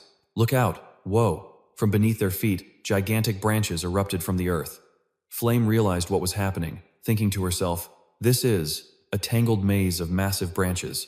A map titled Jack and the Beanstalk appeared, displaying a sprawling network of enormous trees. The interwoven branches created a breathtaking and majestic landscape. All the students stood frozen in place, stunned by the sudden transformation. This abrupt change made everyone hesitant to act rashly.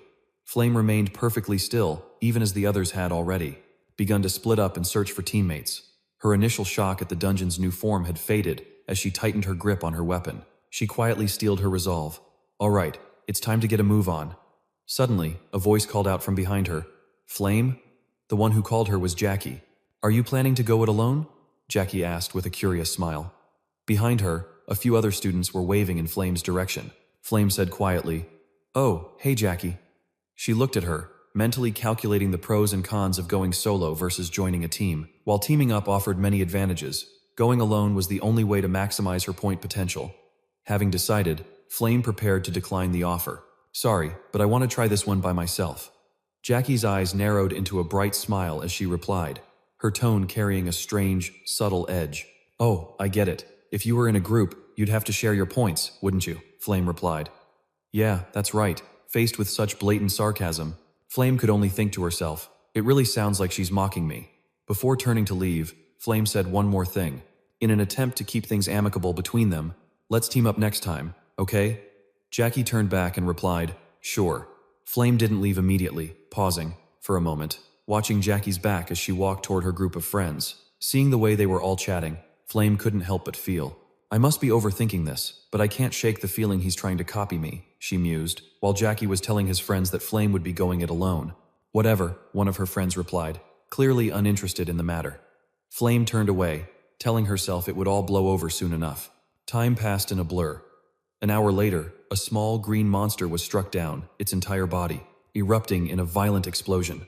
After fighting non-stop for so long, Flame was feeling the strain. Whew, I'm exhausted. All around her now lay the remains, low-level monsters. She couldn't help but wonder when this grueling training session would finally be over. Suddenly, she sensed that something was off. Flame let out a soft, In the next instant, a tree with massive branches lunged forward to attack her. Reacting with lightning speed, she threw up a magical barrier to block the blow. The branches recoiled from the impact, scattering around her before they quickly retreated back into the ground. Flame scanned her surroundings, thinking, so it's not just monsters. Even the plants are hostile here? A look of pure astonishment crossed her face. That's Stella Academy for you. Even their practical dungeon training is on a whole other level. She began to quietly calculate her score after an hour of slaying monsters. I've managed to rack up 18 points so far, which isn't bad, but at this rate, anyone else could catch up to me with just a single point stick. Deciding she had to keep moving, Flame quickly departed from the area. All of a sudden, her eyes caught a hazy figure in the far distance. The silhouette was backlit by the sun, making it incredibly difficult to see clearly, allowing her to only make out its vague shape. She let out a soft gasp. "What's that over there?" The figure was so indistinct, her first thought was that it must be a monster. But as she peered closer, she realized her mistake. No, that's a person. But how could a student possess such an insane level of stealth? It's almost unbelievable. Gritting her teeth, she thought, "It's fine. After all, I can conceal myself just as well by merging with nature." She slipped behind the trunk of a massive tree, carefully running through her unique flame abilities: bind, destruction, defense, and heal. An ambush seemed like the most logical course of action. From her concealed position, Flame cautiously observed the person in front of her. Suddenly, Flame let out an audible gasp. "Huh?" She couldn't believe her eyes, the shock written all over her face. "It's Yusong." He was looking around, surveying the area. Flame didn't see anyone else nearby, and guessed, is he going solo too? She then recalled some of the rumors she had overheard from the other students.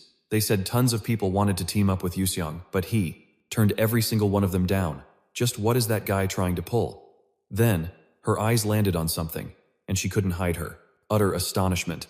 That thing in Yusong's hand, it's a point stick. He's already managed to find one? An idea sparked in her mind. This was the perfect opportunity. She glanced over at Yusong's position. "Time to see what you're made of." Casting her light shroud spell, the weapon in her hands instantly began to glow with a brilliant light. She quickly made a calculation. He's about 15 meters away from me. At that distance, there's no way he can defend. In time. A dazzling magical aura flared up around her. Her expression hardened with serious intent as she aimed her weapon forward, and without a moment's hesitation, she unleashed her light bullet spell.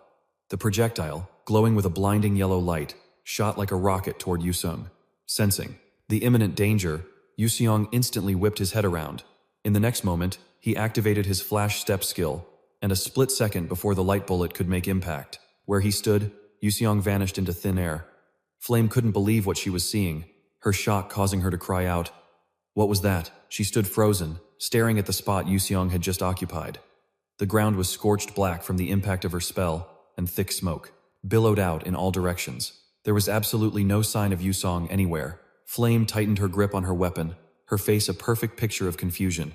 She was completely baffled, wondering to herself, how did he dodge a level 2 spell from that distance? The scene shifts to Yuson's perspective as he uses flash, vanishing in an instant only to reappear in a different location. From his new vantage point, Yuson spotted Flame and couldn't help but wonder, was that guy trying to kill him or what? Using a light bullet out of nowhere. Seriously. Thank goodness his mana leak syndrome had leveled up, or he would have been toast. A notification window popped up. Flash. Maximum distance of 12, level 1, a maximum of 2 charges, and a 3-second cooldown. He took a look and considered his options. He only had 2 more uses of flash left. If he used the terrain to his advantage, he could probably deal with him, but it was best to just avoid the confrontation. And so, Yuson repeatedly used his flash ability, blinking from one spot to another until he finally stopped, feeling he had gone far enough. Yuson calmly thought to himself, this should be fine. His goal was 5th place. There was no need to take any unnecessary risks. He remembered. The DZYEC prize. The reward for 5th place was a DZYEC, which would multiply his stamina and strength several times over. As Yuson walked, casually, he mused that the top 4 spots were reserved for the main characters anyway, and at this point, they only needed 3 more point bars. Just then, a voice suddenly rang out, dripping with arrogance and challenge. Well, look what we have here. A group of people blocked the path he was about to take. The speaker continued to taunt him. If it isn't Yuson from the S-class. In his mind, Yuson identified the speaker. The group stood opposite Yuson, separated by the massive root of a large tree. If it isn't Yuson from the S-class. He looked at the boastful figure before him and carefully recalled his name. Raiden, a guy who'd been getting quite popular around school lately. Yuson figured he was part of Uslei's crew, one of Jeremy's bootlickers. It was just one punk after another, Yuson thought with annoyance. He glanced over them, silently sizing up the group. But then, his eyes landed on what Raiden was holding, and he was surprised to see the guy had a full 3-point bars. Yuson thought for a moment and came to a conclusion. He must have gotten that many thanks to his little henchman. One of the lackeys spoke up. Hey Raiden, rumor has it this guy's a total weakling who cheated his way into the S-class. Raiden immediately burst out laughing. He sneered contemptuously at Yusun. Getting into S-class for answering 3 stupid questions? Stella Academy must really be going downhill. Yusun's expression read, "Aren't you tired of repeating the same line? So uncreative." Raiden called out to him, "Hey, Yusun." He then provoked, "Since we've run into each other, just hand over your point bar." Yusun replied, his voice laced with a hint of mockery, "I don't think so." Raiden sneered, "Huh? You're resisting?" He let out a scoff. "You think?" Raiden taunted him about their numbers, completely dismissing Yusun as a threat. "You can actually fight back against all of us? What are you gonna do, use that holy high school staff of yours?" He jabbed. "You can't even use magic, let alone a magic staff?"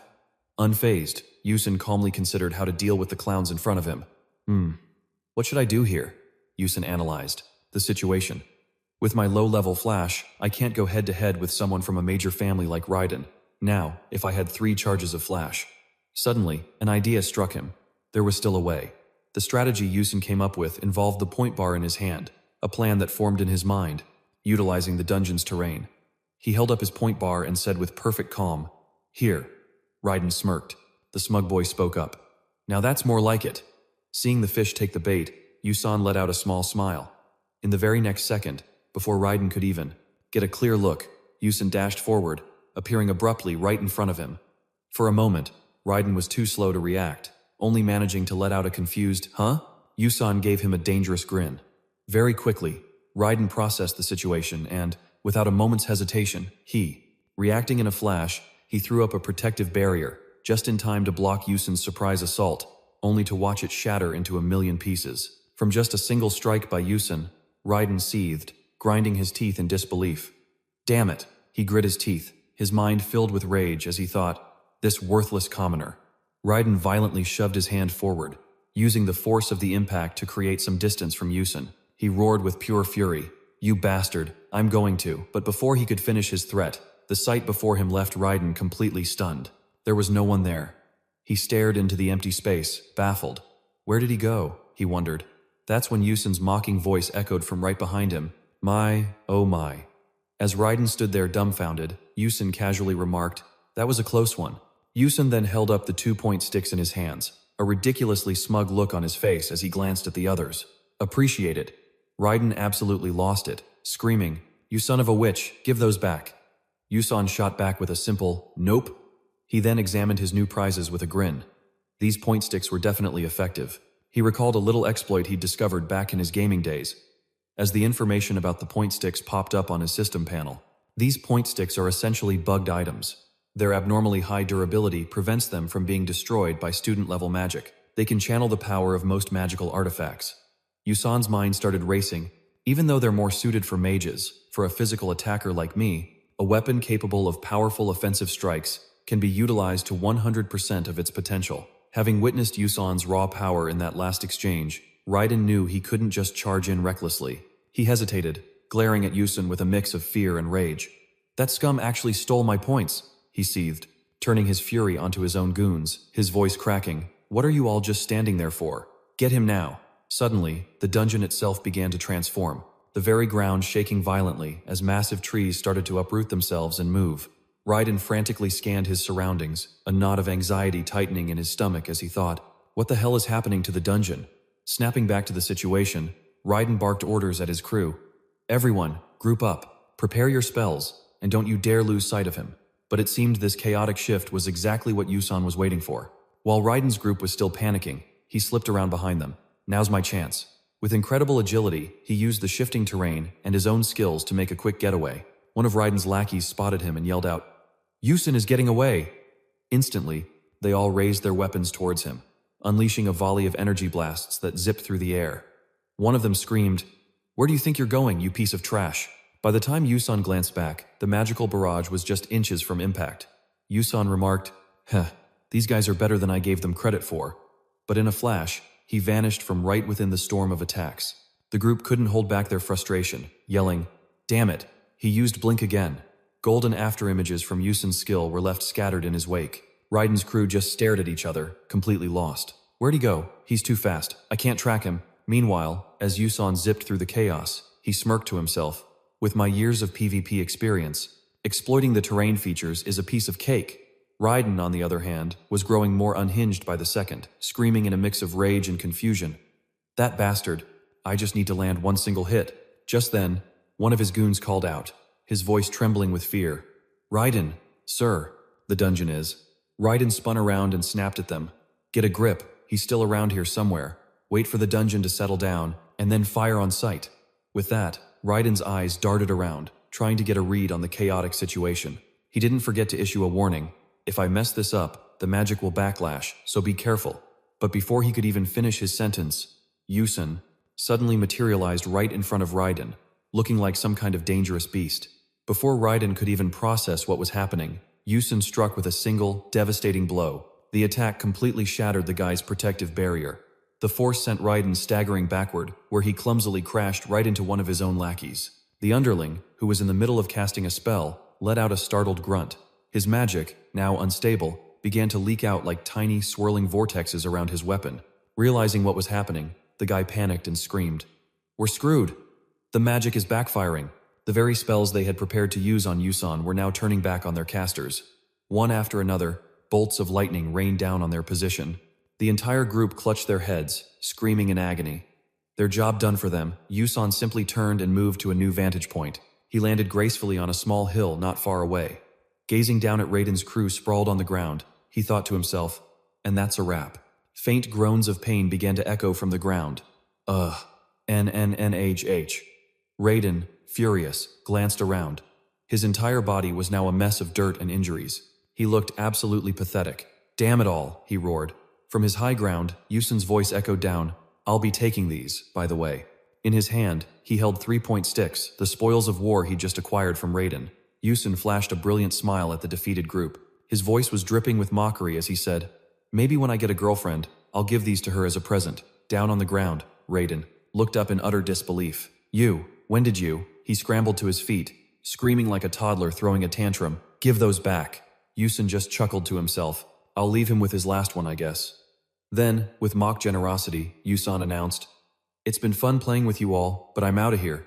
And just like that, Byson's entire figure vanished into thin air. Raiden was trembling with pure rage, his hands balled into tight fists.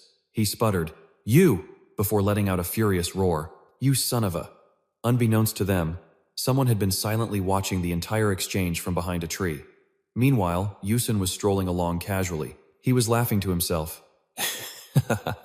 I really hit the jackpot. He confidently twirled his newly won prizes in his hand, mentally reviewing the battle. If this were a straightforward fight, I definitely would have been the one getting robbed.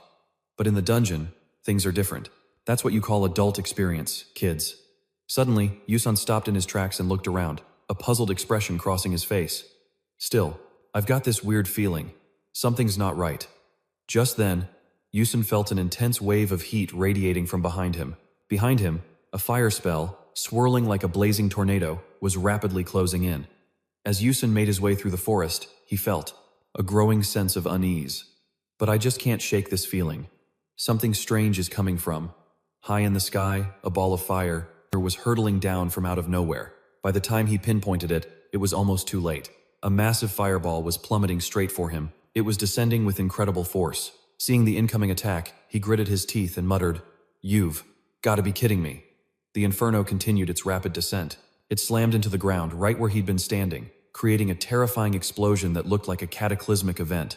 Just as the flames were about to engulf him, he used a flash step to instantly dodge out of the way. His calm and collected demeanor was completely gone. Whew, that was way too close for comfort. Byason, now a safe distance away, watched as that section of the forest was incinerated into ash. That could have been a real disaster. As he wondered who could have possibly launched such a powerful spell at him, a shadowy figure began to emerge from the thick smoke. The figure stood before him and called out, Hey, you commoner! It was Hongbin, striking an arrogant pose and gripping her staff tightly as she questioned him. Why didn't you take the last stick from them? Her sudden appearance left him completely stunned. Hongbin? He uttered, completely caught off guard, felt that something wasn't right. Why was she here? Musing on this, Byason scratched his head and replied, I think you've got the wrong idea. It's not that I couldn't take them, but I never took their wands in the first place. So what's that got to do with you? As the words left his mouth, they stared at each other in silence. Then, a sudden realization hit him. Don't tell me. Byason's anger flared as he pointed a finger right in her face, shouting, "Are you trying to hoard everything again? So what if I took them all? I already taught you a lesson, yet you're still up to your old tricks. Have you no shame?" Hongbon placed a hand on her chest and answered with a haughty tone, "I am a member of the royal family." He blinked in surprise. "Oh?" She immediately goaded him. "If you get it, then bring it on." Her challenge filled him with a deep sense of dread. Hongbon raised her magic wand, aiming it squarely at him, and stated bluntly, "As a royal, robbing commoners is beneath my dignity. Therefore, I will defeat you and take them fair and square." Byason felt his blood pressure skyrocket. "To hell with your dignity. You think it's cool to pick on the weak like this?" Hearing that, Hongbon asked with genuine surprise, "The weak?" She replied with a dead serious expression, "I saw you toying with that group earlier. You took them on without even using your magic properly." Byason felt a bit awkward at her words. The scene flashes back to earlier, when she was wandering alone in the forest. Hongbon walked with a worried expression. "I have to hurry. I need to get this done before Mom gets mad." Suddenly, a voice cut through the air, grabbing her attention. That voice. Hongbon glanced over and saw Giddon's crew hunting for someone. Byason got away. Where did that brat run off to? Seeing them, she was a little surprised. That group. Just then, a dark figure zipped right past them. It was Byason, running and panting for breath. Hongbon watched, thinking to herself, "Aren't they all Gaidon's lackeys, including Byason?" She sized up the situation. Should I attack? No, even for me. Taking on 6 people at once would be tough. Hongbon tightened her grip on her wand. She made a decision. It's better to wait until they've worn themselves out. But then, she saw something that made her eyes widen in disbelief. Byason was now wielding a point stick, using it in combination with his flash step to counter Gaidon's group. She was utterly shocked. What in the world? Is that commoner really not using any magic other than flash step? He's breaking through their magic shields with just a simple point stick? Hiding in the bushes, Hongbon watched with a look of disdain. He's still a step below me, but even so, he must be a prodigy from a prominent wizarding family to be able to toy with opponents like that. At that thought, Hongbon angrily bit her lip. Back in the present, her patience had run out. She gripped her wand tightly, a fiery resolve in her mind. I guess I have no choice but to go all out and incinerate him. A second later, Hongbon began casting spell after spell. A barrage of fireballs shot out, hurtling towards a very concerned Byason. He quickly used his flash step to evade the attack. Byason reappeared a safe distance away from the explosions, but he immediately sensed another, much larger fireball closing in on him. This massive orb of flame radiated an immense heat that warped the very air around it. Byason was forced to teleport 2 consecutive times to dodge the attack. All the while, Hongbon's gaze remained locked on him. Her eyes showed no hint of surprise. After narrowly escaping the inferno, Byason finally allowed himself a sigh of relief. He let out a sigh of relief, thinking, just as I suspected, Hongbon's last attack was seriously dangerous. It's a good thing I've been training my intuition. The more she stared, the less she understood. How on earth did he manage to dodge that with just 2 blinks? After a moment of thought, she suddenly spoke up. "You're not even going to draw your baton this time?" Hearing this, Byason replied with a confused look. "What are you talking about? You're the one who took my baton, remember? You said you were going to handle the modifications." She questioned him, looking him straight in the eye as she calmly stated, "Weren't we all issued a standard issue baton upon enrollment?" Hearing that, it suddenly dawned on him that he'd completely forgotten. He stammered, "Oh, that's right, I do have that one." He'd received it on the day of enrollment and immediately put it away. He mused, "I had the baton, but I never had an opportunity to use it, so it totally slipped my mind." Seeing his act of feigned ignorance, she said with disgust, "You still love to play games, don't you?" As she spoke, her eyes blazed with agitation. She stared him down, thinking, "I'm giving this everything I've got, and yet this commoner is just toying with me every single time." Driven by that thought, she snapped in frustration. "Even a complete blockhead would know by now that you'd better start taking me seriously." Her words sent a chill down his spine as he thought, "That's not it at all. I'm always being sincere. It's just that I can't actually use magic." She suddenly warned him, "Or else." Just as the words left her mouth, a sea of blazing fire erupted behind Hongbon. She was determined to use her full power. "I'm going to end you." An inferno now swirled and raged behind her. Hongbon's face was a mask of pure determination. She raised her staff, vowing to herself, "Today, I will absolutely crush that commoner." Her thoughts turned to action as she immediately directed the torrent of flames straight at him. At this point, even Byason could no longer maintain his composure. He desperately scrambled to evade her attacks. After a moment of dodging, Byason was utterly shocked when a fireball, materialized directly in front of his face. He quickly dropped to the ground to avoid it. At that moment, Hongban suddenly detected yet another attack being launched. He sprang back to his feet, facing the wall of fire that was now hurtling toward him. Byason stared at the colossal flame and thought, damn it, even if I try to dodge with blink, the area of effect is just too wide. What am I supposed to do? Suddenly, he heard a sound from behind him. That sound? He immediately whipped his head around to see. The bushes were charred black. Instantly, an idea struck Byason. That spot. He quickly activated his blink. Byason was teleported a safe distance away. Glancing back, he saw the flames growing even larger and spreading more rapidly. He was now taking cover behind a large boulder, having narrowly escaped. Byason looked back toward her, his mind racing. I was lucky to dodge that time, but it took a lot of energy. Watching her stand majestically within the inferno, he thought. Even if I manage to approach Hongban, those motes of fire swirling around her will detonate the second I get close. Byason couldn't help but recall his past encounters. I've faced mages from the Firelight lineage before, so I know what they're capable of, but her skill is on a much higher level than I ever imagined. The scene before him put him on high alert. Byason watched her, reconsidered his strategy, and slowly stepped out from behind the rock.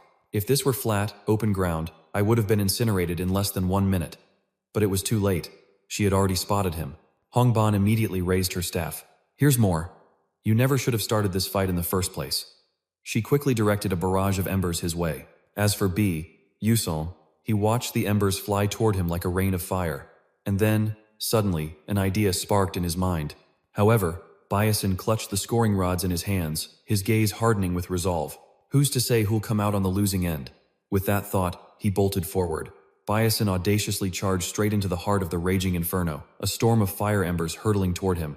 In that instant, Byason's eyes seemed to glow as he swiftly perceived the trajectory of every single ember. He saw them veering towards him. Yep, there it is. Each fiery projectile was aimed directly at him, but Byason had already read their path, expertly using his scoring rods to parry the attacks. Seeing Byason effortlessly deflect her fire magic, she gasped in disbelief. No way! A single thought raced through Hongban's mind. Is he really parrying magical attacks with a physical weapon? She couldn't believe what she was seeing. Was something like that even possible? Meanwhile, Byason continued to block the onslaught, a realization dawning on him. The more time passed, the more his senses seemed to be sharpening and returning to him. He realized this was completely different from before. This wasn't a game controlled by a keyboard and mouse. This was the visceral feeling of his own body moving to face a real mage. Byason could now see the flows of mana swirling around him with crystal clarity. The currents of mana were so tangible it felt like he could grasp them with his fingertips. His sixth sense was becoming as distinct as sight, hearing, or touch. On the other side, Hongban was frozen in place, watching his incredible display. Just how in the world is he doing that? This forested terrain should give me an advantage over a fire type. Hongban gritted her teeth. If that's the case, my only option is to overwhelm him with an even stronger spell. With that decided, she immediately began chanting a new spell. Byason, meanwhile, was finding it increasingly difficult to deal with the relentless barrage of fire, his expression turning serious. Byason quickly ducked behind a nearby tree, thinking to himself, I can't stay on the defensive forever. I have to find a way to shatter Hongban's magic barrier with these rods. Then, he caught sight of Hongban and realized she was in the middle of casting a spell. Seeing his opening, he stopped dead in his tracks, then changed direction and charged straight for her. Now's my chance. Flash step. He instantly used the skill, blinking through the sea of flames to appear right in front of Hongban. His sudden appearance left her completely stunned. Gritting her teeth, Hongban made a split-second decision. She quickly cast her It-Crass spell, even if it meant getting caught in her own attack. Seeing this, Byason was momentarily taken aback, but his mind was already racing. This spell of hers, when I get close to those motes of fire, a knockback magic will trigger an explosion within a 2-meter radius. A sly, knowing smirk suddenly spread across Byason's face. However, I've dealt with this exact situation countless times before. With that thought, he leaped backward, catching Hongban completely by surprise. Her jaw dropped, and her eyes went wide in disbelief at his move. But the moment his feet hit the ground, Byason was already lunging forward again. He brought his scoring rod down on her barrier with tremendous force. Hongban watched in shock as cracks spiderwebbed across her shield. This power, it's unbelievable. And with one final strike, Byason shattered her barrier completely. As the shield broke, Hongban collapsed to her knees, crying out in pain. Byason now stood over her. He crouched down, offering a gentle smile as he said, "Looks like I win." She was clearly frustrated, unable to accept her defeat. Hongban asked him plainly, "Who in the world are you?" Byason stood up, casually dusting himself off. "Me? I'm just an ordinary student," he replied dismissively. "But that's not important right now." He tilted his head, glancing over his shoulder. "There's no need to hide anymore. You can come on out." And just then, a shadowy figure emerged from behind them. Observing the battle from the trees, he calls out her name, Flame. She's utterly astonished, realizing she has been discovered. Flame finally steps out into the open. She eyes him with deep suspicion, questioning, "Weren't you supposed to be hiding? How did you know I was here?" He closes his eyes with a casual smirk. Let's just call it a hunch. Inwardly, however, he thinks, to be precise, it's my intuition for sensing. Mana. His vague answer only makes her more skeptical. A hunch? Then how did you manage to shatter that magic barrier? With such an ordinary-looking staff? Her direct question catches him completely off guard. That was a hunch, too. Her pointed question sends a wave of panic through him, and he nervously thinks to himself, just as I feared. A game-breaking exploit like this would never appear in the original romance novel. There's no way I can tell her the truth. Byason scrambles for an excuse. Hey, this thing is just really sturdy, you know. She immediately shoots him down. And what if it is? Do you think you can break a magic barrier just by swinging it around? If that were possible, there wouldn't be any knights left in this world. Her logic is flawless, leaving him no room to argue. You've got a point. She then voices the thoughts that have been on her mind. Ever since I arrived at this academy, I've always felt something was off about you. Flame asks with a dead serious expression, Byason, who are you, really? Hearing this, he falls silent, while Bon, standing nearby, looks on in utter confusion as our hero's cover is about to be blown. Internally, he can only sigh. So, it's finally come to this, huh? It hasn't even been a full month yet. Byason reflects on the situation. Should I just reveal my true identity? No way, Flame already dislikes me. That would be far too dangerous. He decides to try and bluff his way out. No matter what you suspect, I'm not the malicious person you think I am. His response takes her completely by surprise. Huh? Flame presses him with a stern gaze. What exactly are you trying to say? Byason hesitates for a moment before replying. It's just as I said. I want to help you. His declaration leaves her utterly stunned. Help me? Just who in the world are you? Seeing his chance, he decides to make a swift exit. Well, time's up. I'd love to explain more, but I'm out of time. See ya. As he turns to leave, Bon watches him with a look of hesitation. He thinks to himself, all right, time to just walk away. But suddenly, Bon hurls all of his point sticks right at the back of his head. Oof. Flame watches in bewilderment as the point sticks make contact. Huh? Byason clutches his head in pain, spinning around to demand, Hey, if you've got something to say, just spit it out. Bon retorts with an arrogant smirk. I thought for sure you'd catch those. You can dodge all that magic in every single trap, but you can't catch a few sticks? Byason rubs his sore head, thinking, I guess there's a limit to how long my mana-sensing intuition can last. He yelps in pain. Ow, that actually hurt.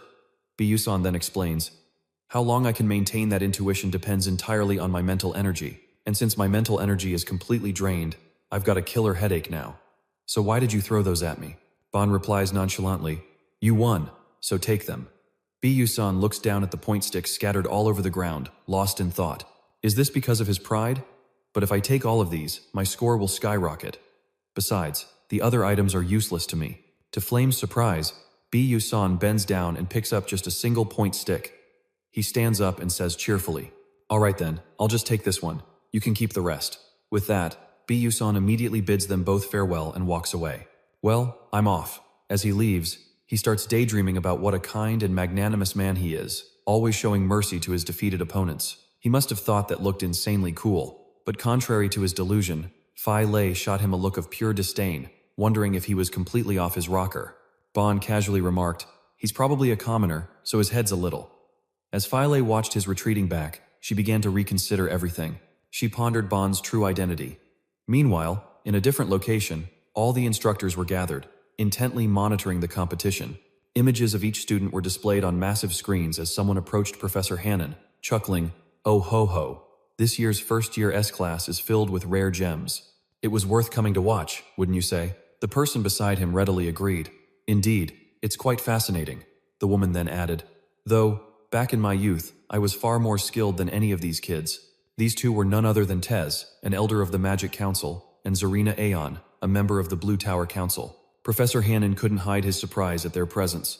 The Magic Council, the Blue Tower Council. For a simple student training observation, they'd gathered an assembly of such high-profile figures. He frowned, piecing it together. If you want to recruit the best new talent, this is how you do it. He figured most of the other professors were likely watching as well. Suddenly, a new image flashed onto the screen, instantly capturing everyone's attention. It was Hae-gun, and he was facing off against Yuang. A murmur went through the crowd. Oh, Hae-gun Rang and Ma Yuang are about to clash. And back in the dungeon, the two prodigies had indeed come face to face. Hae-gun Rang aimed his staff directly at Ma Yuang, magical energy crackling and condensing at its tip, locked right onto his target. But in a flash, Yuang leaped into the air to evade the attack, a complex magic circle materializing behind him mid-air. The spectators couldn't believe their eyes. Is he chaining 3 consecutive third-tier magic leaps? At just 17 years old, how is that possible? Hanan mused to himself. Normally, an average mage wouldn't reach the 3rd tier until they were at least 25 years old. And yet, here was Ma Yuang, at a mere 17, already demonstrating mastery over 3rd-tier magic. Someone in the crowd gasped. This is just incredible. Look, both of them are using 3 different attributes. On screen, the two were engaged in a fierce battle, weaving multiple elements into their attacks. Watching the display, Hannon became lost in thought. A typical mage can only command a single attribute, and it takes grueling training just to master a second. That's right. Being able to wield 3 attributes is definitive proof of a once-in-a-generation innate talent, a gift they were blessed with from the moment they were born. He had no choice but to acknowledge the prodigious talent of these two students. Suddenly, a screeching sound cut through the air. The unexpected cry even startled Hannon, prompting him to ask, "Is that a hidden monster?" A colossal bird had appeared out of nowhere. It materialized right in the middle of their duel, letting out an ear-splitting shriek that echoed through the dungeon as it unleashed beams of magical energy. The blast shot directly towards the two combatants. They looked up in alarm, just in time to see a shadow streak past in an instant. In the next moment, the giant bird was lying defeated on the ground. Who was this sudden arrival? A girl's voice cut in. Oh my. Was I interrupting a fight? She stood nonchalantly on the creature's body, offering a sincere, "My apologies for the intrusion." Back in the observation room, Hannon remarked, "That's Miss Isom, a hidden monster. Only appears when a very specific set of conditions are met. They're not just difficult to find, but also incredibly tough to defeat." His voice was filled with awe. On screen, she hopped down to face the two boys. Hannon watched in amazement. And yet, that young lady managed to hunt it down all on her own. Just then, another voice cut in with a sneer. "Humph, the traitor's eldest daughter. It's a real shame. If her father hadn't committed such a heinous act, that girl's talent could have blossomed to its full potential." Suddenly, Tess's eyes narrowed on another screen. Isn't that the princess of the Adol Kingdom? Elvis Bon. At that moment, Bon was locked in combat with our protagonist. As the image of their fight filled the screen, Tess turned with a curious question. "Who is that kid? I don't recognize his face at all." Suddenly, a thought struck him. Wait, that magic. Could it be Flash Step? He could clearly see the image of the boy using Flash Step in combat, and the realization hit him like a ton of bricks that was undoubtedly the legendary Flash Step. What's more, there's a long-standing truth about Flash Step, a magic so profound that for the past several hundred years, countless scholars have dedicated their lives to mastering it, only to fail miserably, give up in despair, or end up completely broken. It was, for all intents and purposes, an uncontrollable spell. Tez was utterly captivated by the screen, his mind reeling with awe. And yet, here was a student wielding Flash Step with such ease, moving as if it were a natural extension of his own body. On the monitor, Byason fought on with unwavering resolve, showing no signs of weakness, which only fueled the old man's growing suspicion. Just who in the world was this boy? Before Tess could even voice his question, Professor Lehan, who was standing nearby, seemed to read his mind. He spoke up, his voice filled with pride. "That student's name is Byason. He's an exceptionally unique individual, who uses Flash Step as his primary skill." Hearing this, Zarina Aeon looked puzzled and chimed in, asking, "Flash Step, his primary skill?" Tez stepped in to clarify. "This is on a completely different level from the exceptional talents of Ma Ikhaigun, or Isis." He then turned his gaze toward Professor Lehan, asking, "But why isn't he using any other spells? Is he just toying with his opponent? If he used proper magic, this fight would have ended ages ago. I don't get it." Seeing the blatant skepticism on his face, the professor replied with conviction, "No, He is fighting with everything he has. Just as the words left his lips, the door swung open, and a young man, who had the appearance of a student, stepped inside. The room fell silent at his arrival. No one dared to utter a word. Only a few quiet whispers could be heard. It's him, Elman Elwin. His handsome face was framed by jade green hair, his eyes shining brightly as he scanned the room. He's been serious from the start, he declared upon entering. It seems none of you are able to see it, are you? Elman Elwin glanced at the monitor and let out a soft, "How fascinating." As he observed Bion's every move, he began to speak again. He addressed the room, "That student's way of fighting. It reminds me of the spirit of chivalry, something that only existed in ancient times." A wave of astonishment washed over everyone present. The spirit of chivalry? Tez echoed in disbelief. He was no exception. You mean the spirit of chivalry that vanished along with the swordsman and the magic of the Great Star? Nearby, Professor Lehan stood silently in a corner, taking in Tess's words. For such a young student, his eyes remained glued to the screen, as the realization dawned on him. Yes, that's it, the spirit of chivalry. Elman then elaborated for the room. In a world dominated by magic, the spirit of chivalry represents the will to fight possessed by knights who wielded the sword. For instance, think of the heroes of legend who fought against evil to protect the world. It is said they would face down demons armed with nothing but a single sword. An elder from the Magic Council, who was also watching, was deep in thought. In a world where magic is everything, fighting with a sword should be impossible. And yet, that student is truly wielding his staff as if it were a blade. And with that thought, Tess shot a furtive glance at the newcomer, a silent acknowledgement passing between them. Besides, if Elman Elwin himself made such a declaration, especially since he was the headmaster of the Stella Academy, the institution hailed as the greatest magic academy on the entire continent, it had to be true, despite his unassuming student-like appearance. But what very few people knew was that Elman Elwin was a ninth circle archmage, and one of the only 10 legendary great sages on the continent. Dietz shot Elm Elwin a knowing glance, thinking that if the great sage himself had decided, then that was that. As the scene cuts to the training grounds, this area was reserved exclusively for the S-Class, and with the first dungeon practical exam now over, the field below echoed with constant, heavy impacts. The sound came from Hagunrang striking a training dummy, relentlessly practicing his magic until he was visibly drained. Heaving for breath, he glared down at the wand in his hand and cursed internally. Damn it, I'm almost out of mana.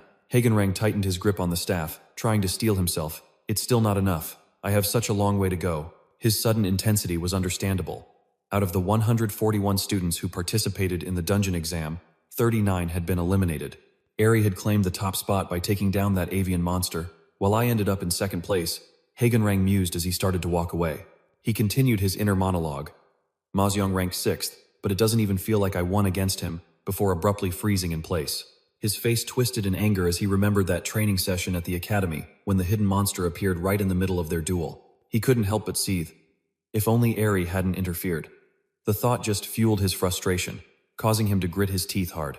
He recalled the sight of Mayun, thinking, I've had this feeling ever since we first met. An image of the boy began to form in his mind. The memory flashed vividly in Hagunrang's thoughts. Even though Mayun always seemed completely unfazed by everything, whatever he did was executed with professional, if not superhuman skill. Hagunrang stood there, stunned, as his mind raced. Even during this practical exam, I had laid magic circles everywhere and meticulously calculated his every possible move. His entire body went rigid as he stood there. His train of thought continued, unbroken. And yet, Mayun still dismantled every single one of my attacks in the blink of an eye. The image of Mayun's effortless victory haunted him, creating an immense pressure that forced Hagunrang to repeatedly question himself. Will I ever be able to beat him? Is the gap in our talent truly that vast, that insurmountable? Hagunrang stood there in silence, not uttering a single word, but his inner resolve screamed at him, No, there's no time for self-pity. I just have to work harder. Just at that moment, Hongban happened to be passing by the training grounds, where she witnessed Hagunrang relentlessly, unleashing his magic, creating a terrifying vortex of power. The sight stunned her as she thought, Hagunrang, he's usually so calm. Why is he so worked up today? But then, Hongban began casting a spell of her own, thinking, well, I suppose I'm one to talk. With that, she conjured a fiery arrow and launched it straight at a training dummy. She appeared to be venting all her fury on the inanimate target, her expression annoyed and her brow furrowed. The power Hongban wielded was a force to be reckoned with. It obliterated everything in its path, and the massive explosion it caused finally caught Hagunrang's attention. Just then, Hongban walked up to stand beside him, staff in hand, her face a mask of pure resentment as she thought, "This is so infuriating, having to give up my magic staff and only placing third. My mother might have seemed pleased with the result, but if I don't get that staff back, I'm sure to be punished." Taking her anger out on the world, Hongban channeled all her power and unleashed a devastating blast that obliterated everything in its path, all while cursing internally. That arrogant, insufferable commoner. After that terrifying display of power, she seemed to want to expel all her pent-up frustration, breathing heavily. Hagenrang saw this but didn't dare open his mouth, thinking only, "Princess, what's gotten into you?" Having witnessed Hongban's outburst firsthand, Hagenrang realized he was completely in the dark. Am I mistaken, or has the princess's magic become significantly more precise than the last time? He stood there silently, observing Princess Bon's fire magic immensely powerful, yet notoriously difficult to control with any finesse. There's no way she could have improved this fast. Was it just a fluke? As for Hongban, she wasn't paying much attention, still completely lost in her own world, a world of her own thoughts. "Damn it," she muttered. "The more I think about having to rely on him, the more I realize that as much as I hate to admit it, Yusun's special lecture actually worked." Her grip tightened on her staff as she forced herself to acknowledge the truth. Recalling his ridiculous words, my entire perspective shifted, and my control over my magic has improved dramatically. It was a bitter pill to swallow. Even though he was just a low-ranking commoner with a rotten personality, Byason was the only person who knew how to fix my greatest weakness. By now, Hongban's mood had lifted slightly, but a kernel of resentment remained. She was still thoroughly annoyed. Suddenly, a voice sliced through the princess's train of thought. It was her personal guard. At that moment, Hongban spoke up. "Jin, what is it?" The guard replied swiftly. "The telephonic wand you requested has been repaired." Carefully clutching the box containing the wand, Itaran tentatively continued, "Shall I deliver it to Byason right away?" "My lady?" Hongban calmly instructed. "Yes, go ahead." Upon hearing the order, the guard complied. "Very well, I shall take my leave then." But before she could finish her sentence, Hongban placed a hand on her shoulder, stopping her. "Hold on." Turning around, Itaran noticed the princess's cheeks were flushed bright red. Her expression was a clear mix of embarrassment and anxiety. The guard asked gently, "Is everything all right, Your Highness?" The scene then shifts to Auxiliary Tower number 2, a truly magnificent and imposing structure. At that moment, Hongban was standing alone at its base, deep in thought. "I came all this way because I heard Byason was here, but this is Auxiliary Tower number 2, the home of the professor's research departments. Is he here to meet with one of them?" Despite her initial determination, a wave of shyness suddenly washed over her, causing her cheeks to burn. Hongban paced back and forth, hesitating and second-guessing herself about her decision. "Wait a minute, why did I even come all the way out here? I could have just handed this to him at the training grounds. This is ridiculous. It's as if I'm chasing after some commoner." And so, in an effort to preserve what little dignity she had left, she made up her mind. "This won't do, I'm turning back." But just as she was about to leave, a familiar voice called out, "Ah, Princess Hong, Bon." To her surprise, it was an acquaintance, Professor Hammerin. The princess politely approached and greeted her. "It's been a long time, Professor Hammond." "My apologies, Professor," the older woman replied with a polite smile. "It feels like only yesterday I was tutoring you in magic at the royal palace. Look how much you've grown. You've become quite the young lady." Professor Hammerin then asked with a hint of curiosity, "So, what brings you to this tower, Your Highness?" Hearing the question, Hongban became evasive and quickly replied, "Oh, I just had a small errand, but I must be heading back now." The professor responded in a gentle tone, "Things are a bit hectic at the moment, so it's probably for the best that you leave." The princess was momentarily confused by the comment but still answered politely, "I see." Professor Hammerin then began to explain, "Right now, all the mages are flocking to see that student, Yusun, so everything is in a bit of an uproar." That name struck the princess like a bolt of lightning, her mind immediately picturing him. With a hint of irritation, Hongban asked, "What's so special about that commoner, anyway?" Professor Hammerin calmly explained, "Your Highness, I'm sure you already know this, having faced him in combat yourself. The boy doesn't use any magic at all, does he?" The princess simply replied, "That's correct." Though her words were simple, her mind was a whirlwind of confusion. So she was watching that match, Hongban thought to herself. How mortifying to have displayed such a pathetic performance in front of my most respected mentor. Professor Hammerin, noticing her silence, was a bit taken aback, but quickly offered some gentle words of comfort to Hongban. "Princess, you don't need to blame yourself.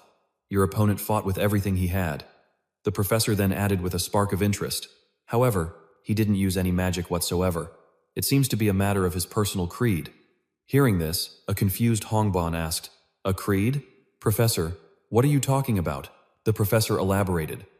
After observing the practical exam, the headmaster theorizes that the student might be attempting to revive the long-lost spirit of chivalry from ancient times. Hongbon was absolutely stunned by this revelation, questioning, "Byason, pursuing the path of a knight? That's completely absurd." But then, her eyes widened in a sudden realization as she recalled the moment he fought against her. It's true. Byason wielded his magic staff just like a sword in our duel. Hongbon's thoughts then drifted to the box she was holding, and this magic sword as well. She trailed off into silence for a moment, before suddenly speaking up again. But refusing to use magic at a magic academy comes with severe penalties, doesn't it? He'll get points deducted during practical magic classes and face all sorts of other disadvantages, right? Professor Hammerin replied calmly. Indeed.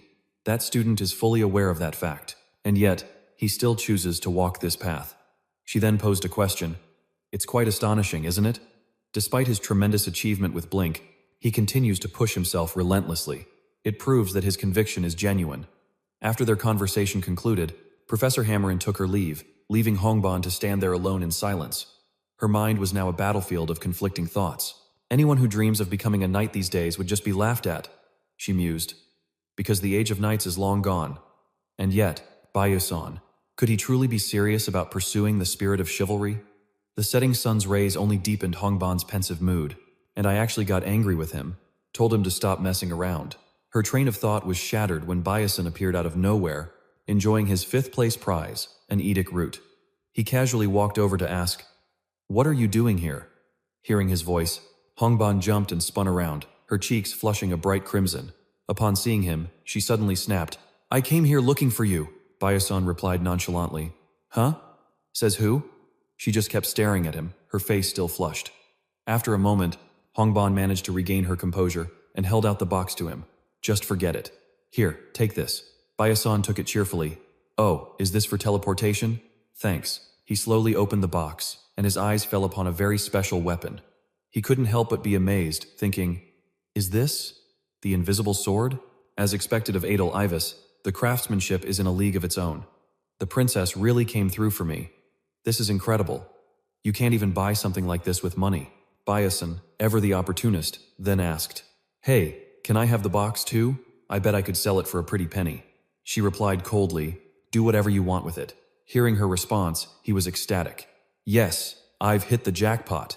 She, on the other hand, thought with disdain, "What a typical commoner." Hongbon's expression suddenly turned serious, and she softly called his name, Byason. He turned reflexively to look at her, and in that moment, Hongbon asked him point blank, "Are you really never going to use any other form of magic?" Her question caught Byason completely off guard, and for a moment, he didn't know how to respond. His hesitation only made her more flustered, her cheeks turning a deeper shade of red. His continued silence made Hongbon feel awkward. She quickly turned away, stammering, "Never mind, I'm leaving now." Byason was completely clueless about what she was getting at, so he just stood there and let Hongbon walk away. Only after her figure had vanished into the distance did he finally turn to leave, clutching the box as his mind began to race. He was lost in thought, other forms of magic. Come to think of it, Professor Longon mentioned something similar earlier, he recalled. In that moment, a pleased Byason thought to himself, "She said she understood my feelings and respected my beliefs, but it was all just a bunch of confusing words." Shrugging it off, he clutched the box tightly, thinking, "Now that I have this magic sword, I can feel a bit more secure about what's coming next. All right, time to check this sword out." By now, twilight had descended, blanketing the entire academy. Byason stood on the training grounds, staring intently at the invisible sword as he spoke aloud. "Let's see," he clenched. "I just need to pump some mana into it, right?" As he did, the invisible sword suddenly erupted with an immense surge of power. Byason could clearly feel its might, exclaiming with delight as he admired it in his hand. "Not bad at all, huh?" But then, a sudden thought sent Byason into a contemplative mood. If Flame were holding this, it would probably shine even brighter. He recalled that the heroine, Flame, was a special existence. Despite being human, she could wield all types of magic from elves, dwarves, and angels. Byason was lost in thought. This sword alone constantly absorbed its user's mana, meaning not just anyone could use it. But Flame, with her ability to recover mana from nature, could wield it as an ultimate skill. Yet, He turned his thoughts back to himself with a sense of disappointment. As for me, I don't even have mana to lose. Although mana was constantly being absorbed because he was a mana leaker, it couldn't accumulate in his body and was simply expelled. In Byason's mind, this meant, in other words, that the concentration of mana in his breath would determine the power of Terpone. With that thought, he perked up and said, "Let's check the status window." The status window promptly appeared. Byason, Strength 1 star, 77%. Senses 2 stars, 29%. Power 1 star, 87%. Perception 1 star, 55%. Agility 0 stars, 97%. Stamina 1 star, 43%. Next was the mana leak system. Level 2, a 5% increase in strength, an 8% increase in agility, and a 15% increase in senses. Intuition activated by consuming the user's mental energy, allowing a faint sense of mana flow within an 18-meter radius, while also activating perception acceleration, which triggers automatically when the user is in danger, and a 1% increase in active mana circulation speed. Looking at the notifications, Byason's mood brightened considerably. After the Edict Tree Festival and the 5th place reward from the latest test, my power has definitely increased a bit. Then, Byason quickly made a decision. Now that I have a weapon, I can start accumulating direct combat experience. He resolved to himself that he also needed to practice his swordsmanship. From now on, things were going to be very, very busy. The scene shifts to inside the academy, where a new day has begun. A class was just starting its first period, and the instructor's stern voice rang out. "Today, we will be having a practical session on combat magic." The speaker was Baran, the defensive magic instructor. He issued an order to the entire class. "Everyone, spread out and take up your magic staves." The students obeyed, each finding a spot to practice their magic shields.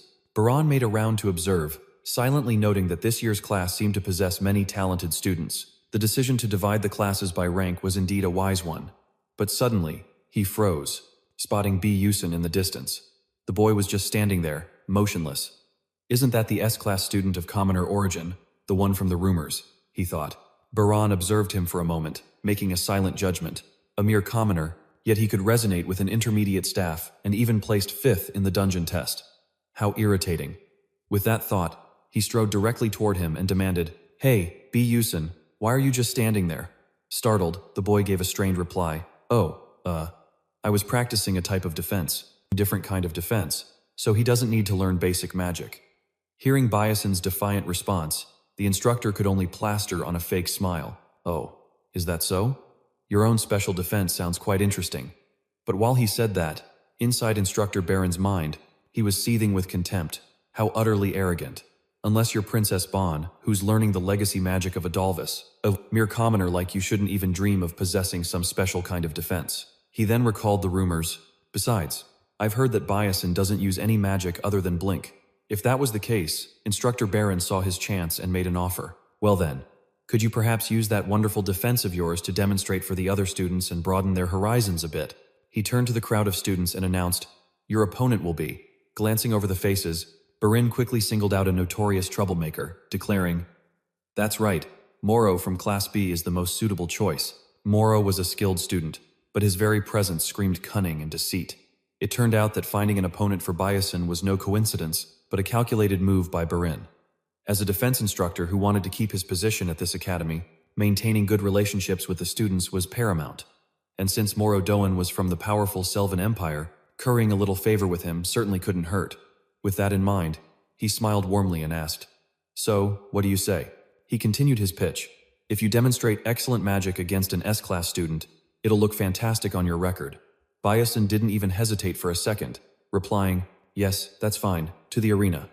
Before long, Byason and Moro Doan stood facing each other on the academy's combat stage. Moro stared him down with pure contempt, his confidence practically bursting at the seams. Byason, on the other hand, was completely calm, not underestimating his opponent for a moment as he carefully observed him. From below, Moro's posse was cheering him on.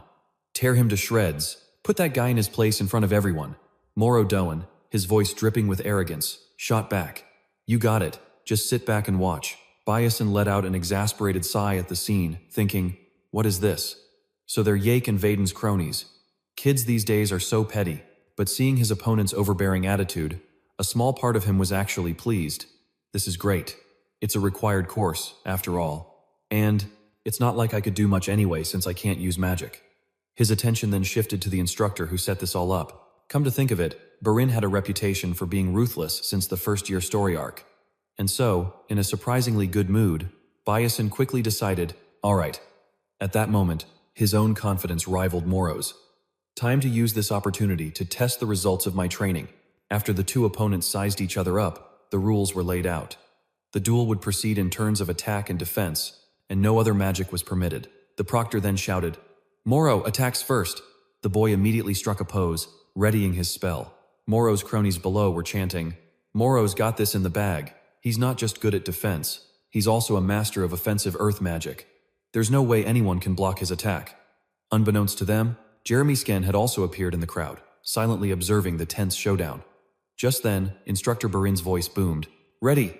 Followed by a thunderous, Begin! At that same instant, a smug look plastered on his face. Moro unleashed his special magic.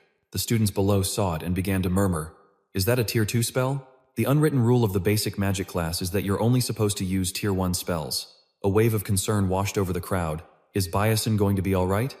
Moro Doen, in. He relentlessly mocked the S-class student, thinking, Get a taste of my real power, before immediately unleashing his Stone Piercer spell. It shot straight for Byason, but in stark contrast to his opponent's arrogance, Byason remained perfectly calm and prepared on the other side of the arena.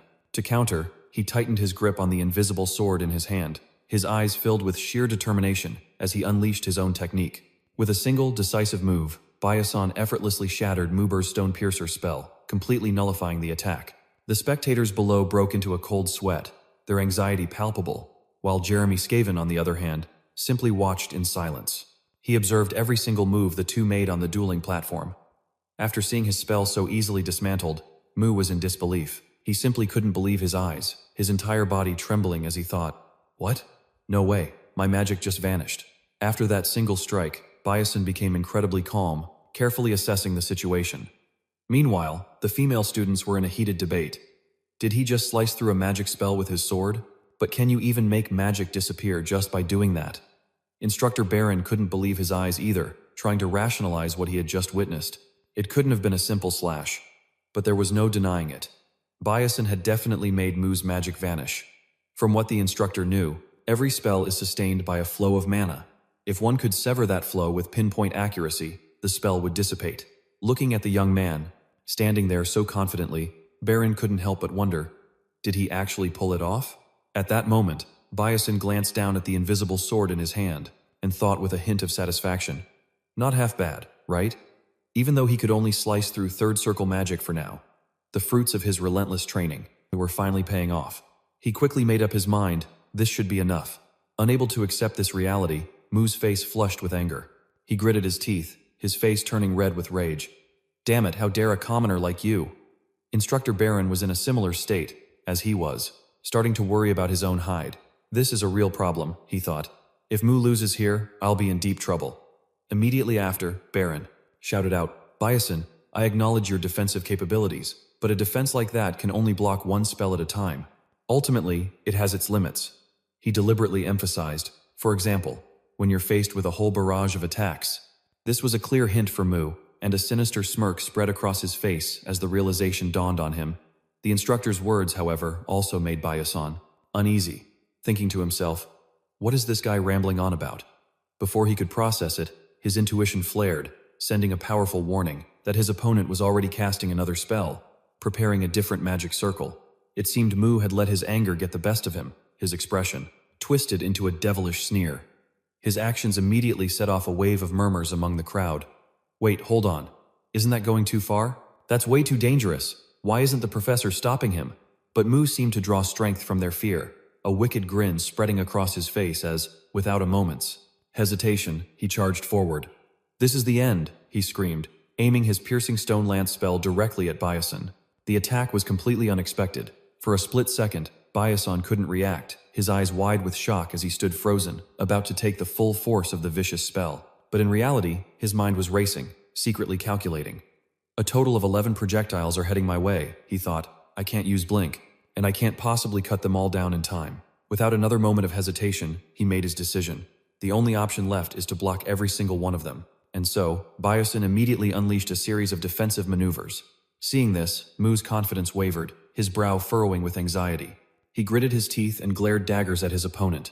For that brief moment, Mu could only stand there, completely stunned, his mind endlessly, reeling from the fact that his strongest spell was being neutralized so effortlessly. Down below, Instructor Baron was in a similar state of shock. Gritting his teeth in frustration, he thought, what the hell is Moso even doing? If he loses, I'm completely screwed. Cutting back to Byason, he held the invisible sword in his hand, unable to stop marveling at it. Whoa, let's try to copy a move I saw in a video game. It actually works. This technique is called a sword sweep. Based on Byason's experience, he knew he had to maintain the shape of the Tyrone. As a result, the mental energy consumption was several times higher than normal, leading to a severe drain on his stamina after use. He mulled it over. Moreover, its defensive capability was weaker than when blocking a single target. In a real fight, it would be incredibly difficult to use. Byason was inwardly pleased, thankful this was just a practice match. The fact that his opponent was so easily defeated led to a wave of chatter from the crowd. Wow, I've never seen a technique like that before. It looks like a magic shield. Is there really a defensive magic that works like that? At this rate, Moso's going to lose for sure. These words were like salt in the wound, adding to his deep humiliation. He bit down hard, enduring the shame. Damn it. At that moment, Moso looked as if he was about to be consumed by darkness, the magic in his hands twisting strangely as he cursed internally. Who does he think he is? A mere commoner dares to challenge me? The other students had already noticed something was wrong and began to question it. Hey, that guy. Is he planning to attack again? Moso's turn is already over. Instructor Baran, standing nearby, was secretly delighted to hear this. That's right, keep attacking. And just like that, Moso, brimming with dark power, roared in fury. Get ready. Byason, this time, I won't hold back. At the same time, a voice called out from below, Instructor Baran. Hearing his name, the instructor replied, Huh? Seeing the student calmly approach, he asked in a soft voice, What is it, Jeremy? The young man offered a friendly smile to Instructor Baran. Without beating around the bush, Jeremy Scalen asked directly, Why haven't you switched the turn to Byason? This caused the instructor's face to stiffen as he replied awkwardly, Well, about that. He didn't dare answer properly, his shifty eyes darting about as he mumbled something. The students now also began to voice their outrage. This isn't a basic first-year training session. If something goes wrong, a student could get seriously hurt. What is this instructor trying to pull? His turn is over. Amidst the crowd's outcry, Baran didn't dare face Jeremy Scalen directly, thinking to himself, All right, I just got too focused on the match, so I didn't notice everyone's reaction. He was so terrified that his whole body broke out in a cold sweat, his eyes wide with panic as he stammered, Byason quickly seized the opportunity and shouted, I'm taking my turn to attack. In the blink of an eye, the magic shield shattered and Moso was knocked flat on his back, defeated with a sword at his throat. At that moment, the announcer's voice boomed. Byason is the winner.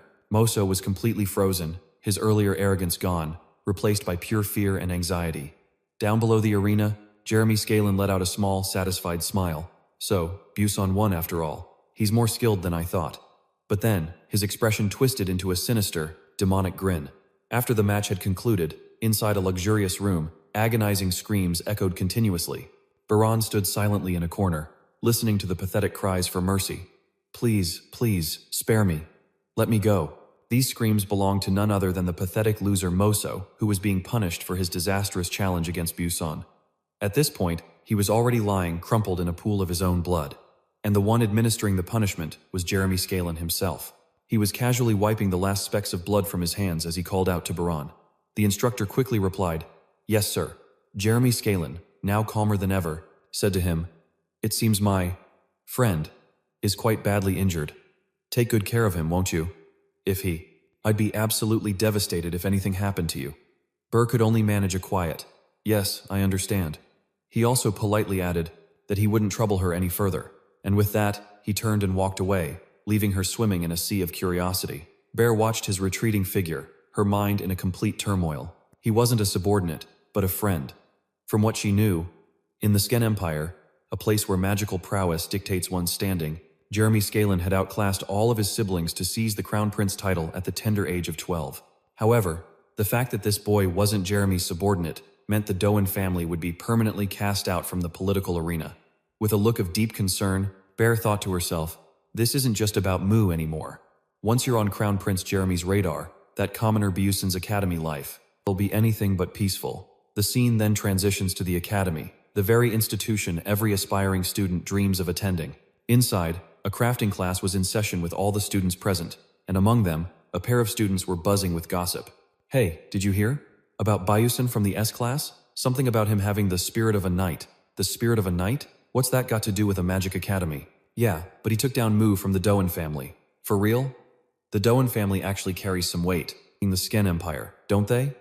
At this point, Flame, who had arrived early to prepare, couldn't help but overhear their conversation, a flicker of irritation rising within her. Everywhere I turn, people are talking about this Byason, she fumed internally. Even though I'm trying to lay low, it's starting to get on my nerves. Who is this guy, anyway?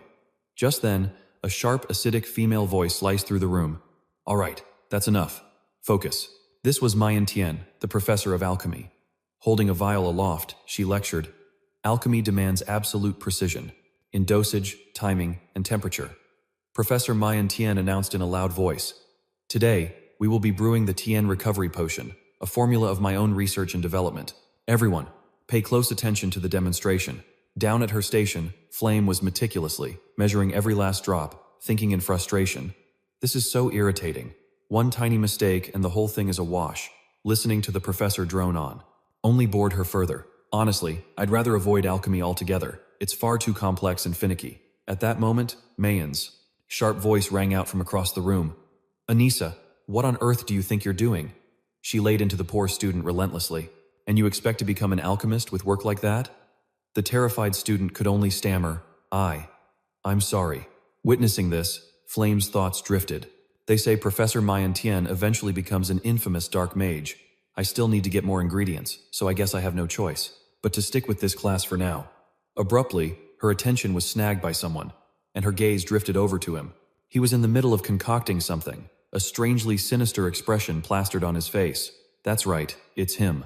A knot of unease tightened in her stomach as she recognized Byason. The sight of him sent her mind reeling. Originally, I assumed he was only in this class to get closer to Anselm. But now, it looks like he's just a genuine creep. What in the world did I just witness? She heaved a sigh. Whatever. I should just ignore it and go find those ingredients. After what felt like an eternity of careful work, Flame's 2 potions were finally complete. She let out a long, weary sigh, a flicker of satisfaction in her thoughts. Finally finished. It's a good thing the original Flame was such a top-tier student. Otherwise, this would have taken me forever. Then, as if remembering something important, her eyes scanned the room. Wait, where did Anselm go? But there she was, standing at the very next table, completely absorbed in her own work. Seeing her so focused, a sense of reassurance washed over Flame. Good, it looks like she's doing just fine. But just as that thought crossed her mind, Flame suddenly froze in her tracks. Hold on, this was a crucial plot point. She recalled that in the original story, Isel was the one who accidentally discovered the magical engineering notebook of Malov. This discovery led to a miraculous breakthrough. The creation of a healing potion far superior to the Tian potion they were making in class. Flame was completely lost in thought, wondering, so why is she brewing the potion so normally? Her train of thought was shattered by the sharp voice of Professor Mayan Tian. Byason, who gave you permission to alter the experimental ingredients on your own? He replied calmly, What's the problem? The results are better this way. Hearing his backtalk only fueled her rage. Is this the time to be talking about results? Mayan Tian continued to snap. This isn't the Tian healing potion that I assigned, is it? Hearing this, Flame was jolted back to reality, her mind racing with a single question. What did he just do? Staring at him, Flame still couldn't believe it. Don't tell me. The advanced potion that Isel was supposed to create was actually made by Byason? The thought was staggering. Flame stared at Byason in utter shock. Something was definitely not right. She glanced at his vial, wondering how on earth Byason managed to create the superior Tian healing potion in Isel's place. Mayan Tian pressed a hand to her head in exasperation. This is absurd. Your attitude is absolutely horrendous. You see? This is exactly why commoners can't be trusted. At those words, a crucial piece of the original plot clicked into place for Flame. She thought to herself, that line. It was originally supposed to be, you see? Is this why your entire family was annihilated? And those cruel words were meant for Professor Mayan Tian to say to Isel. That very line became a deep-seated trauma for Isel, who had lost her family, and it haunted her right up until the very end of the story. Flame couldn't take her eyes off him, her mind piecing things together. Could it be that Byason knew this was going to happen and deliberately drew Professor Mayan's fire to protect Ezel? A wave of concern for him washed over her. Professor Mayan held significant sway at Stella Academy. Once you were on her bad side, your grades across all subjects could be seriously affected. She couldn't help but whisper, "That idiot," before wondering, who was he going to such lengths to protect? Suddenly, Professor Mayentian's voice boomed across the room. "You! What is that tone of voice?" She was absolutely livid.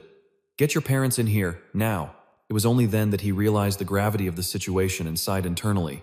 I almost forgot about Byason's troublesome situation. I got so engrossed in alchemy that I completely forgot about this annoying plot twist. He replied in a dejected tone, "I don't have any parents." When Mayentian heard that, her face flushed crimson with rage. "You! How dare you speak to me like that?" But he didn't seem to care anymore, thinking, "Whatever, I'm already in her crosshairs. What else is there to fear?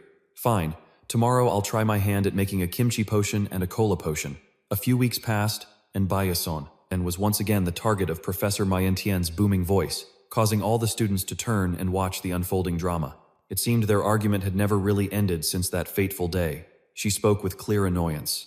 "How many times do I have to tell you? Do not alter the alchemy ingredients on your own." He replied nonchalantly, "But I only made a slight adjustment to your formula, Professor, and the results were objectively better." Hearing this, she was rendered speechless with fury. "What? You?" Byason lightly tapped his spectacles, activating his analysis glasses to view her information. A system panel materialized before his eyes. Mayan Tian, dark corruption rate, 21%. Attributes: inferiority complex, jealousy, contractor, the dark professor of alchemy. Chapter 8, corrupted boss, enemy confirmed. He watched Mayan Tian tremble with rage and smirked to himself. Perfect. Everything is proceeding exactly according to my plan. Byason recalled the plot details surrounding her. Mayan Tian, the boss from Chapter 8 who becomes corrupted by darkness. She was one of the antagonists who succumbed to corruption, unable to overcome the darkness in her heart as the insidious influence grew stronger. Once the dark corruption surpasses 90%, she'll completely transform into a dark mage. But the problem is, it's undetectable below 50% by magical means. He analyzed the situation grimly. Right now, Mayan's dark corruption is only at 21%, making it impossible to prove she's a dark mage. He couldn't report her either, leaving him with only one option: to continuously provoke her until her corruption level breaks the 50% threshold. Only then could he call in the Dark Magic Extermination Squad. Now, if this were a typical case of dark corruption, there would still be a way to cure it before the host is fully corrupted. But Mayan is a dark contractor, someone who willingly made a pact with dark mages. The seed of darkness has already taken deep root within her body, making her beyond saving. Byason looked up at her, mentally putting his guard up. We're only in Chapter 4, but she's a major boss, so I have to start preparing now, he thought. If I don't, she'll start turning the other students into dark mages and threatening Stella's safety. Just then, Mayan crossed her arms and shot him a look. You're still the same old troublemaker. She then issued a threat to Byason, which doubled as a warning to any other student thinking of crossing her. Don't expect to get a high score in my alchemy class. Hearing this, he couldn't care less and just sighed. That's even better. Let her focus all her attention on me. Might as well use this assignment time to get some muscle training in. A moment later, everyone was split into groups, a development that made Byason facepalm. He thought, what is this? I can't believe the practical exam is a group project. He found himself grouped with two other guys, who clearly weren't happy about it, frowning as they silently looked at each other. Isol was no exception. She remained completely silent without uttering a single word. The oppressive atmosphere was getting to him, and he thought, good grief, look at this gloomy vibe. Anyone walking in would think they'd stumbled into a funeral. Deciding to break the ice, he spoke up first. Nice to meet you all. I'm Byason. The other group members then followed suit, introducing themselves. I'm Cahoon, the name's Maliwan, and I'm Isam. Suddenly, Maliwan buried his face in his hands and wailed. It's over. Our group is totally doomed, he explained his despair. I heard Professor Mayan gives abysmally low scores to any student she takes a disliking to. We might as well not even take the test. Hearing this, our hero felt a pang of guilt, thinking, you guys are in this mess because of me. But Isol quickly shot back. But we can't just give up like that. One of the others stammered. But, before she cut in to explain, look, when it comes to grading the practical exam, there will be at least 3 alchemists from the official association present. That means Professor Mayan can't just fail us on a whim. For the other 2 students, this was a revelation. They exchanged glances, nodded, and let out a collective sigh of relief. With a newfound spark of hope, their energy returned. All right then, let's give it our all. Perfect. This is actually a potion I've always wanted to try brewing. Byason turned to Isol with a cheerful grin, which seemed to catch her completely off guard. Isol was visibly startled. She quickly averted her gaze, ignoring him, and continued. Anyway, the D-rank enhancement potion we've been assigned for this project isn't too difficult if we just apply what we've learned. The only tricky part is sourcing the ingredients. So, who's going to get the main component? A fire lizard's tail. Without a moment's hesitation, Byason raised his hand. Leave that to me. A buzz of conversation immediately filled the room. The group started discussing the task at hand. Everyone knows monster carcasses are the most crucial ingredients in alchemy, right? They have to be harvested from a fresh kill. Obviously. Isol glanced over at Byason, thinking, he seems so confident. I guess it'll be fine. A smile played on his lips as he thought, a fire lizard, huh? No problem. I'll bring the whole thing back myself. Later that evening, in a dimly lit office, a student approached Professor Mayan. You summoned me, Professor? Immediately after, holding a piece of paper, she said, take this notice to the Class C alchemy students. Then with a sinister look, she emphasized the important part. Make sure you exclude Group 12. The student took the paper and left. Yes, Professor. She had it all planned.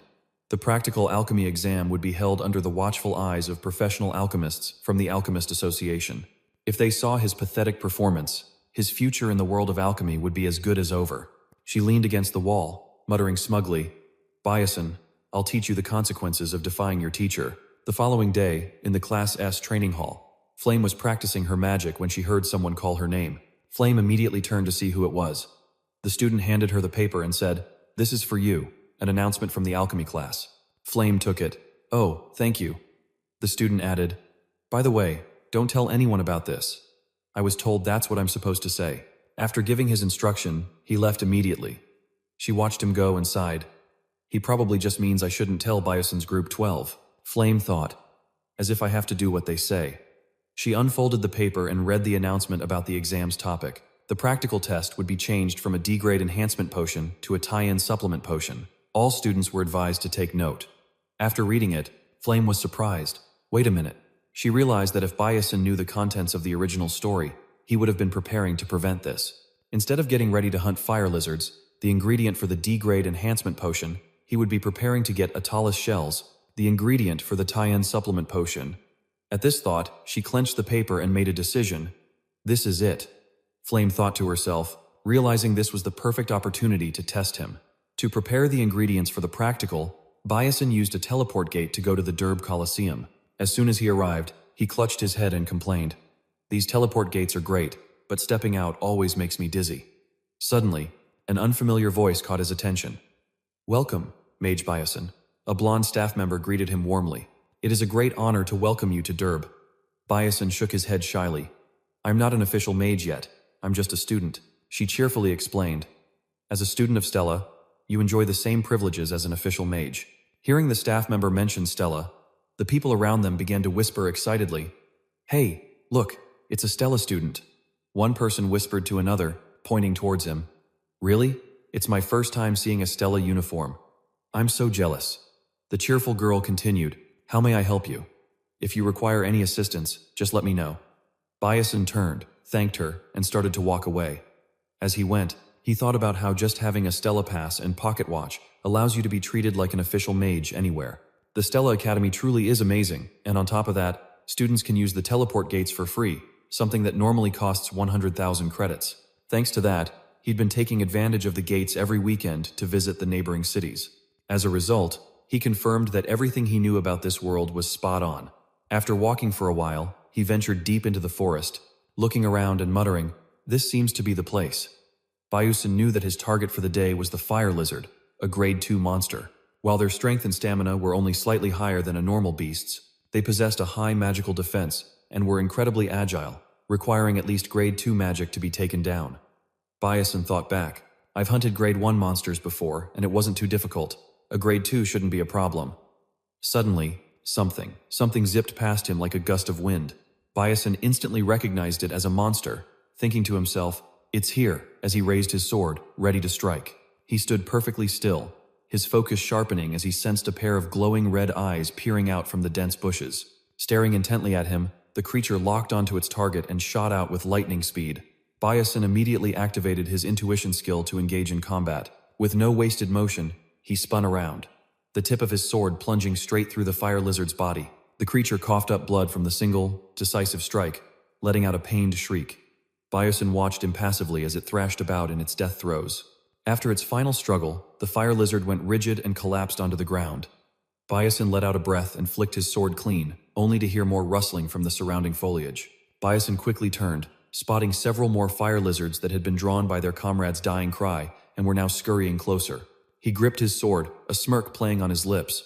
Well now, he thought, before charging headfirst into the pack, eager to start gathering his materials.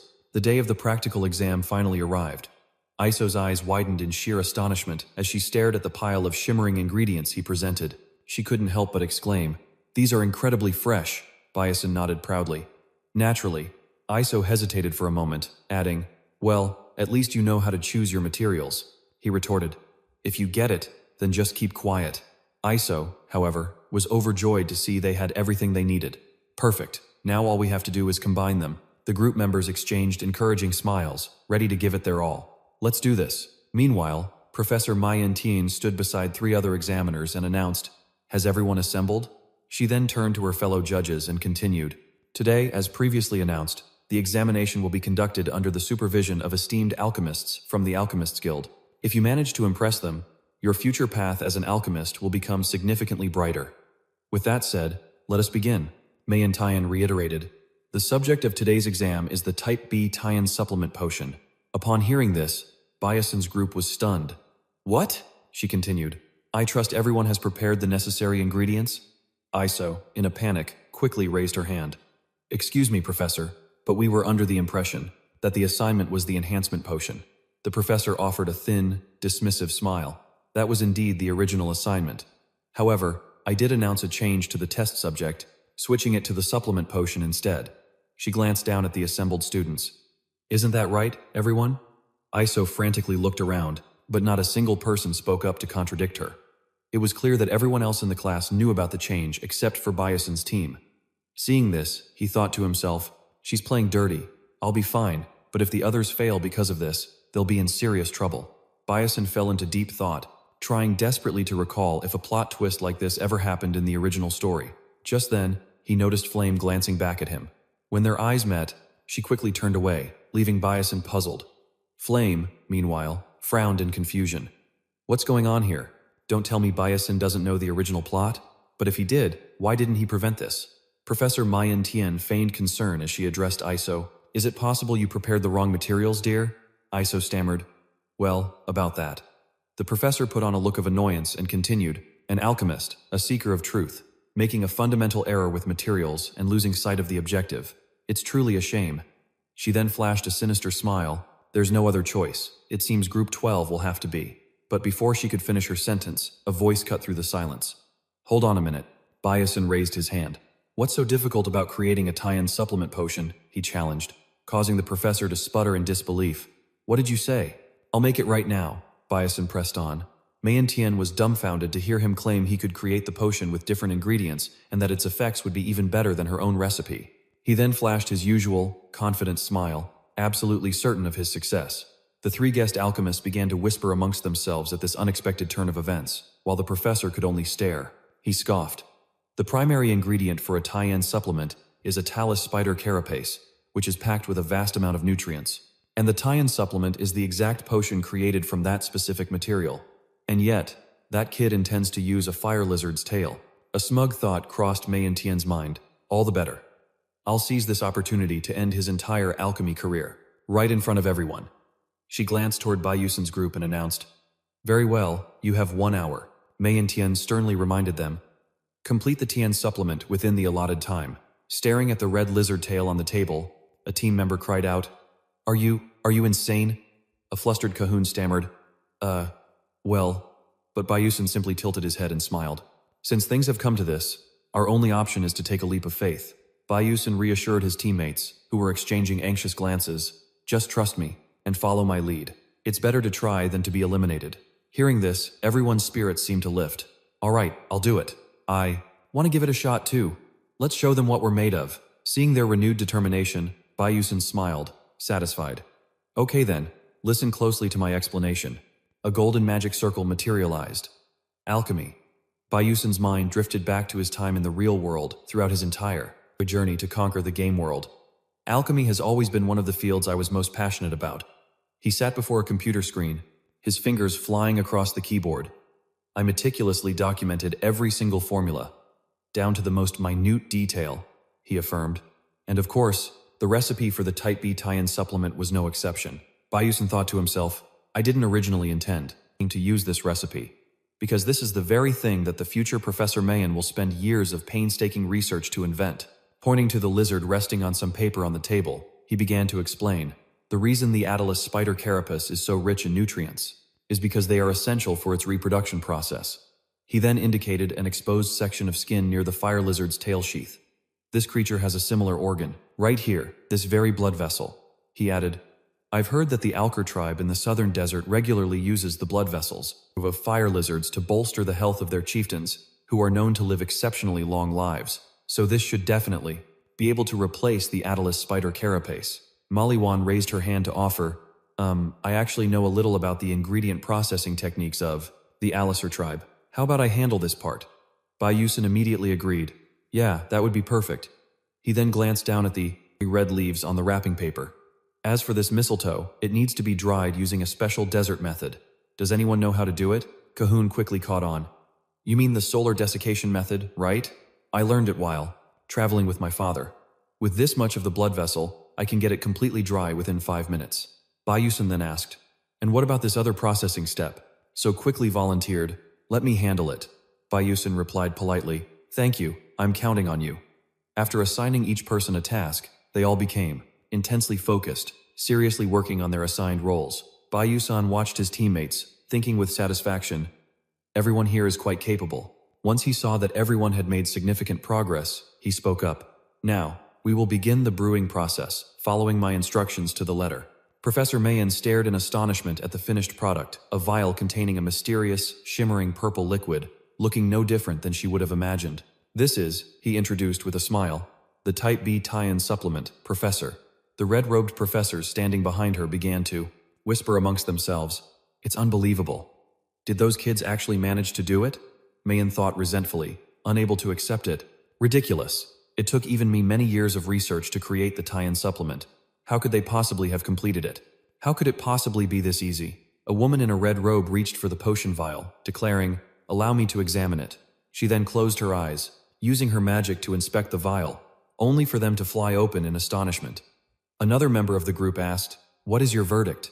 The one who had just inspected the potion replied, while there are some minor flaws, and a considerable amount of ingredients were wasted, she concluded, its effects are actually even superior to our own tie-in supplement. Upon hearing this, everyone in Byuson's group was ecstatic, and the professors couldn't stop showering the potion with praise. Outstanding! You young ones possess such innovative knowledge. Mayrin then shrieked in a high-pitched voice, hand that over to me. Seeing that things weren't going according to her plan, Mayrin grew furious. She snatched the vial and bellowed, I will verify this with my own 2 hands. But the moment her fingers made contact with the vial, Mayrin was left utterly stunned, her jaw practically on the floor. Clutching the potion, she thought, this is impossible. It can't be wrong. This potion utilizes the technique of converting a monster's nutrients into human energy, a technique that I personally developed. Mayrin's brow furrowed as she gritted her teeth, her grip tightening on the vial. This is undeniably a perfect tie-in supplement. It's impossible. How? How could they possibly create a product superior to my own in such a short amount of time? Instantly, a malicious thought sparked in Mayrin's mind. Well, it doesn't matter. After all, I'm the one who grades them. She set the potion down, thinking to herself, I'll just blame it on the missing ingredients and get them eliminated right here and now. Aloud, she announced, the inspection is complete. Mayrin prepared to deliver her verdict. It appears that Group 12. But just then, she was cut off by one of the figures in a red robe. An A for Group 12 would be selling them short. That person smiled at Mayrin and asked, Professor, Mayrin, what are your thoughts? Mayrin's brow twitched in fury. She gritted her teeth and shot a glare at the speaker, thinking, damn these old fools. Ultimately, Mayrin had no choice but to begrudgingly announce, Group 12 passes. Every member of Group 12 broke into a wide, happy smile. Cheering in unison, "We did it!" The members buzzed with excitement, exclaiming, "That's not bad at all," and "That was incredible."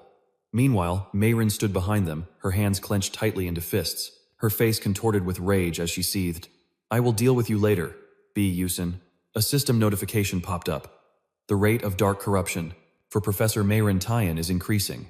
Over at the training grounds, students were hard at work, practicing how to use their mana with wands to attack the training dummies. Frey stretched and let out a deep sigh. "Finally, it's over. I'm getting too old for this school stuff. It's absolutely draining." Suddenly, a voice caught her attention. "It's all right, Aksu." Two students were consoling a pink-haired girl who was busy wiping away her tears. "You did a great job. Yeah, and for now, you're still way better than the princess." Frey watched Aksu dab at her eyes, thinking to herself, "That girl. I believe she's known as the fire magic prodigy." One of the two girls comforting Aksu said, "But her rate of improvement is terrifying. We've been training for so many years, and yet the princess." The other girl chimed in, "Sooner or later, the princess is going to surpass our level of control." Frey was taken aback when she heard this. Beyond's control. Shouldn't even start developing until her second year. So why now? She glanced back slightly at the group of girls behind her. Could this be Byason's doing as well? She began to reminisce, thinking back to the practical alchemy exam. Something about that was strange, too. She started piecing together the oddities. The formula for the Type B tie-in supplement was originally discovered by the Enel from the future, only to be stolen and perfected by Mayrin Tyan. Frey stroked her chin, deep in thought. And yet, Byason somehow knew the formula, a formula that never even appeared in the original story. I'm certain this event never happened in the novel. A sudden speculation struck her. Wait a minute. Does this mean he knows information from the future? But he doesn't know the plot of the original story? The realization dawned on Frey. An unbelievable possibility. Could it be he didn't just transmigrate, but actually regressed? Flame's gaze dropped as she began to piece everything together. It all started to click in her mind. If that were the case, everything would make sense. If Byason came from the future, he would only know about future events.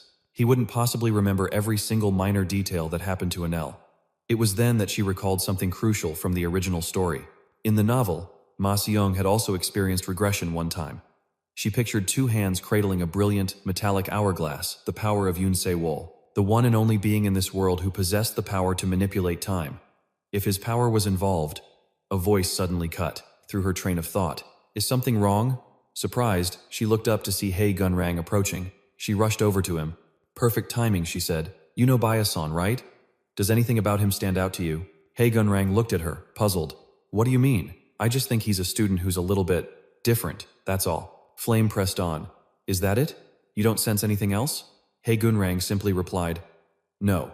She let out a disappointed sigh, covering her forehead. I see. Curiosity piqued, Hae Gunrang asked. Hey Flame, do you have feelings for Byason or something? She hesitated before answering. I think I might. He opened his eyes wide. He was completely surprised. Oh, really? He mumbled. Flame gave a small nod, affirming, In her mind, she reasoned. After all, Byason is just like me. We both know the plot of the original story in advance. Golden sunlight streamed into the lecture hall where the two were talking. But this wasn't right. Things couldn't continue like this. What are you getting at? He asked. With newfound determination, Flame told Hae Gunrang, just standing around and waiting isn't my style at all. And hey, since we're on the topic of Byason, maybe I should just go find him and confess right now? Hae Gunrang froze, his mind reeling. Confess her feelings? After their heart-to-heart, Flame smiled and gave a little wave. Thanks for taking the time to listen to me. I'm heading out now. And with that, she turned and walked away, leaving Hae Gunrang behind. He stood there with a strange smile plastered on his face. As Flame's figure faded into the distance, the smile vanished, replaced by a somber expression as he murmured, Flame. A sense of solitude hung in the air as he stood alone in the courtyard. The next day, inside the academy's bustling dining hall, Byason sat by himself, sipping tea. The sounds of laughter from other students filled the air around him. What am I supposed to do now, he wondered. Mayentian's dark corruption rate had already reached 37%. That meant there were less than 3 months left before tragedy would strike. Mayentian's corruption would bring ruin down upon one of the students. He ran through the list of candidates in his head. Ziki, Flame's closest friend, Yuang, the loyal knight sworn to Byason, and Hae Gunrang, the sole successor of the Moonshadow Tower. If He Gunrang were to fall into that dark abyss, the consequences would be catastrophic. At that thought, he abruptly stood up and hurried out, his mind troubled. Even though the probability was exceedingly low, He Gunrang's corruption would signify the absolute worst-case scenario, so he had to be exceptionally cautious. Out of the three of them, the one with the highest probability was, lost in thought, Byason had just stepped out of the dining hall when he ran right into Flame. The moment she saw him, she crossed her arms and confronted him. "What are you up to?" Byason shot back. "What are you talking about?" Flame retorted. "You never gave me a straight answer last time about who you really are." Byason was flustered. "That question again? You're really putting me on the spot." As his eyes met Flame's, a thought sparked in his mind. Should I just tell her the truth? Perhaps she has information that could help us reach a better ending. It's all or nothing. Might as well risk it. But just as he opened his mouth to speak, I Am the System suddenly flashed, surrounding Byason with countless red warning messages. Insufficient plot power. Warning. Identity revelation prohibited. You have transmigrated into this character. Warning. You are forbidden from sharing any knowledge or information you possess with this character. Byason, trying to ward off his boredom, thought, I'm seriously going to lose my mind. What the heck is this? Ultimately, he was forced to follow the system's directive and find another way. He proposed, all right, let's do this. Everyone has their secrets, so we'll only tell half-truths. How about that? Flame replied, fine, I agree. He let out a sigh of relief. Thank goodness. Flame then spoke up. In that case, let me ask first. You know the future, don't you? Byason broke into a cold sweat, thinking, I said half-truths. Why is she being so direct? He countered with a question of his own. For you to say that, it must mean you're the same, right? What is your purpose for coming to this academy? Flame answered, to prevent the world from being destroyed. This world is in danger. Inside, Byason sighed in relief. Whew, though I have no idea if that's the truth. Flame crossed her arms and continued, now, it's my turn. Why do you act the way you do? Byason was puzzled. Act what way? I'm not entirely sure what you mean, but I'll just be vague to get through this. So he replied, for no reason at all. I just do what I believe is right. He worriedly thought, is that a good enough answer? But unexpectedly, Flame's reaction was intense. She trembled and then shouted, don't you lie to me. How can anyone be that kind for no reason? Byason was completely stunned. Flame asserted, you must have a motive. There's something that you want to achieve. He stammered, no, I don't. She yelled, what? Are you just doing this to kill time? You have nothing you want to accomplish? Byason answered honestly, actually, I'm not even sure myself. Flame was confused by his uncertainty, so he clarified, I just want to survive, that's all. But his words left Flame utterly stunned. Sir, survive? Hearing this, whatever she was thinking made her voice soften. I see. I'm sorry. I misspoke. Byason was completely lost. What is going on? Overwhelmed by her own thoughts, Flame covered her face and started to cry. She turned and ran away, leaving only a single sentence behind. I'll be going now. Byason was bewildered. Wait, it was my turn to ask. Is she crying? Before he could stop her, someone called his name from behind, Byason. He turned around and saw He Gun, approaching with a murderous aura. Byason stammered, what now? With a grim expression, He Gun demanded, answer me. Why was Flame crying? If you lie, I won't show any mercy. Byason froze solid. Good grief, just getting glared at by the strongest character's rival is enough to send shivers down my spine. Now I remember. There's a plot point where He Gun has a one-sided crush on Flame. A misunderstanding here would be a huge mess. I have to clear this up immediately. So he stated plainly, there's absolutely nothing going on between me and Flame. Why do you ask? But He Gun's unfriendly demeanor didn't change. You expect me to believe that? Byason laughed awkwardly. You should, really. Especially. Whatever you're thinking. It's not like that, rest assured. He thought to himself, that should do it, right? He Gun fell silent for a moment. Then, he bowed his head to Byason. I asked an unnecessary question. My apologies. Byason waved his hand dismissively. It's no big deal. With that, He turned to leave. Then I'll be on my way. Byason smiled as he left, but a nagging suspicion grew in his mind. What was that? That's not like his character at all. He Gun, the one who's always so cold and rational, acting so unstable? I'm getting a really bad feeling about this. That evening in her room, the blue-haired girl closed her book with a long sigh, thinking sadly, I couldn't concentrate at all today. She recalled what had happened that morning, when she approached Byason after class. I have something I want to ask you. He had asked, "What is it?" "That formula from earlier. Did you come up with it on the spot?" He replied nonchalantly. "You could say that," she had mumbled. "I see." This revelation was a huge blow to the blue-haired girl. "I've always thought of myself as a genius. I believed that as long as one has talent, I have the potential to defeat anyone, but my performance just now was pathetic."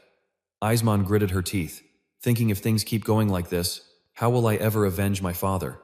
The blue-haired girl's hand on the book clenched unconsciously. He was framed by them, branded a traitor, and sent to his death.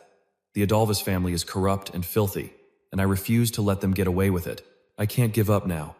Aizman slapped herself hard across the cheek, stealing her resolve. She told herself, this is only the beginning. I have to get stronger. If there was a way to get some truly satisfying revenge on her, would you be interested? Byason asked the trembling assistant with a serious tone. Anissa stammered in denial. I'm just a lowly assistant. Why would I need revenge? If I get fired, I'll be out on the streets. Well, being a wanderer has its own charms. He paid no mind to her words and continued with his tempting offer. Then how about this? The assistant becomes an alchemist far more skilled than Professor Emren. Hearing that made her panic. What? Byason pressed on. So that no one can ever look down on you again. Her eyes glazed over as she spoke with immense gratitude. If that could happen, it would be wonderful. Seeing her expression, he paused to reflect. Anissa was already completely worn out. There was no way she could be content with just being an assistant who cleans that dusty warehouse all day. Byason thought back to the image of the assistant diligently working on the tasks he assigned. Anissa had always harbored the dream of becoming an alchemist, free to create her own inventions, and she had more than enough talent to make that dream a reality. His gaze grew more determined, because she was destined to become the genius alchemist of the era, one who would create countless artifacts with her super genius intellect and unique ideas. But the Anissa of the present was the complete opposite of the figure she would one day become. Anissa said awkwardly, I'm sorry. In the end, I couldn't even treat you to a cup of coffee. He gave a wry smile. It's all right, don't worry about it, assistant. Byason was absolutely certain of his thoughts. Although she has to put her dreams on hold because of her harsh reality, I will soon help her achieve that dream. As Stella's midterm exams were coming to an end, I visited Anissa frequently. She would cheerfully clap her hands whenever she met someone with a similar idea. Ah, you think so too? I was also planning to add a color-changing function with a button for the magic pen. He suggested, let's add an eraser to it as well. Anissa quickly caught on. Oh, like a mechanical pencil? That's a brilliant idea. Watching the assistant work so diligently, Byason thought to himself, perfect. The number of Anissa's inventions was steadily increasing, but her ability to decipher formulas was still weak. He mused. As someone who has watched her strive day after day, he desperately wanted her to escape her current fate. I have to guide Anissa to find the solution before Mai and Tian does, but it's so difficult. While his mind was wandering, someone called out, Hey kid, why are you walking around in a daze, like you've lost your soul? Flame spoke up, warning him. If you keep walking like that, you're going to bump into someone. Recognizing her, he scowled and snapped, Who are you calling a kid? Flame immediately shot back. You look like a kid, that's who. Byason was annoyed but helpless, so he could only grumble under his breath. That girl, she's really. When did I ever tell her my age?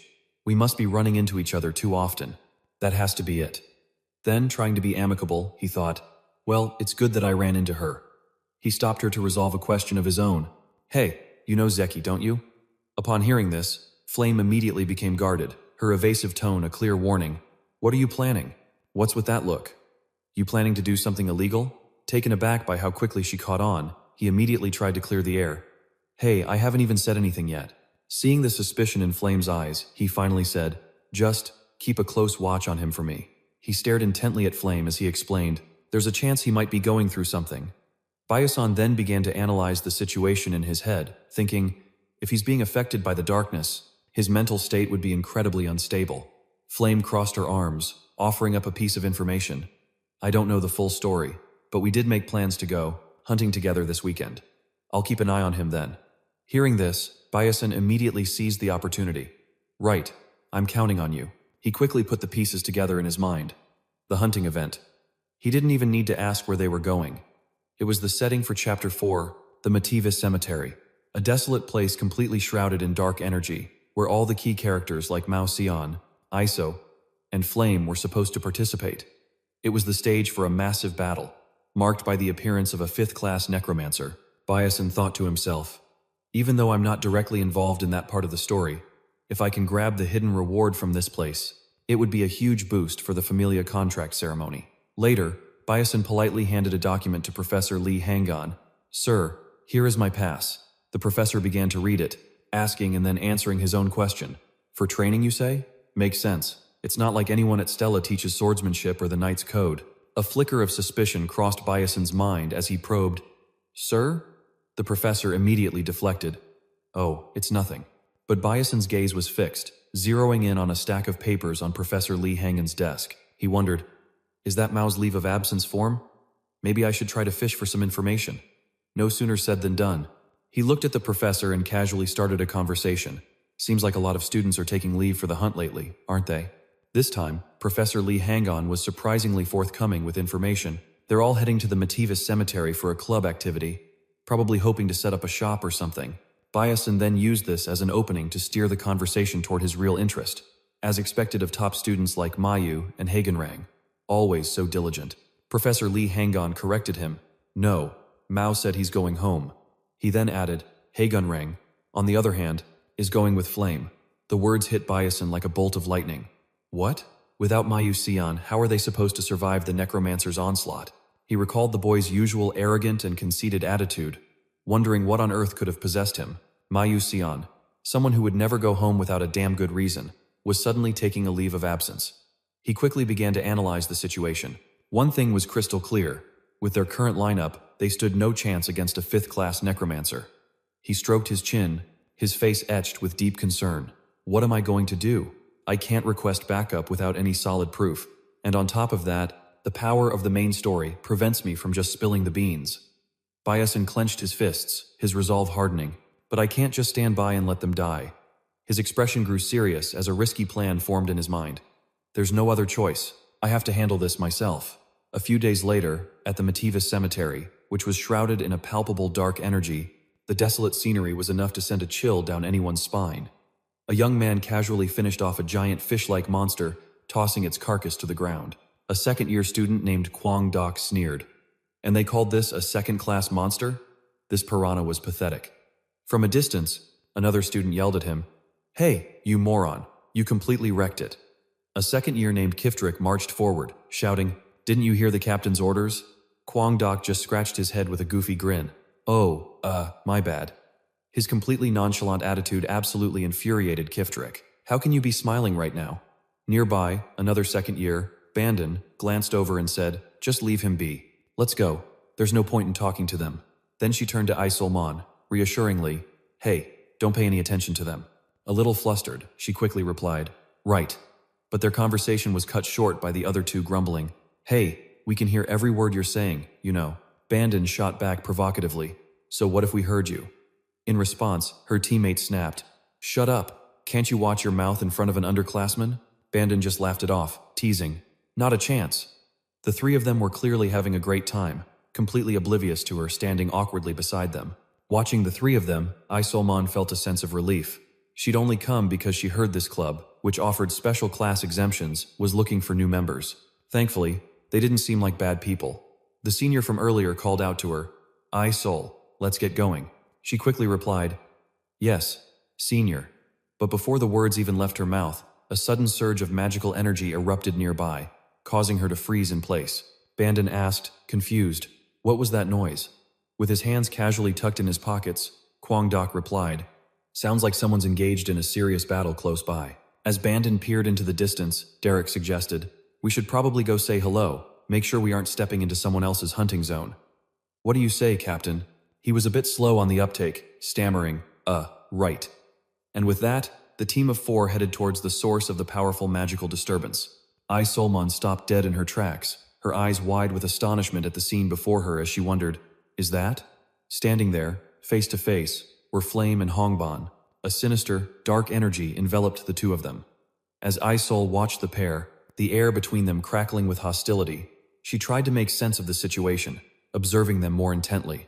Between Bon and Flame, the town was already steeped in a heavy, oppressive gloom, an atmosphere that only amplified the suffocating tension radiating from them. The two girls faced off, a heavy silence hanging between them. Bon and Flame locked eyes, both their gazes glinting with unwavering resolve. A single thought, an unvocalized question, crossed Isol's mind. What are Bon and Flame doing here? Just then, loud arguing erupted from the other groups, ratcheting up the tension even further. An angry voice shouted out, "I was clearly the one who took down that giant piranha first." Someone else immediately shot back, their voice dripping with frustration. "That's ridiculous. It was in our designated hunting area, which means it belongs to us." A third voice cried out in disbelief. "What did you say?" Isol glanced down at the massive fish on the ground, a look of bewilderment on her face. She thought to herself, "Is that really a giant piranha?" Another thought quickly followed, a mixture of surprise and intense curiosity as she registered just how rare the creature was. It was rumored to be a grade 3 monster, and an exceedingly uncommon one at that. Watching everyone squabbling over it, she remained a detached observer, quietly taking a step back to let them handle it. She mused internally, "I guess they're fighting over the spoils of the hunt."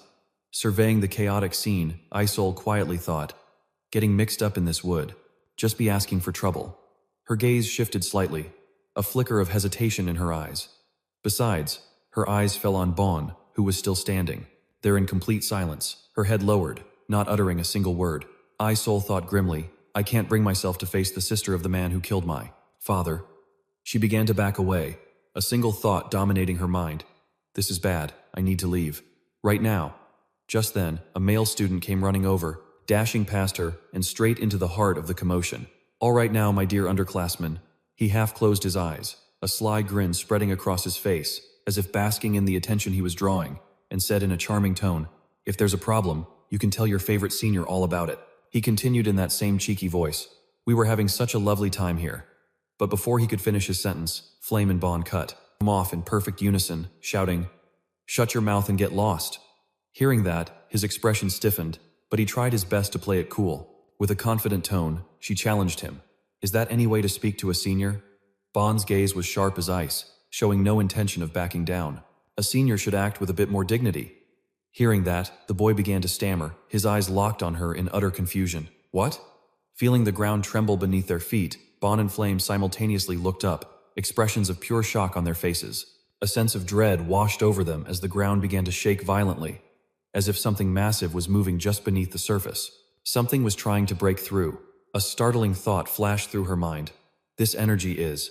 At that moment, an arm made of nothing but bone erupted from the earth.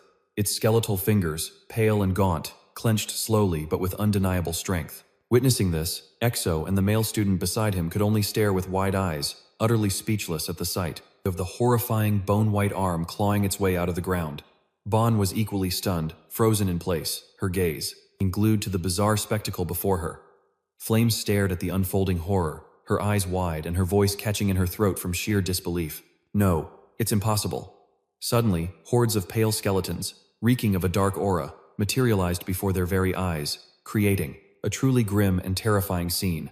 The skeletons had risen in a cemetery, its tombstones shrouded in a thick, oppressive mist, casting a bleak and somber pall over the area. A system notification chimed in the silence. "Skill experience has increased."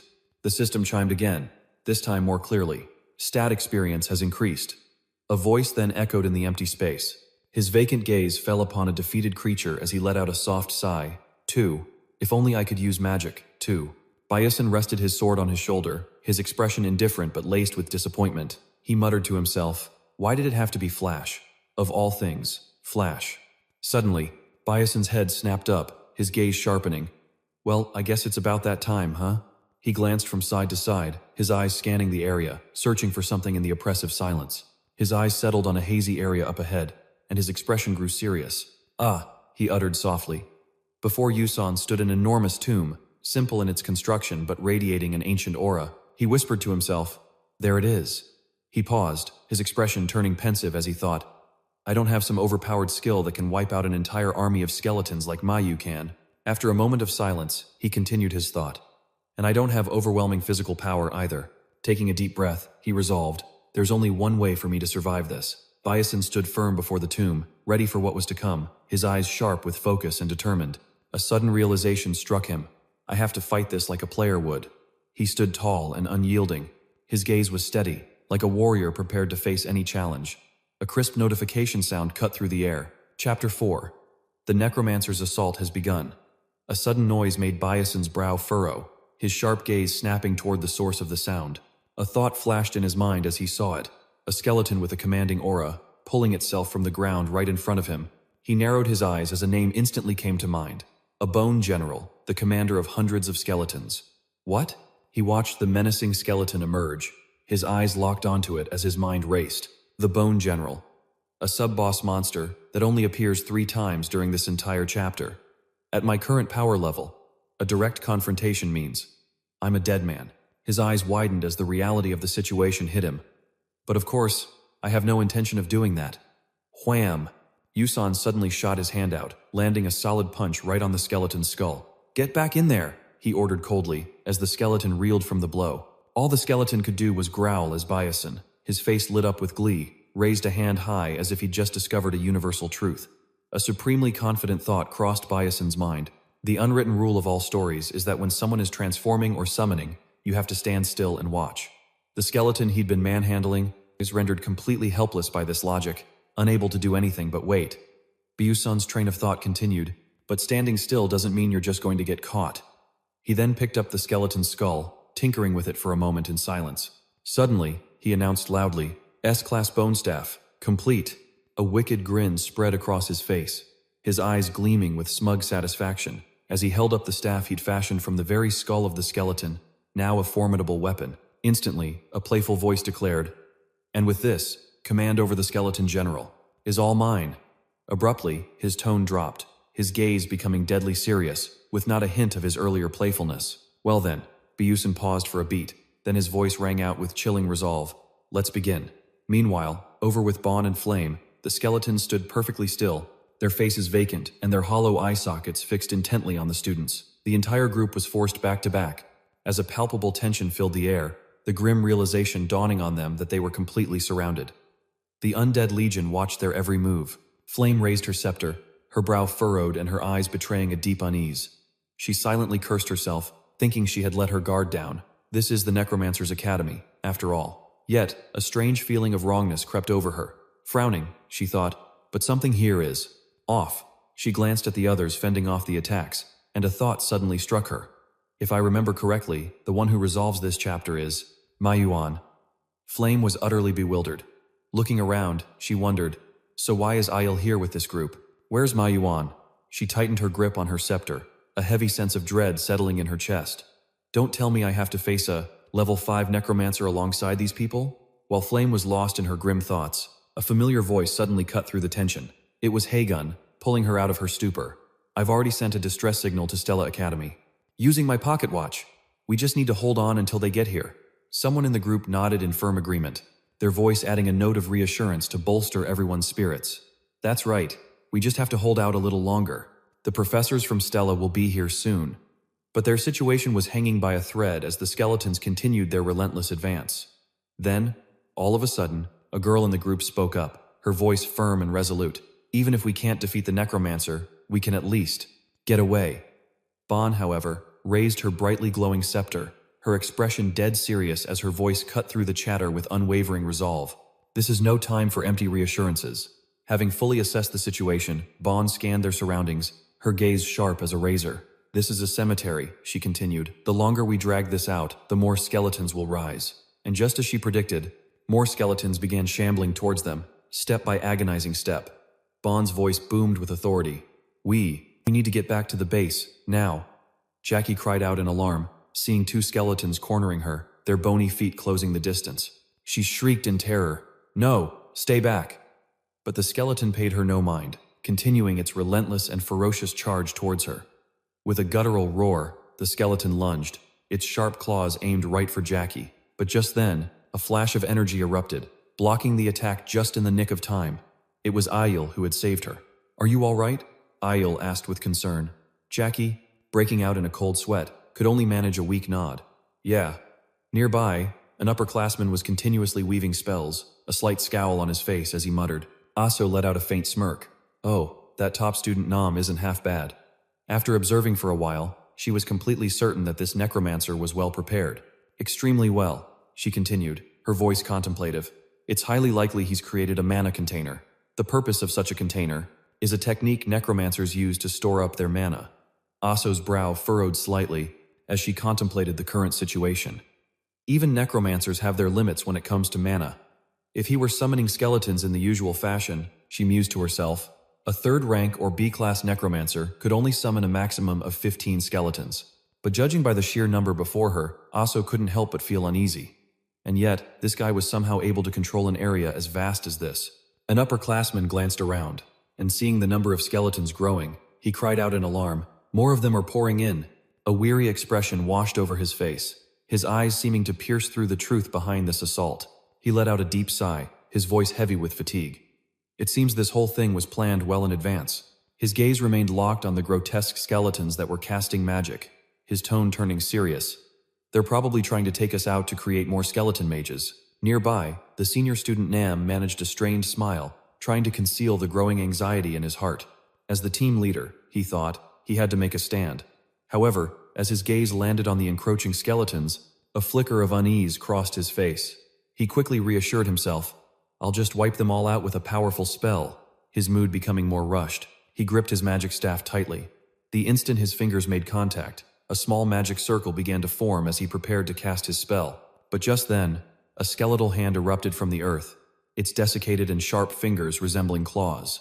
It lunged towards him, gripping his calf tightly. Panic seized him, his eyes wide with fear, his body instinctively trying to recoil. But the icy skeletal hand held firm, and desperate whispers escaped his lips, as if pleading for help in vain. No.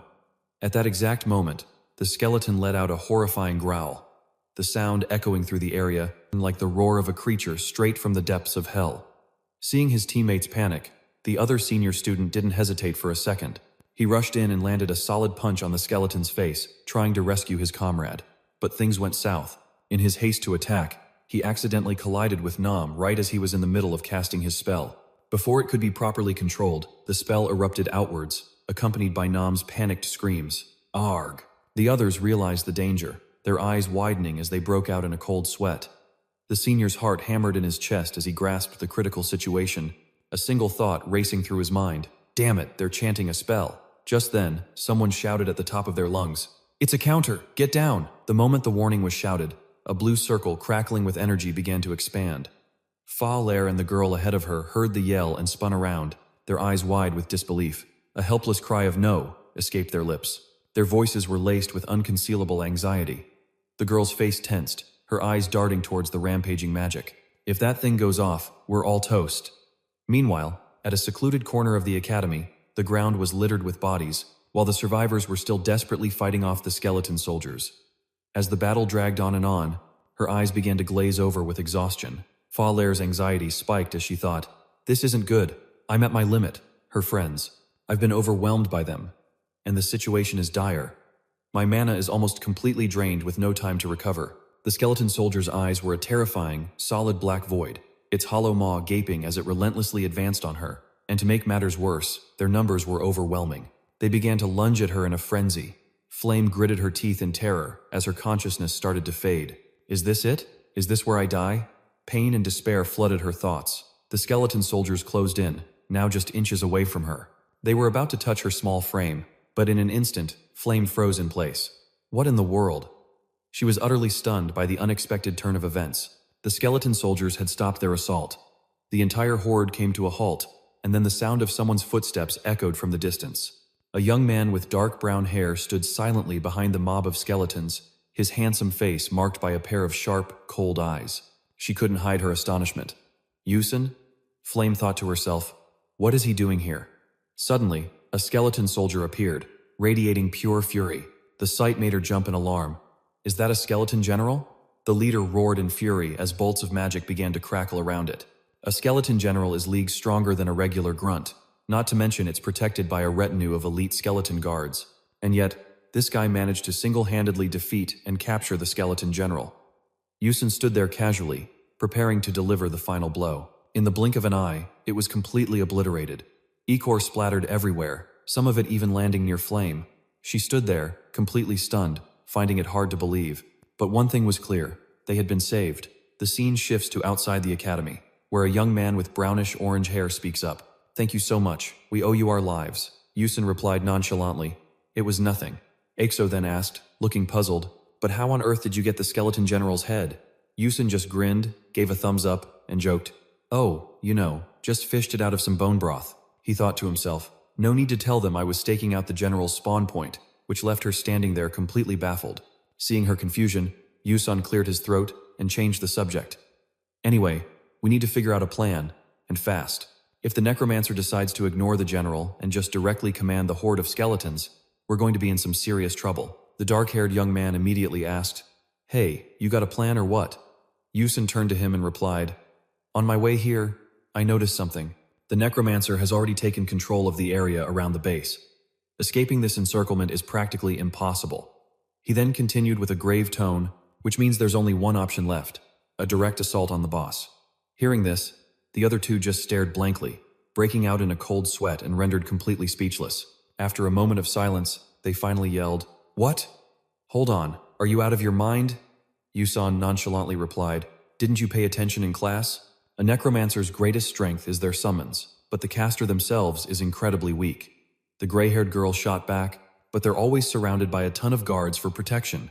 He gave a slight nod at her point, but his tone remained firm. The necromancer controls a massive area.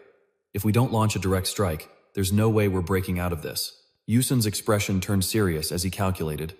Right now, the necromancer's guard consists of 1 skeleton general, 6 elite skeletons, and 50 regular skeletons, and their numbers are only going to grow. This is our one and only shot, he thought. But how can I get them on board? Suddenly, a voice cut through the tension, agreeing with his plan. "I'm in." It was Flame. He might look like a bit of an idiot, but his combat experience and raw power are on a completely different level than ours. Bon chimed in. "I agree, too. To be honest, I don't think we stand a chance of breaking through the encirclement any other way. Besides, the necromancer will never expect a direct frontal assault." The brown-haired guy glances back at the gray-haired girl, both of their faces etched with anxiety and unease, before one of them finally speaks up. "I have no idea what makes you so confident, but since we can't get out of this alone, we'll cooperate with you." Another voice chimes in. "All right, let's give it a shot." He glances at the opposing group with a faint smirk, just before the necromancer can notice anything. Deep within the forest stands a church, completely shrouded in a chilling mist that gives it a truly terrifying appearance. Suddenly, a man's foot steps into view, and his voice rings out. What a stroke of luck, running into Stella's little fledglings all the way out here. With a sinister look on his face, he continues, "If I turn them into skeleton mages, that pathetic black magic alliance won't dare to underestimate me ever again." This is Sap Huke, a 5th-level necromancer from the Dark Tower, as he approaches a field of tombstones engulfed in that same cold, eerie fog. He stares at something unseen and mutters to himself, 7 years of collecting mana for the energy vessel. This place is currently guarding a legion of 700 skeleton soldiers. A grotesque smile spreads across Sap Huke's face as he declares with absolute confidence, "Now, no one will ever belittle me again." But just then, his eyes fly wide open. A wave of panic washes over him as he wonders, "What was that? My senses just detected a massive disturbance. Don't tell me the skeleton general has been stolen." His expression darkens instantly. As he whips around, a blinding flash of blue light erupts from right behind him. The magical energy surges forward to strike him. Sap Huke's eyes bulge in terror, beads of cold sweat forming on his brow. The bone shield he conjured begins to waver before shattering completely. He staggers back in disbelief, gripping his magic staff tightly as he roars in frustration. "My bone shield, a 4th-tier spell, actually cracked. You wretched pest, I will not spare you." Sap Huke's eyes widen once more, but then he spots something even more alarming than his cracked shield. Suddenly, a massive explosion rips through the air with a deafening boom. Brilliant bolts of fiery lightning rain down from the sky, targeting the very spot where he stands. While in the distance, 2 mysterious girls watch the entire spectacle unfold. His bone shield is now a scorched ruin, smoke still billowing from it. He just stands there, stunned, unable to process the unbelievable scene playing out before him. Sap Huke grits his teeth, his knuckles white as he clutches his magic staff, a profound sense of foreboding swelling inside him. "I was too careless," he seethes. "I never imagined they'd have the guts to launch a direct assault on me." In the distance, the silhouettes of 4 figures begin to approach.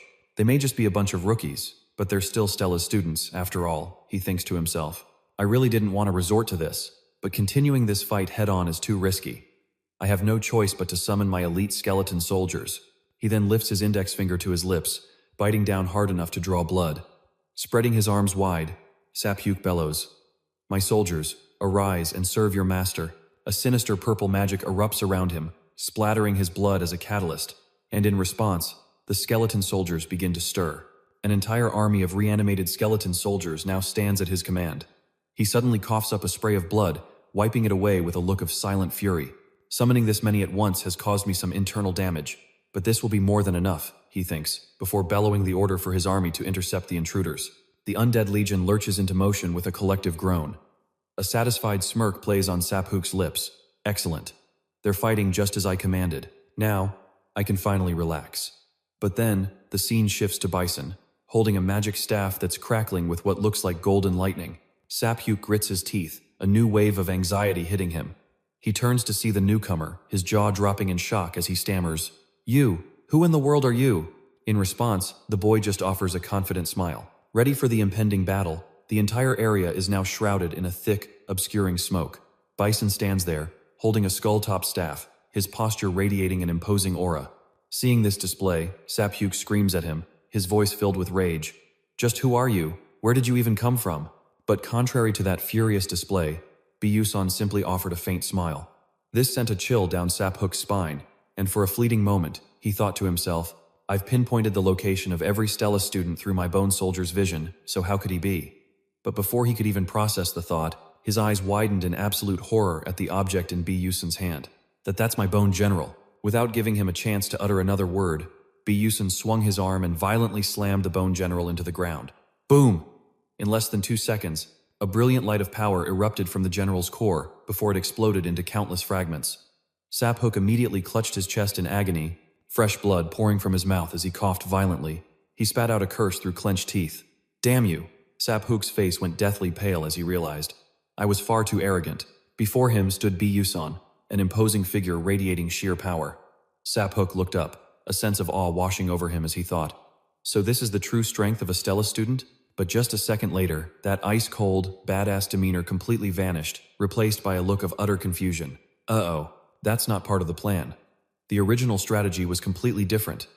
He frantically recalled, "Wait, Qian, Wang, and Bandon were supposed to deal with the Bone General and provide backup, but those extra elite Bone Soldiers have them completely pinned down. On their end, they were desperately fighting off the swarming Bone Soldiers." This sight filled Byason with anxiety as he thought, "Don't tell me I have to fight this guy all by myself?" The thought of having to fend for himself was already giving him a massive headache. "Me? I'm the weakest one in the group. Maybe I should just make a run for it?" But just as Byason was getting lost in his own spiraling thoughts, the sound of a dry cough from Saphook's direction snapped him back to reality. Seeing the necromancer's pained and unstable stance made Byason slowly reevaluate his opponent. It looks like he's injured too. A sudden realization dawned on Byason. So, he must have overexerted himself summoning those elite Bone Soldiers and suffered some internal damage. Believing his deduction was most likely correct, Byason cracked a provocative smile, then pumped himself up. "Hey, maybe I can actually pull this off." Meanwhile, on the other side of the battlefield, the fight raged on with no end in sight, explosions lighting up the area. Hongbon found herself completely surrounded by the elite Bone Soldiers. Seeing this, she grew incredibly worried about Byason's predicament. "This isn't good. I have to finish these guys off quickly and get to Byason." Just then, a panicked Wang rushed over to her, shattering her train of thought. "Princess, it's an emergency. The necromancer and Byason are locked in a one-on-one duel." Unable to believe what she was hearing, Bon cried out in shock. "What? Byason is only a first-class mage, and he's up against a fifth-class necromancer. How could he possibly stand a chance?" Anyone can see that Byason is almost guaranteed to lose. At that very moment, in the distance, boom! A blinding flash of purple light erupted, illuminating the entire sky. Seeing this, Bon gritted her teeth, her expression hardening as she muttered, "If you die on me, I'll never forgive you, Byason." Back on the main stage, Byason was stunned by the immense power radiating from Saphook. Even in his state, he could still muster a defense against Byason's assault. Suddenly, gigantic claws erupted from the earth, and one look was all it took to know Byason's fate was sealed. Witnessing this spectacle, the newfound confidence in Byason's eyes completely vanished, replaced by sheer shock and caution. Immediately after, Saphook launched a devastating attack straight at him. A beam of light shot out from the center, hurtling towards him. But Byason swiftly teleported to the side, dodging the blow. In a flash, Byason circled around, teleporting right to where Saphook was standing, and landed a clean hit, catching him completely off guard. However, this guy wasn't going down that easily. He roared in fury, shouting, "It's not that simple, Byason." Dodging his opponent's attack, Byason simultaneously pulled 2 vials he'd prepared earlier from his coat, a confident smirk spreading across his face. "For situations just like this, I've prepared a cola potion, the ultimate counter to bone soldiers," he thought as he flung his arm forward, sending the concoction flying towards the bone warrior. Sahyuk, as if anticipating Yuson's move, stared at the vials of cola and cried out in alarm. "What? My bone shield's magic is being corroded away by that cola." Sahyuk cursed in a fit of rage. That cowardly rat. Not even waiting for Yuson to react, he unleashed an attack, his magic-infused claws seeming poised to advance and pierce straight through Yuson's body. But Yuson had already executed a spatial shift, flash-stepping in an instant. He reappeared right behind Sahyuk, who seemed completely unaware of his new position. Yuson wasted no time, swiftly swinging his sword, aiming for a sneak attack at that very moment. But just then, that cunning fiend Sahyuk turned to face him, with a horrifying grin on his face, which meant only one thing.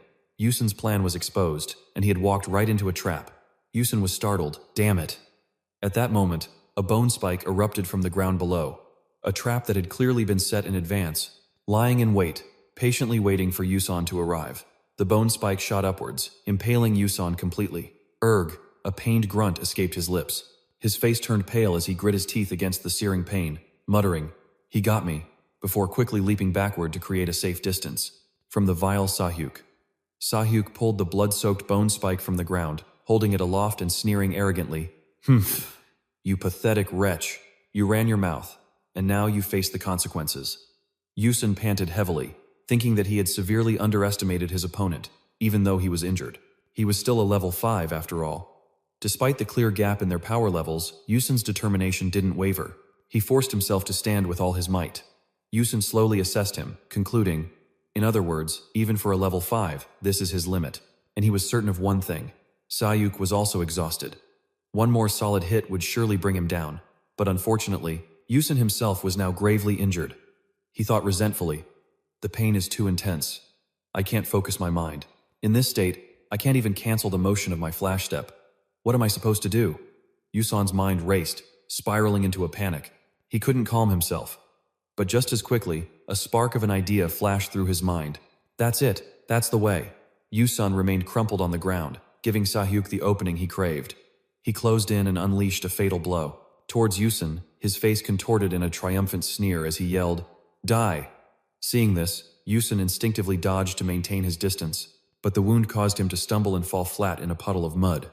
Seeing this panicked display, which completely shattered Yuson's earlier superior image, Sahyuk burst into mocking laughter. "Ha ha ha, look at you scrambling for your life." Ignoring Sahyuk's taunts, Yuson's face was grim as he struggled to move forward, telling himself, "Just a little more." Watching Yuson's staggering form only fueled Sahyuk's excitement for the chase, and he shouted with even more glee, "Struggling is useless. I'm going to finish you right here." But Yuson paid his words no mind. Instead, a knowing smile appeared on his face. A profound smile, as he thought, "I've won." Asterisk, asterisk. Chapter 39. Yuson's face was covered in wounds, and he was panting heavily when suddenly, Sahyuk's voice echoed from behind him, "I'm going to finish you right here." Hearing this, Yuson stopped gasping for air and smiled, victory now firmly within his grasp. Yuson whipped around, tightening his grip on his weapon. He lowered his center of gravity, readying his combat stance, anticipating the final move. The necromancer is 13 meters away. Byason thought with a confident smirk, "That means I don't have to cancel my flash step." The moment the thought crossed his mind, he activated the ability. Before Jiapu could even process what was happening, he was left utterly stunned. A blinding flash of light erupted right beside him. "Huh?" In an instant, Byason was at his side, swinging his sword straight for him. It left Saphuk with absolutely no time to dodge. Byason let out a determined roar, pouring all of his strength into that single strike. The blade pierced clean through Saphuk, sending a spray of blood into the air. Meanwhile, on the other side of the battlefield, something strange was happening. To everyone's astonishment, the elite skeleton soldiers suddenly froze in place, ceasing all movement. Kwangdok stared in disbelief as the skeleton soldiers began to vanish. He muttered in a daze, "Don't tell me. Byason actually defeated the necromancer?" Jackie collapsed to his knees, exhausted and bewildered, whispering that he couldn't believe it. A moment later, joyous cheers erupted from the crowd. "We're saved! We're going to live!" And indeed, back with our hero, the necromancer named Saphuk had fallen at Byson's hands. Byason pushed himself up, his face caked with grime, and sighed, "Man, I'm beat. Let's just go home." Afterwards, we were escorted by the Magic Knights of Stella Academy back to campus. Once there, we were met by a professor whose voice was firm and unyielding. Professor Lannon crossed his arms, his expression stern. I seem to recall authorizing a training trip to a scenic, natural location. The air in a cemetery must be wonderfully fresh, wouldn't you say? Hearing the sarcasm in his professor's voice, Byason replied flatly, "I'm sorry." Lennon's tone was severe as he responded, "According to school regulations, you will be punished. There are no exceptions." Byason had already anticipated this outcome, so he remained unfazed, not particularly concerned about the punishment. But strangely, the professor's next words caught him completely off guard. However, the professor said, turning around, "The fact that you disregarded school regulations to protect your friends is highly commendable. The Academy will be granting you a fitting reward and bonus points. You can look forward to it." This was completely outside of what Byason expected. Watching his professors retreating back, he said softly, "Thank you." With that settled, Byason finally let out a sigh of relief. He thought to himself, "All right, time for me to head out. The doctor said this thigh wound will take a few days to heal, so I need to get some proper rest." Just then, he caught a glimpse of a familiar figure out of the corner of his eye. He looked up to see her standing before him and asked in surprise, "Azel?" She clasped her hands together, hesitantly offering her thanks for his courageous actions earlier that day. "Thank you," she said. Byason, ever the stoic, quickly replied, "Yeah, well, just treat me to a meal next time and we'll call it even." Hearing his casual response, Azel fell silent. She glanced away nervously. After a brief moment of hesitation, she finally summoned all of her courage to ask him, "So, could I do something like that too?" The question took Byason completely by surprise. Seeing his reaction, she quickly tried to clarify what she meant, adding, "If I really try hard, do you think I could become strong like you?" Byason never expected Azel to ask something like that. He looked at the girl in front of him, who was acting so out of character, and assessed the situation internally. This is bad. The Azel from the original story would never ask this. It must be because of my interference. He realized that his intervention had forced Azel to face a trial she wasn't ready for, one where she couldn't achieve victory on her own. There was something else that worried him even more, but pushing that thought aside, he finally answered Azel, "I don't think you need to be asking me that." Seeing the confused look on her face, he continued, trying to encourage her, "You've already accomplished things that what others deem impossible. That's what a miracle is." Hearing those words from Yuson, she was completely stunned, wondering how he could possibly know so much about her. "How could you possibly?" she began. But Yuson cut her off, stating plainly, "Because I've always been watching you." Hearing that confession straight from Yuson's mouth, Ariel's eyes went wide. "Huh?" Seeing her reaction, Yuson instantly panicked over the words that had just tumbled out. "Wait a minute, didn't I just basically admit to being a stalker? That sounded like I've had my eyes on her for way too long. What on earth did I just say?" The words were out, and there was no taking them back. Flustered, Yuson scrambled for an escape, stammering, I've got to go." Whew, that was a close one. Watching Yuson's hasty retreat, Ariel lowered her gaze, saying nothing as she fell deep into thought, lost in a world of her own. As she watched his retreating figure, her heart began to race with an unfamiliar excitement. After all, no one had ever shown an ounce of concern for her, the daughter of a traitor. She watched him go, a thought echoing in her mind. But he's always been watching over me? The realization sparked a new fire within her, a newfound motivation knowing that someone out there actually cared. A miracle? Yes, it truly was a miracle, one that would fuel her with an immense source of strength. The next morning, the Academy's main square was buzzing with an unusual amount of activity. The presence of so many important figures piqued Yuson's curiosity. He thought to himself with a puzzled look, "It's just an awards ceremony. Why are the Ministry of Magic, reporters, and even nobles here?" Talk about overkill. His attention soon shifted from the crowd, however, as he caught sight of Bond's ridiculously cheerful and smug expression. She looked way too excited for her own good. Perhaps his stare was a bit too obvious, because it immediately put Bond on guard. She shot him a glare and snapped, "What are you looking at?" He calmly replied, "Nothing."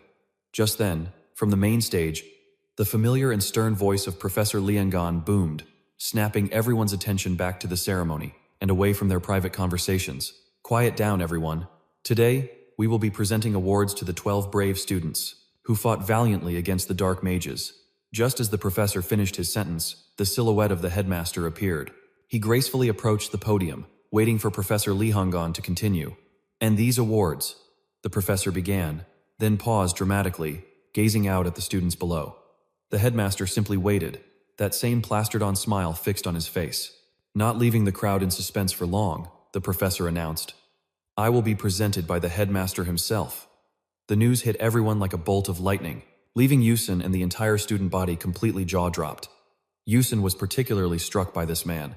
He stared at the headmaster's face and thought in awe, so that's him, the pinnacle of humanity, the ninth circle mage, Elmondwin. He'd heard the legends about the 300-year-old mage who always wore a gentle smile, yet bore the terrifying moniker, the Arcane Butcher, the most powerful mage in the world. A man like that was a true enigma. His youthful and friendly appearance, which completely defied his age, was a shock to everyone who saw him. He gave one student an encouraging pat on the shoulder, saying, "You've all worked hard, continue to be brave and diligent." His words caused the student to visibly tremble and snap to attention. The headmaster then moved down the line, his profound gaze eventually landing squarely on Yusin. Despite the serious atmosphere, the scene was slightly comical, as the tall Yusin found himself looking down at the legendary headmaster. Elmondwin was radiating a powerful, bluish-purple aura. It was both imposing and unpredictable, making Yusin think to himself, just looking at him is enough to feel this immense pressure. This must be the power of a ninth circle mage, one of only 10 in the entire world. He knew it was rude to stare so intently at someone, but for some reason, Yusan just couldn't bring himself to look away. I tried to control myself, but I just couldn't tear my eyes away. Seeing me stare so intently, he seemed just as surprised by Yusin's reaction. However, he didn't question it, simply offering a gentle smile and saying to Yusin, "You're as diligent as ever, aren't you? Just as I expected." And with that, he walked away. The cryptic remark left Byason questioning his entire existence. His mind was flooded with question marks. What on earth did he mean by that? Just then, the professor's voice cut through his thoughts, announcing, "The award ceremony is now concluded." Gazing at the mountain of spoils he'd earned, Byason couldn't suppress a joyful smirk. Whoa, a 5 million credit reward. How generous. This means I won't have to worry about money for a good while. Moreover, his voice trailed off as he glanced at the energy orb beside the cash. And on top of that, I even got a share of the energy vessel and the necromancer's heart. Just that alone was enough to make Byason's spirits soar. It's not usable right now, but Antares will soon create a subspace, and then carrying these items will become much easier. But before that can happen, I need to decipher the Magitech alchemy formula. Thankfully, the others were willing to let me have their share of the rewards. Suddenly, a system notification popped up. Next up, the system rewards. On the screen, a message materialized. Chapter 4, The Necromancer's Assault, complete. You have received a large amount of experience. Due to your unique story progression, the Constellation Project has decided to grant an additional reward. 1. A lesser version of an item used in the game. 2. A lesser version of a skill learned in the game. Or 3. Experience points. Byason wasn't surprised at all. "Oh, this again?" he thought to himself. "Honestly, I'm torn. But right now, the most important thing is to get experience points for my flash skill." He replayed the recent battle in his mind, considering his options carefully. That last fight really showed me just how weak I still am. He realized that simple hard work wasn't going to be enough. I have to leverage my knowledge to get ahead. The system's notifications continued, distributing reward. The flash skill has accumulated sufficient experience points. Level up. Flash level 2. Maximum range of 12 meters, maximum of 3 charges, and a 3-second cooldown. Byason observed the energy now swirling around his body. This reward had significantly boosted his power. He clenched his fist, a satisfied smile spreading across his face. Finally, I can store 3 charges of flash. Now I can use it much more freely. He glanced outside, and another thought crossed his mind. Is Isel next on the list? Meanwhile, at the academy, during a meditation class called Journey to the Soul, Isel was deep in her meditation when a voice suddenly called out, "Isel, Miss Isel." The call jolted her awake, and it was only then she realized that she had fallen asleep during the session. Huh? When did I doze off? The instructor, seeing her dazed and unresponsive, spoke up again. "Miss Isel, what do you think you're doing? Why are you using magic during meditation?" Isel, completely baffled, innocently replied, "Pardon?" The instructor directed her, "Just look above your head." Isel tilted her head up, and the sight that greeted her was absolutely astonishing. A beautiful, lapis lazuli-colored meteor was hovering right above her. It was breathtaking. Isel stared at it for a long moment before wondering, hold on. When did I even create this? I didn't use any formulas or calculations whatsoever. She carefully glanced around, speculating. Has no one else noticed this? Even if it's just first circle magic, once it's fully formed, even with meditation, there should be some flow of mana. A look of fear began to creep across his face. If this was truly the effect of the meditation technique, did that person truly calculate all of this in advance? After the session ended, the students decided to head to a nearby pastry shop. Looking at the warm, delicious pastry in front of her, Isle savored the moment, silently grateful for the prize money that allowed her to buy a red bean cream bun for 1,500 credit. This is pure bliss. But as she was lost in her delight, someone approached her. He greeted her politely. Hello, Isle. It was Jeremy Sken. He stared at her for a moment before flashing a friendly smile. Have you joined any clubs yet? Isle answered honestly, not yet. Hearing her reply, he immediately followed up. Is that so? How would you like to join my club? Isle set her pastry down and asked Jeremy Sken, what are the conditions? Seeing how cautious she was, Jeremy let out a chuckle. Conditions? There are none. I'm just inviting you because I like you. But Isle felt he was deceiving her. Lies, she thought. You're only approaching me because you want to make me another one of your trophies. When Aile remained silent, he leaned in closer and whispered, You don't trust me. But Isle, I'm serious. There are absolutely no conditions. All you have to do is join my club and stay by my side. That's it. I can give you so much, and you know exactly who I am. Jeremy's words dripped with implication as he stared at Aiel, his gaze heavy with unspoken promises. Aiel was lost in thought. She knew better than anyone that the Sken Empire was in direct opposition to the Adol Levis kingdom. With the power of Crown Prince Jeremy, her current life of hardship could finally come to an end. She realized she would no longer have to feel overjoyed just to afford a single red bean cream bun. She wouldn't have to endure the humiliation of being known as the daughter of a traitor. Even though every instinct told her it was wrong, she slowly began to answer Jeremy. But seeing Aiel's hesitant, fearful reaction, Jeremy's lips curled into a twisted, unsettling smile. Suddenly, a hand cut through the tense air smack. Flame had rushed in and slapped Aiel right across the face. The suddenness of it all left Aiel completely stunned. Huh? Flame's action even made Jeremy's eyes widen in surprise. It was as if Flame had put every ounce of her strength into that slap. She just stood there, panting heavily, as Aiel stared at her, wide-eyed. But Flame offered no explanation. Instead, she started yelling, You piece of trash. You said you wanted to go out with me, and now I find you flirting with someone else behind my back? I told you I liked you. Are you just going to throw me away now? Aiel, being berated for seemingly no reason, could only manage a confused, huh? Then, Flame grabbed her by the wrist and started dragging her away. Come with me, we need to talk. All Aile could muster was another, huh? The girl pulled her along urgently, her voice insistent. What are you standing there for? Let's go. Aile finally responded. Wait. Hold on. Watching the two of them leave, Jeremy's face broke into that same eerie smile again, as if he could see right through the entire charade. Flame led Aile into a spot by the academy walls. Once she was sure they were safe, she let out a sigh of relief. Phew! That was way too close. Aiel, still confused, asked, What was all that about? But Flame didn't explain. She just said, Forget it. You should be thanking me. Then she added a warning. If you had rejected him outright, he would have hounded you to no end. And with that, her job done, she immediately turned to leave. She didn't leave without a quick apology, though.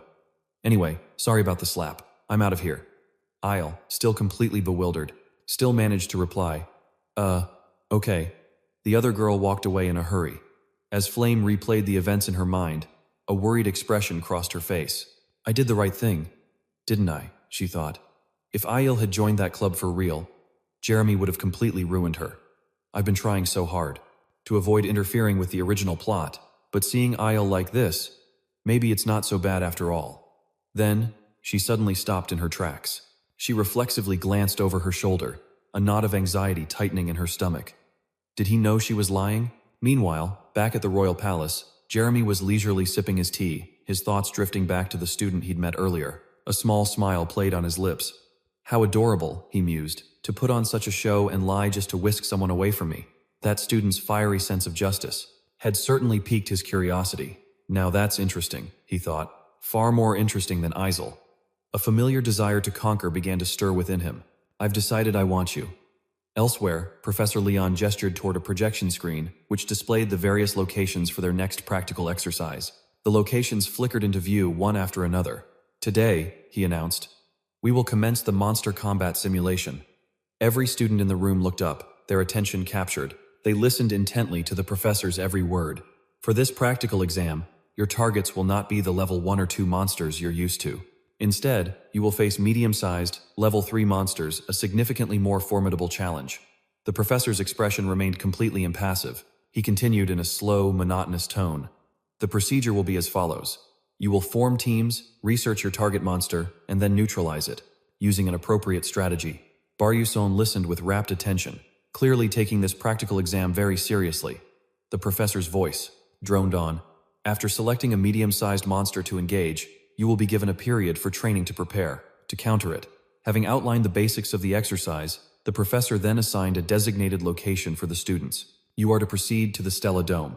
There, you will find suitable terrain and hunt a medium-sized monster that corresponds to your specific attributes. Class A and Class S will be conducting this exercise together. The final evaluation will take place in 4 days. He then moved on to the information regarding team composition. With a final instruction, the professor turned to leave. Form teams of no more than 6 members and submit the roster to me. Standing alone in a corner, Isel couldn't help but let out a heavy sigh at the professor's final words. She absolutely despised working in a team. Suddenly, a voice cut through her thoughts. "Princess, will you be joining our team?" Across the room, a girl with hip-length, reddish-blonde hair was surrounded by a small crowd of other students. Their voices were practically dripping with flattery. "What are you talking about?" "It's my turn." "No, I'd be a much better partner." The center of all this attention was none other than Hongbon, the princess of the Adolabes royal family. Isel's mind drifted, pulling her back to the old days, to a time when she was still at the pinnacle of glory. Before the Adolabes family ruined mine, she thought bitterly, I was surrounded by the exact same kind of flattery. She and Bon, they had started from the very same place. The ducal house of M, masters of the ice attribute, and the Adolabes royal family, wielders of the fire attribute. Back then, their 2 great houses were rivals, competing for absolute dominance over the magical world. And into that rivalry, she and Bon were born 2 children blessed with prodigious natural talent. But perhaps because their attributes were polar opposites, the 2 of them could never stand at the summit together. Inevitably, one of them was destined to come out on top. Isel wrapped an arm around herself, a subconscious gesture of self-comfort. Back then, I truly believed I was the chosen one. Is it even possible for me to get revenge on the Adolabes now? Just then, someone approached, their attention fixed on her. And once again, Isel's spiraling thoughts were cut short by a different voice. "Hey, are you on your own?" She lifted her gaze to see Byason standing there. Isel stammered, replying to his question with one of her own. Is there something you need?" A faint smile touched Yusun's lips as he raised a hand and pointed a thumb at his own chest, offering a bright smile. "You should team up with me." From across the room, Hongbon's head snapped in their direction. Noticing the pair's interaction, she quietly wondered, "Byason?" Then her expression soured when she saw who was standing next to him. A flicker of annoyance crossed her face. Why is it her? Meanwhile, Isul was equally taken aback by Byungson's offer. "Did you just say, team up?" He responded without hesitation, confirming what she had just heard. "You know there's no rule regarding the minimum number of members, right? We can form a 2-person team and snag the bonus points for having a smaller party." But upon hearing this, Isul immediately shot down the idea. She couldn't believe a team of 2 could possibly clear this practical exam. "Are you out of your mind? How are just 2 of us supposed to take down a medium-sized grade 3 monster?" Her stunning eyes filled with doubt and uncertainty, yet Byason remained completely resolute in his decision.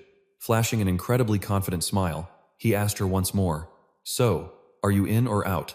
Isul was taken aback by his sheer determination. In fact, that unwavering confidence was what ultimately swayed her. And finally, her answer came. The 2 officially became partners. "All right, I'm in." It's not like I had anyone else to team up with anyway. Getting the answer he wanted, Byungson's smile grew even wider. "Great, I'll go submit our roster then." Isul watched silently as he walked away. Just then, a pair of slender legs strode over to her, and Isul looked up to see Hongbin, arms crossed. Her eyes narrowed into a glare. She stared Isul down before speaking in a flat tone. Despite a clear hesitation when facing Hongbin, Isul tried her best to sound resolute. "What do you want? If you're trying to start a rivalry with me..." Hongbin didn't even let her finish, cutting in with an annoyed scoff. "What are you even babbling about?" She looked down her nose at Isul, every word dripping with condescending mockery. "You should just worry about yourself, you pathetic little pig." With that, Hongbin turned on her heel and walked away, her gorgeous long hair swaying with every step. Isul's hands balled into tight fists. A new resolve hardened within her. Meanwhile, Hongbin's mind was a storm of conflicting thoughts. It's not that I'm trying to compete with her. It's because of Byason.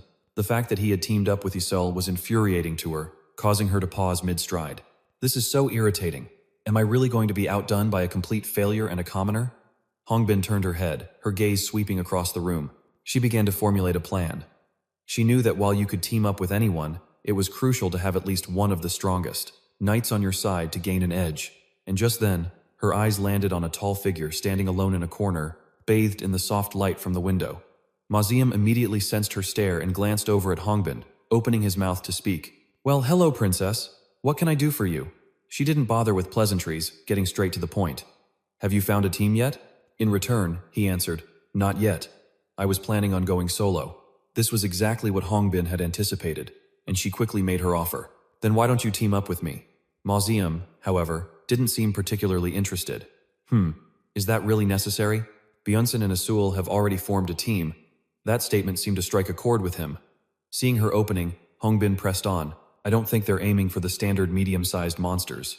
They're going after the special medium and large class ones, she added, her gaze shifting towards the newly formed pair, who were laughing and chatting together.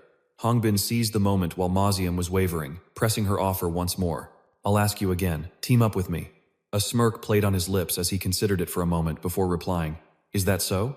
A confident smile, filled with the anticipation of a good fight, slowly spread across Maziam's face as he accepted. Now that sounds interesting. I wouldn't mind a chance to test my skills against Byason. Having gotten her way, a smile touched Hongbin's lips as well.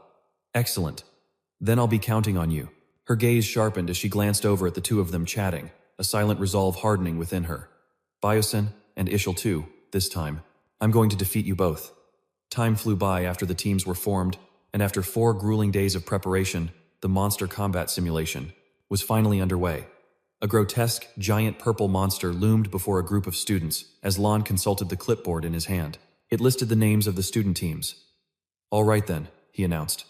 The evaluation test for Class S and Class A will now commence. 2 students worked together, weaving a magic circle to strike a snail monster, only to have their spell effortlessly incinerated by a Triant's fire magic. The other students started whispering amongst themselves, eyeing the beast. Oh, Team 16 picked a Murray? That mid-sized monster seems like it'll go down easy. Flame took a deep breath, steadying her nerves. It's fine, she thought. I've trained enough for this. Even though she couldn't hunt a special monster for the attribute bonus points, or take on a large-sized one, just defeating a Tier 3 mid-sized monster on my own will be enough to earn the maximum score. Another group of students stood armed before a grotesque purple beast, typically 5 Tier 1 mages. Working in unison can handle a single Tier 1 mid-sized monster, and with the right elemental advantages, experience, and terrain, taking down an even higher level monster isn't out of the question. Flame thought with a sense of resignation. But I use light-based magic. It doesn't have a type advantage against anything, so I'm out of luck. Her attention was suddenly drawn to a girl with blue hair, standing off in a corner. She offered a silent prayer for Annel, hoping she would ace this test. Her mind drifted back to what she remembered from the original story. Bon had made things so difficult for her that she couldn't find a team and ended up with the lowest score. I was even thinking about recruiting her to my team back then. Oh, you're back? Yeah, I'm back. Byason scratched his head with a goofy grin. I just went to the restroom. Isul let out a sigh. You're unbelievable, Flame thought to herself. With Byason by her side, Annel's future is bound to be much brighter. An announcement snapped her out of her reverie as a massive monster was taken down. Instructor Lon spoke up. Team 16, you've all worked hard. Lon then called for the next group. Next up, Team 17, to the arena. Yes, sir, Flame called back, quickly jogging through the corridor towards the testing area, passing by Byason and Isul. Just as Flame brushed past them, Byason flinched slightly. She had accidentally stepped on one of her untied shoelaces. Caught off guard, Flame's momentum sent her tumbling forward. Huh? But he reacted in a flash, grabbing her by the shoulder and pulling her back. Yanked back by the collar of her uniform, she stood there, still dazed and confused. Byason looked flustered. Flame, still frozen, managed a simple, oh. He gently steadied her until she was safely on her feet. Averting her gaze, she muttered, thanks. Byason's eyes drifted down to her shoe. Don't mention it, he said. You should tie your shoelace. It was only then that Flame finally looked down at her own feet. Ah, she remembered her friendly classmate, who had offered to help earlier. That's strange, she thought. Jenny tied this for me just a moment ago, and it felt super tight. He kindly offered, "Here, let me get that for you," but Flame declined. "No, it's okay. Good thing we caught it. That could have been really dangerous otherwise." She stepped confidently into the arena, weapons held firmly in both hands as she settled into a ready stance. The murmuring from the other students started up again. "Is she going in alone?" "Looks that way," another student replied, his voice laced with disbelief. "There's no way she's planning to take on that monster all by herself?" A massive, ferocious boar was then summoned onto the field to face Flame. A Magian. Flame faced the fearsome beast, her mind calmly analyzing the situation. That monster doesn't have any special attributes, so I can't exploit an elemental weakness. Lon cleared his throat loudly, signaling the start. "All right, Team 17, your test begins now." All eyes were fixed on the arena. The onlookers could only gasp at the wild boar's ferocious charge, wondering how on earth she could possibly handle that beast all by herself. But Flame remained perfectly calm as she began to cast her spell, whispering the incantation like petals on the wind, her focus locked onto the target. As the monster stampeded towards her, in an instant, thick ivy vines erupted from the ground, snaking around the bloodthirsty boar. The creature squealed in agony, tightly bound by the countless magical vines, as Flame calmly continued her chant, a spell of material transmutation. The frail ivy began to calcify, hardening into solid stone chains that now held the boar captive, which only made it struggle with even greater fury. She watched the monster and thought to herself, "This isn't over yet," as a shimmering magic circle materialized above her head. The stone restraints were already beginning to crack, unable to withstand the boar's thrashing for much longer. Under the beast's immense power, the stone chains finally shattered completely. Freed from its bonds, the boar charged madly at Flame, who was now holding her magic staff, fully prepared for battle. The boar roared as it lunged, opening its massive tusk-filled maw, ready to swallow her whole. Despite the danger, Flame showed no fear, and as it closed in, she channeled every last bit of her mana into a single strike, aimed directly at the monster. A brilliant golden aura converged into one point, striking the boar right in its open mouth before it could even react. The dazzling halo of light pierced through its blood-red eyes as the monster struggled to get a final look at the human who had so easily defeated it. Flame gripped her weapon tightly, panting as she watched the colossal boar collapse with a heavy thud right in front of her. The other students were completely stunned by the sight, frozen for a moment before someone finally broke the silence. "That was insane. Our team of 5 couldn't even take down a mid-sized monster. Who is that girl?" But she paid no mind to the words of praise, sighing in relief as she thought, "Phew, it's finally over." As she was walking away, another female student caught her attention. Her eyes widened in confusion as she thought, am I seeing things? Just then, Lehengon announced, "Next up, Hongbon and Masion are on the stage. We will now begin the test for Group 31." And there they were, Hongbon and Masion, standing side by side in the arena. The students waiting for their turn began to cheer enthusiastically. "Look, it's the princess. Go, princess, go." Seeing this, Flame was baffled, thinking, why is Hongbon teaming up with Masion instead of someone from her own faction? In the original story, the two of them had absolutely nothing to do with each other. This left her completely bewildered. What in the world is this team composition? A moment later, a beam of mystical green light signaled the monster's summoning. A creature with a powerful build appeared, sporting red lips, white teeth, and a layer of tough, green scales. The massive monster, marked with red stripes across its body, let out a tremendous roar, and one of the students quickly recognized it. "Wait a minute. That's a Swalby." Murmurs of astonishment and admiration rippled through the crowd. "Oh my god, that's a special mid to large-sized monster, just as you'd expect from the princess. It's amazing that she managed to find such a rare creature to hunt." Flame stared intently at the monster, thinking to herself that it was far more than just a special mid to large-sized beast. She carefully analyzed Hongbon and Masion's attributes, fire, earth, and lightning. Then her gaze shifted back to the monster, which exuded the aura of a wild beast. The Swalby was a water-type monster with high fire resistance, and it could even fly. It was a perfect counter to both Hongbon and Masion. She concluded that not only were they targeting a difficult monster that everyone else failed to beat, but they had also given up their elemental advantage to do so. It was clear they were aiming for the maximum possible score. But then she thought, that's a score they can only get. The monster's sea-blue wings twitched slightly, then powerfully beat the air as it opened its maw and let out a deafening roar. Hongbon, calmly holding her staff with both hands, gazed at the beast and said, Let's begin. Ma Yuan drew his sword in response. Understood, princess. He then took a few steps back. The other students watching were surprised. Huh, what are they planning? I thought they would attack immediately. A curious student asked, why is the knight falling back? The mage, Ma Yuan, offered no explanation, only a slight smile. He vanished in an instant, leaving behind only a streak of black light. Ma Yuan suddenly reappeared through a magic circle, hovering in midair. A brown-haired spectator stroked his chin in approval. Oh, that's a pretty decent step jump for a first-year student. The girl next to him added, but at that level, there's no way he can even touch the Suwa LP. She was confused, wondering. Besides, a step jump can't be used in the air. What are they scheming? Ma Yuan just smiled and activated his magic. The green aura within his sword began to radiate outwards. The surrounding rocks, lifted by the sheer pressure of his power, started floating in mid-air as Ma Yuan leaped onto one of them, a fierce flame erupting from beneath it. He used the momentum to launch the rock, propelling himself even higher than the flying monster. At the same time, the rock exploded in a burst of fire. The brown-haired man shouted in excitement, "Whoa!"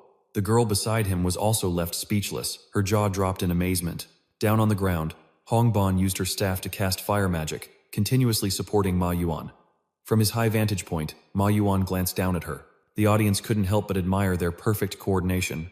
Unbelievable. He single-handedly summoned a rock twice his size.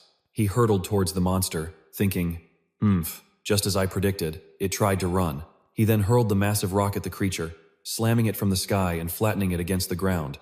The impact was so great that its tough green scales began to crack. Ma Yuan immediately channeled magic into his sword and chanted an incantation. Enormous, green-hued rocks erupted violently from the ground, tightly ensnaring the Suwa LP, which roared in agony. The Suwa LP struggled with all its might, and just then, it let out a massive roar, its eyes flashing gold. Moments later, the monster's entire body broke free from the stone prison. He landed gracefully, letting out a soft him-ph. Just as expected, it tried to run. He gave a dark smirk, but it's too late. At that moment, a swirling torrent of orange-red magical energy was enveloping Hongban, for the princess's spell was now complete. The fire-based magic Hongban had been preparing was finally ready to be unleashed on the monster. A pillar of red light shot down from the heavens, striking the Suwa LP directly. Seeing this incredible sight, a student cried out in awe. "Oh my god!" As if they couldn't believe their eyes, they stared in astonishment as the monster fell before Hongban's techniques. It was now writhing in pain. But the Suwa LP has high fire resistance. Ma Yuan raised his sword, channeling his magic, and a sea blue aura began to radiate from it. He declared with a triumphant grin, "It's over." The sea blue magic combined with the crimson red magic and rained down on the monster simultaneously, causing it to rapidly disintegrate into fragments. The Suwa LP's head turned black, its body froze stiff, and then the wind blew it away like dust. A heavy silence fell over the room. After a moment, someone finally spoke. The Suwa LP was taken down without even a chance to fight back. This year's students are absolutely monstrous. That skill level is on par with a certain third-year S-class senior. Someone watched Hongban and Ma Yuan leave the arena and sighed in admiration. So that's what a genius looks like? Hongban smiled smugly. How about that, Byason? She turned her head, glancing down at the arena floor. No matter what creature you chose, there was no way you could ever beat me. A deep, knowing smile spread across Hongban's face as she silently watched Byason and his teammate walk down to the arena. He declared with absolute certainty, "This time, victory is mine."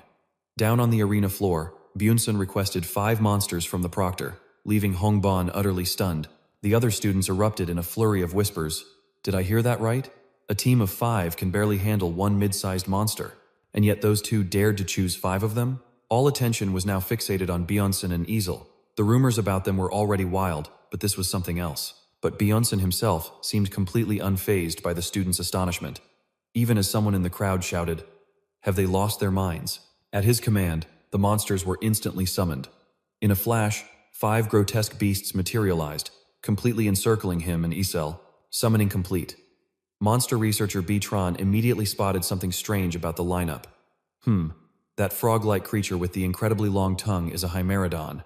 The one with the iron ring piercing its nose and a white mane is a black sand bison, and that thing with the long, massive golden beak like a heron is a cardon, and that crystalline, water-like form beside it has to be a Namus slime. Then there's the bat, which is abnormally large and radiating a sinister purple aura. A hypersensitive bat, no less. The researcher's eyes widened in shock as he pieced it together. Don't tell me this specific combination is designed for? Hongban, with his arms crossed, turned to his friend Mayuan and asked, Do you get what he's planning? Not a clue, Mayuan replied, shaking his head. His gaze then dropped back to the arena floor. Still, I'm curious to see what Byason has cooked up. Mayuan watched as Byason and Isel stood back to back in a combat stance, a hint of anticipation in his voice.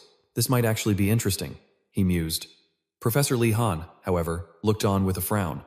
I have just one question, he interjected. Who is responsible for selecting this particular monster lineup? A younger member of the Proctor's team spoke up. That would be me, sir. A look of concern crossed Li Han's face as he studied the monster composition. You're a Knight class Proctor. You can easily find opportunities in dangerous scenarios like this, but a bishop cannot. I believe this strategy is far too demanding for a bishop class student. The young Proctor simply smiled. Not at all, sir. He asserted with confidence. This strategy was designed specifically for the bishop. Hearing this, Li Han ceased his objections. Is that so? He mused, before raising his voice. Very well, let the test begin. Byason leaned in and whispered nervously.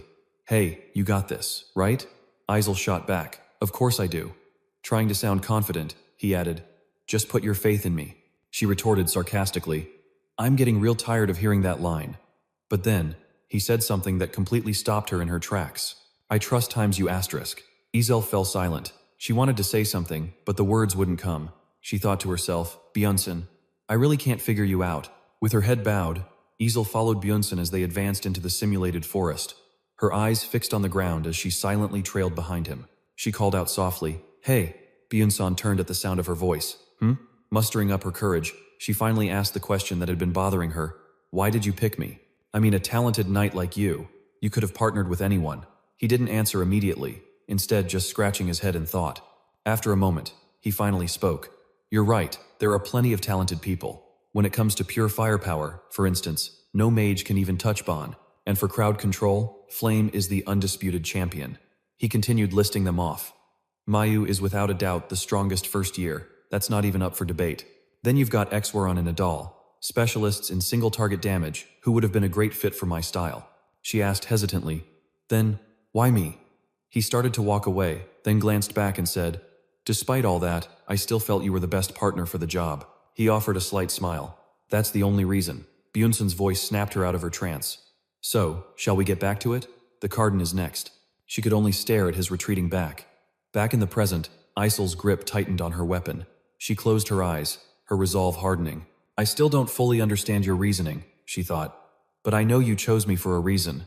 Her feet began to lift from the ground. And I'm going to show you that you were right. An immense aura of ocean blue mana erupted around Isel, and as the other students witnessed this incredible sight, they were left completely speechless. The room erupted into a flurry of discussion. Hold on, is that supernatural resonance? Impossible, that phenomenon. That only occurs when 6th level mages or higher enter an unconscious state. All eyes in the room were immediately drawn to A, who was levitating in midair, completely enveloped by her ice-based magic. If she loses focus, the mana flow could reverse and potentially leave her permanently crippled, and she's only a first-year student. Byason glanced over, a proud smile forming as he thought, as expected of a candidate, for the title of Winter Queen. He grinned with determination. All right then, let's get this party started. He gripped the dagger in his hand and looked up at the massive monster without a trace of fear. The battle of 2 against 5 mid-sized monsters was on. He quickly gathered his momentum, pushing off the ground and leaping high. Using a flash step technique, he instantly appeared behind the monster's back. He decisively slashed with his dagger, his bronze weapon glinting with a murderous aura. His strike left a deep gash on the monster's body, causing it to roar in agony. The frog-like beast had no time to react before it was slashed across the belly, letting out a pitiful cry. He calmly analyzed the unfolding situation. First up was the Hierodon, as he glanced towards the bull with 2 crimson eyes. Next is the black sand bull. You're up. Good, just as predicted, the frog's loud croak attracted the bull's attention. The red horn on the frog's head seemed to intensify the crimson glow in the bull's eyes. It took a deep breath, its 2 eyes glowing fiercely as its killing intent grew stronger. Unafraid, he smiled in satisfaction, thinking, perfect, right on schedule. He had figured out the perfect way to deal with 5 mid-sized monsters at once. The bull's eyes flashed red, but it suddenly became startled and confused as it was targeted by the bird and bat creatures. He watched with satisfaction as everything unfolded exactly as he'd planned, turning them into enemies of one another. Some students looked down in terror, and the unfolding chaos prompted one of them to exclaim, "Oh my God, what is happening down there?" Right below the platform, two of the beasts were tearing into each other, showing absolutely no mercy. Their eyes were filled with nothing but bloodlust. Another boy couldn't believe it. Are the monsters actually attacking each other? From another vantage point, Byason was sporting a wide grin. Everything was going perfectly according to his plan. The strategy was to make the monsters hostile and attack one another. In other words, it was a classic case of turning his enemies against themselves, a tactic that uses the strength of others to eliminate a foe without wasting your own energy. The veteran players of EW had always wondered, how could a small group possibly take down a massive number of monsters? And after countless experiments, they finally found the answer by exploiting the monster's unique characteristics and attributes. First, you attack the Hierodon. Any opening to land a hit is the perfect start. When attacked, the Hierodon's forehead glows bright red, and this is the key trait of this beast that can be exploited. That red light triggers the aggressive instincts of the black sand bull, causing it to lose all self-control. The agitated black sand bull will begin spraying sand everywhere, and when that sand lands on the Nami sim, those bizarre creatures with a beautiful but dangerously deceptive blue color they will generate a massive amount of water to keep their skin moist, a volume so immense it could drown anything caught in its path. Byason immediately readied himself for battle. His hand gripped his sword tightly, his eyes fixed on the flood of water already reaching his feet. Excellent. Thanks to the Academy's barrier, the water level is rising incredibly fast. He then shifted his attention behind him, where another monster lay in wait. The other beast remained perfectly still, a faint smile playing on its lips. Then, just as Byason had anticipated, the monstrous avian creature opened its massive beak, from which erupted a terrifyingly loud sound. This happens because when the Sen senses warmth, it lets out a piercing shriek at a frequency above 7 octaves. But that's not all. That very sound is meant to attract the attention of another species, one that is no less dangerous, the bat. And ultimately, provoking the sound-sensitive bat was precisely the bird monster's job.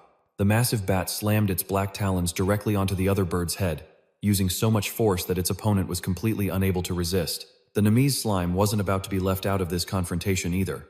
It lunged forward with a powerful torrent of water, aiming straight for the bird that had unleashed that ear-splitting shriek. The bird and the bat silently locked eyes, appearing to communicate in a wordless language that no one could possibly understand. The three beasts faced off in a direct confrontation, with none of them willing to back down.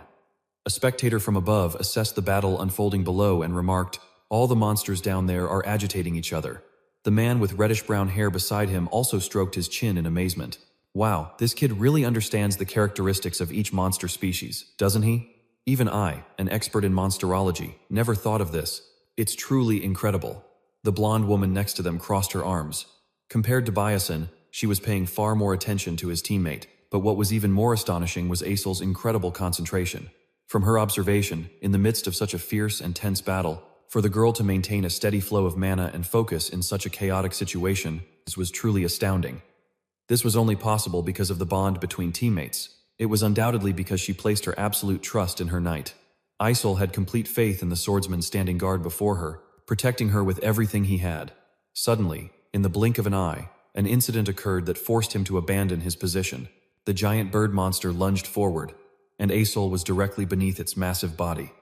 An instantaneous flash step was executed, immediately followed by a direct kick to the bird's body. It was struck with such force that its head was knocked violently to one side, proof that the power behind that kick was no laughing matter.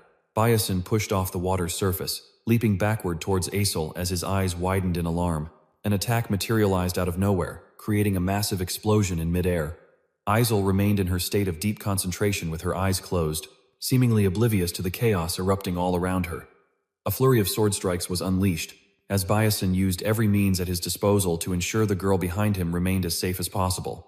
Mayun, with a cheerful grin, called out to Hongbin, "Hey, princess." She glanced over. "What is it?" He then posed a question, and it wasn't hard to guess the meaning behind it.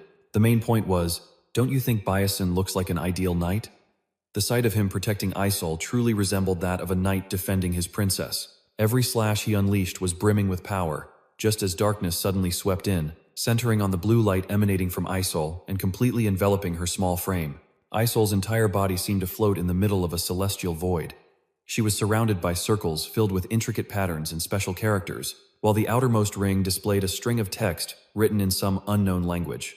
A stream of shimmering, star-like light began to descend in waves, pouring into Isol's sea of consciousness. She slowly opened her eyes as a crystal flower materialized. She had successfully attained her true power. Around her body, azure ice crystals began to materialize one after another. They swirled around Azel in a specific pattern, slowly assembling into a circle with countless icy petals, resembling a magnificent flower made of pure ice. The sight unfolding before the students was so beautiful it left them breathless, gasping in awe. Finally, a perfect crystalline flower was fully formed. The beasts stood encircling the blossom, from which a bone-chilling cold began to radiate, an intense frost that dared anyone to approach. Someone cried out, "It's gorgeous!" Isel parted her lips and commanded, "Shatter!" The moment the word left her mouth, the flower obeyed its master's command, instantly exploding into a myriad of fragments that shot out in all directions, carrying with them a colossal amount of power. The shattered ice crystals formed razor-sharp shards, making direct contact with the beasts, each shard embedding itself in their bodies so fast they had no time to react. In an instant, all 5 of the monsters were frozen solid. A voice from the crowd shouted, "Is it over? Did they really defeat 5 mid-sized monsters with just the 2 of them?" But things were never that simple. Huh? No, look. The layer of ice slowly began to crack, its absolute hold on them starting to fail. The monsters' eyes grew cold and sharp. It seemed they were now genuinely enraged. The beasts were waking up. They were really breaking free. It looked like Isel's attack had failed. A spectator sighed in disappointment. Well, so in the end they couldn't finish them off. What a shame, he continued. But with a performance like that, they've already scored extremely high. That sentence wasn't even finished when Isel raised her hand once more, conjuring a massive, brilliant golden stream of power that left everyone stunned. That flow of mana. Could it be? Isel shouted. Descend. At her command, a beam of golden magic came crashing down upon the monsters. The immense magic, centered on her, erupted in a massive explosion, obliterating the hideous creatures. The spell's area of effect expanded with terrifying force. The entire pack of beasts, caught in such a devastating blast, was blown to smithereens, letting out agonizing shrieks. Witnessing the spectacle she had just created, Isel stood frozen, her eyes wide with a glimmering light shining within them. She thought to herself, "This is my magic?" Isel stared at the palm that had just unleashed the spell, whispering, "So I was capable of this all along." She quietly recalled a memory. Just as he said, in a distant memory, a shocked Isel had yelled at Byason face, "What? 5 of them at once?" She couldn't help but curse at him.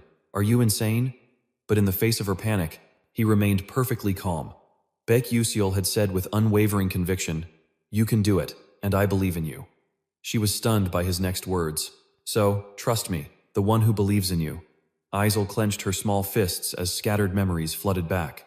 "Before, I never had anything, not faith in the path I'd chosen, nor anyone who could tell me that my path was the right one." In those memories, Isel was completely alone. But his voice was a wake-up call. From the moment she met Byason, watching his every step forward, gazing at his determined back, the timidity inside her began to melt away. She started to take steps to chase after that figure. But now, it's different. Following in his footsteps, she told herself, "Now, I won't be lost anymore." An announcement rang out, bringing her a sense of relief. The test for Group 32 is now concluded. Azel broke into a deeply satisfied smile. In stark contrast to her serenity, Byason was over here, leaning against a wall and muttering, "I almost got caught up in that blast. You could have at least given me a heads up." Hongbin and Malik stared at the results announcement board. The results of the monster combat simulation were posted on the wall. First place went to Group 32 with 199 points, while Hongban's Group 31 took second with 127 points. Ma Yongbanadol Lilvis let out a sigh. It was a complete loss. She crossed her arms and muttered, "Even after I specifically chose special monsters, both medium and large ones that countered my own attributes, I still lost. I guess I have to accept it." A nearby boy chimed in cheerfully. "Oh, so you're accepting it that quickly?" She shot him a cold glare, snapping, "Yeah, now, shut up." But beneath her feigned annoyance, Hongban glanced at him, her mind racing. If she could just picture him as Byason, if she could just imagine Byason as her knight. Hongban clenched her arm tightly. She stubbornly believed that with that mindset, she could cast magic on par with anyone. But her own selfish nature made it impossible for her to understand why that commoner was so devoted to IL. And then, Hongban's train of thought veered into a much darker, more ambitious territory. If a perfect knight truly exists in this world, then he must belong to me, the perfect queen. She gritted her teeth, her eyes and expression burning with resentment. The truth is, I was lying when I said I accepted my loss. I can't accept this. It just didn't make any sense. Hongban turned to leave, resolving to investigate Byason thoroughly. But suddenly, she stopped in her tracks, her eyes widening in surprise. Standing before her was a girl with glasses and long, shimmering hair. Hongban stared at her, the name Xenocan echoing in her mind. She resumed walking, brushing past the girl as a storm of thoughts raged within her. Did she come all this way just because she heard I lost to a bunch of commoners and a traitor? She mused.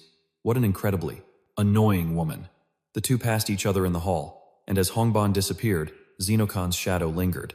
She glanced back at the retreating figure of Hongban. A small smirk played on her lips as she whispered, "Still so naive." Elsewhere, Flame was completely absorbed in her notebook and pen. Her delicate hands guided the pen gracefully, forming small, neat characters across the page. A single bead of sweat trickled down her lovely face.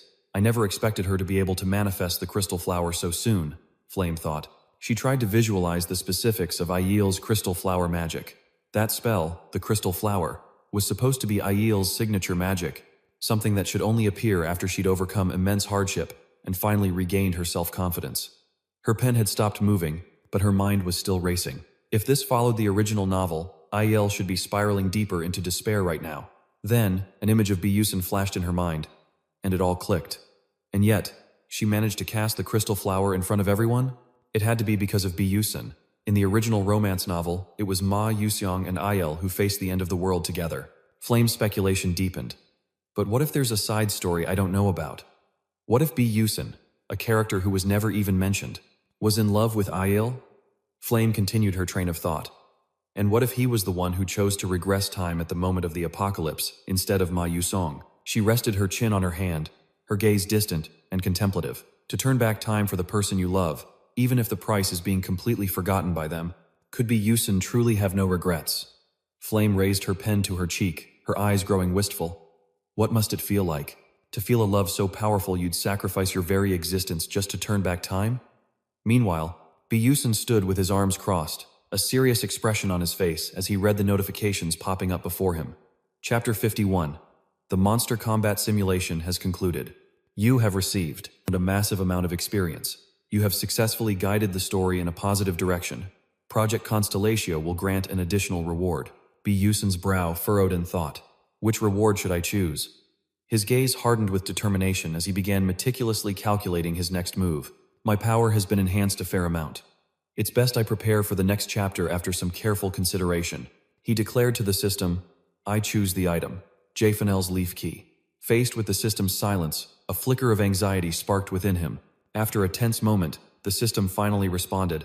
The system is verifying the awarded reward. He cheered internally. Excellent. Jfanel's leaf key. It might not be an artifact, but this is one of the most incredibly rare items out there, the kind that only the highest level players could ever hope to own. This is the key that leads to the abode of a god. Stroking his chin, he began to strategize. But to use it, I have to get off campus, and after that whole necromancer incident, the conditions for leaving have been tightened. So what's the plan? Just then, an idea sparked in his mind. Ah, a club.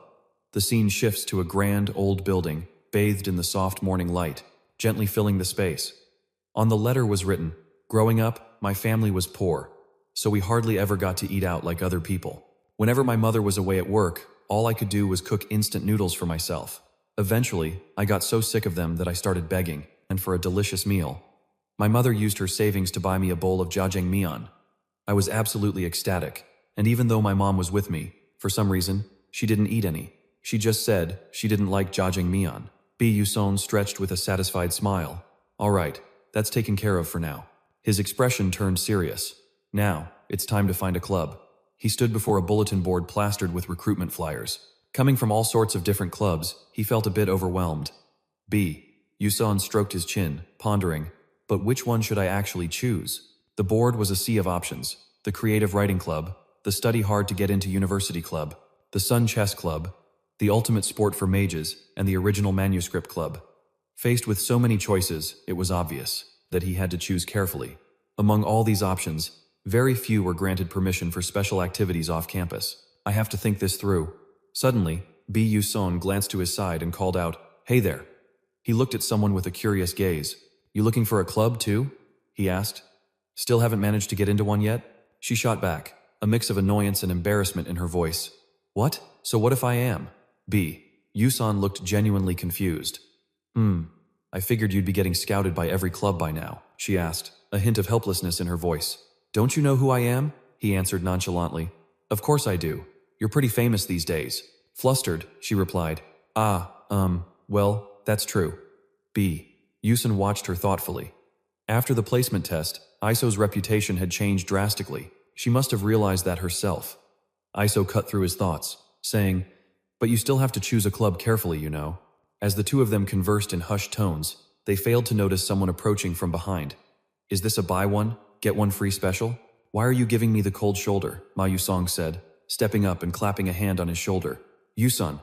Without a moment's hesitation, Yuson brushed the hand away. He thought to himself, "Ma Yusong? What's this guy doing here?" Ignoring Yusong's clear discomfort, Ma Yusong kept running his mouth. "I saw your performance on the test. On top of that, I heard you even led the hunt for the necromancer. You're really something else."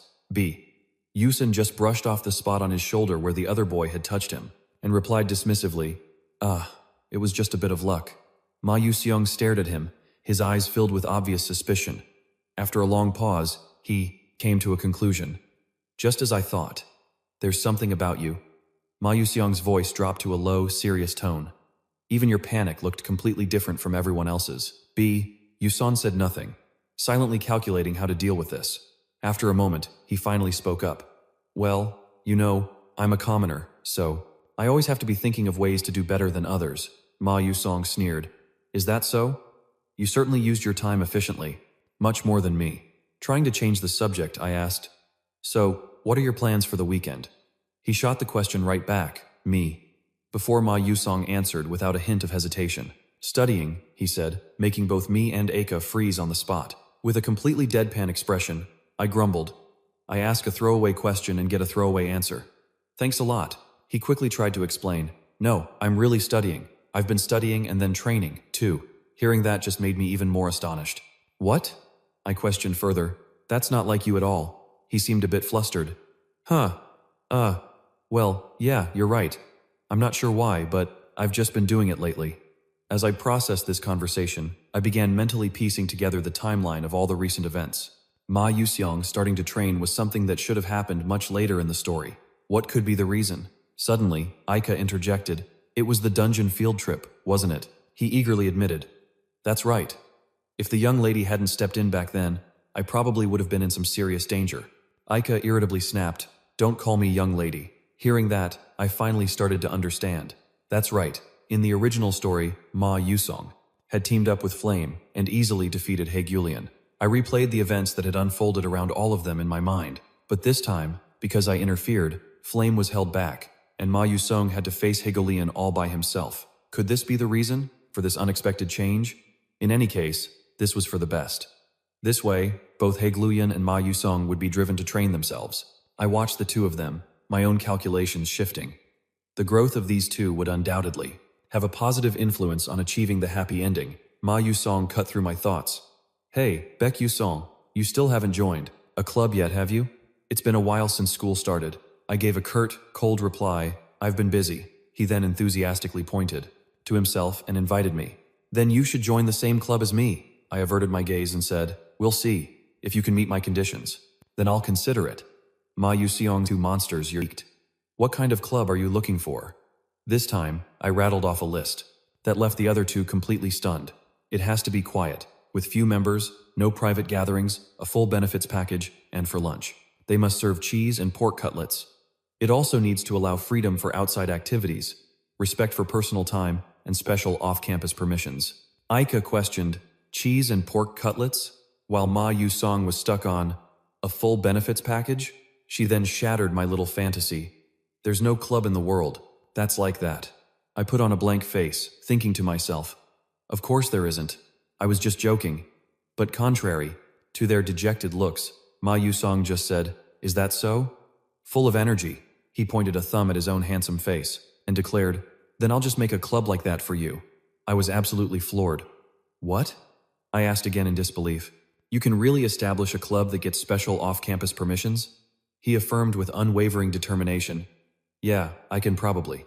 Think of something. It suddenly dawned on me. That's right. With Ma Yusong's connections, it might actually be possible.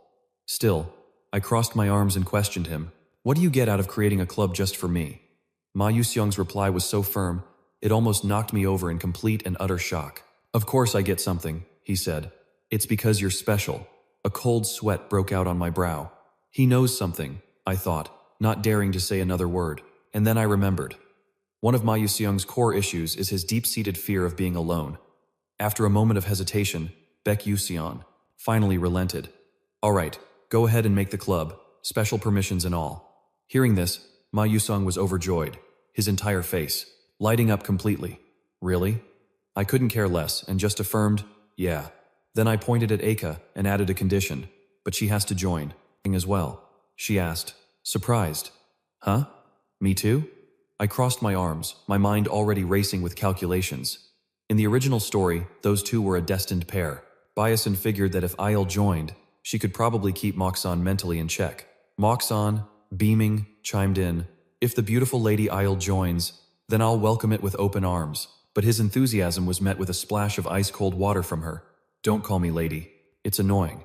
This less-than-friendly exchange had Byason second-guessing himself. Is this really going to work? I guess we'll see. Moxon, ever the enthusiast, asked, so, what should we name our club? Byason hesitated for a moment. About that.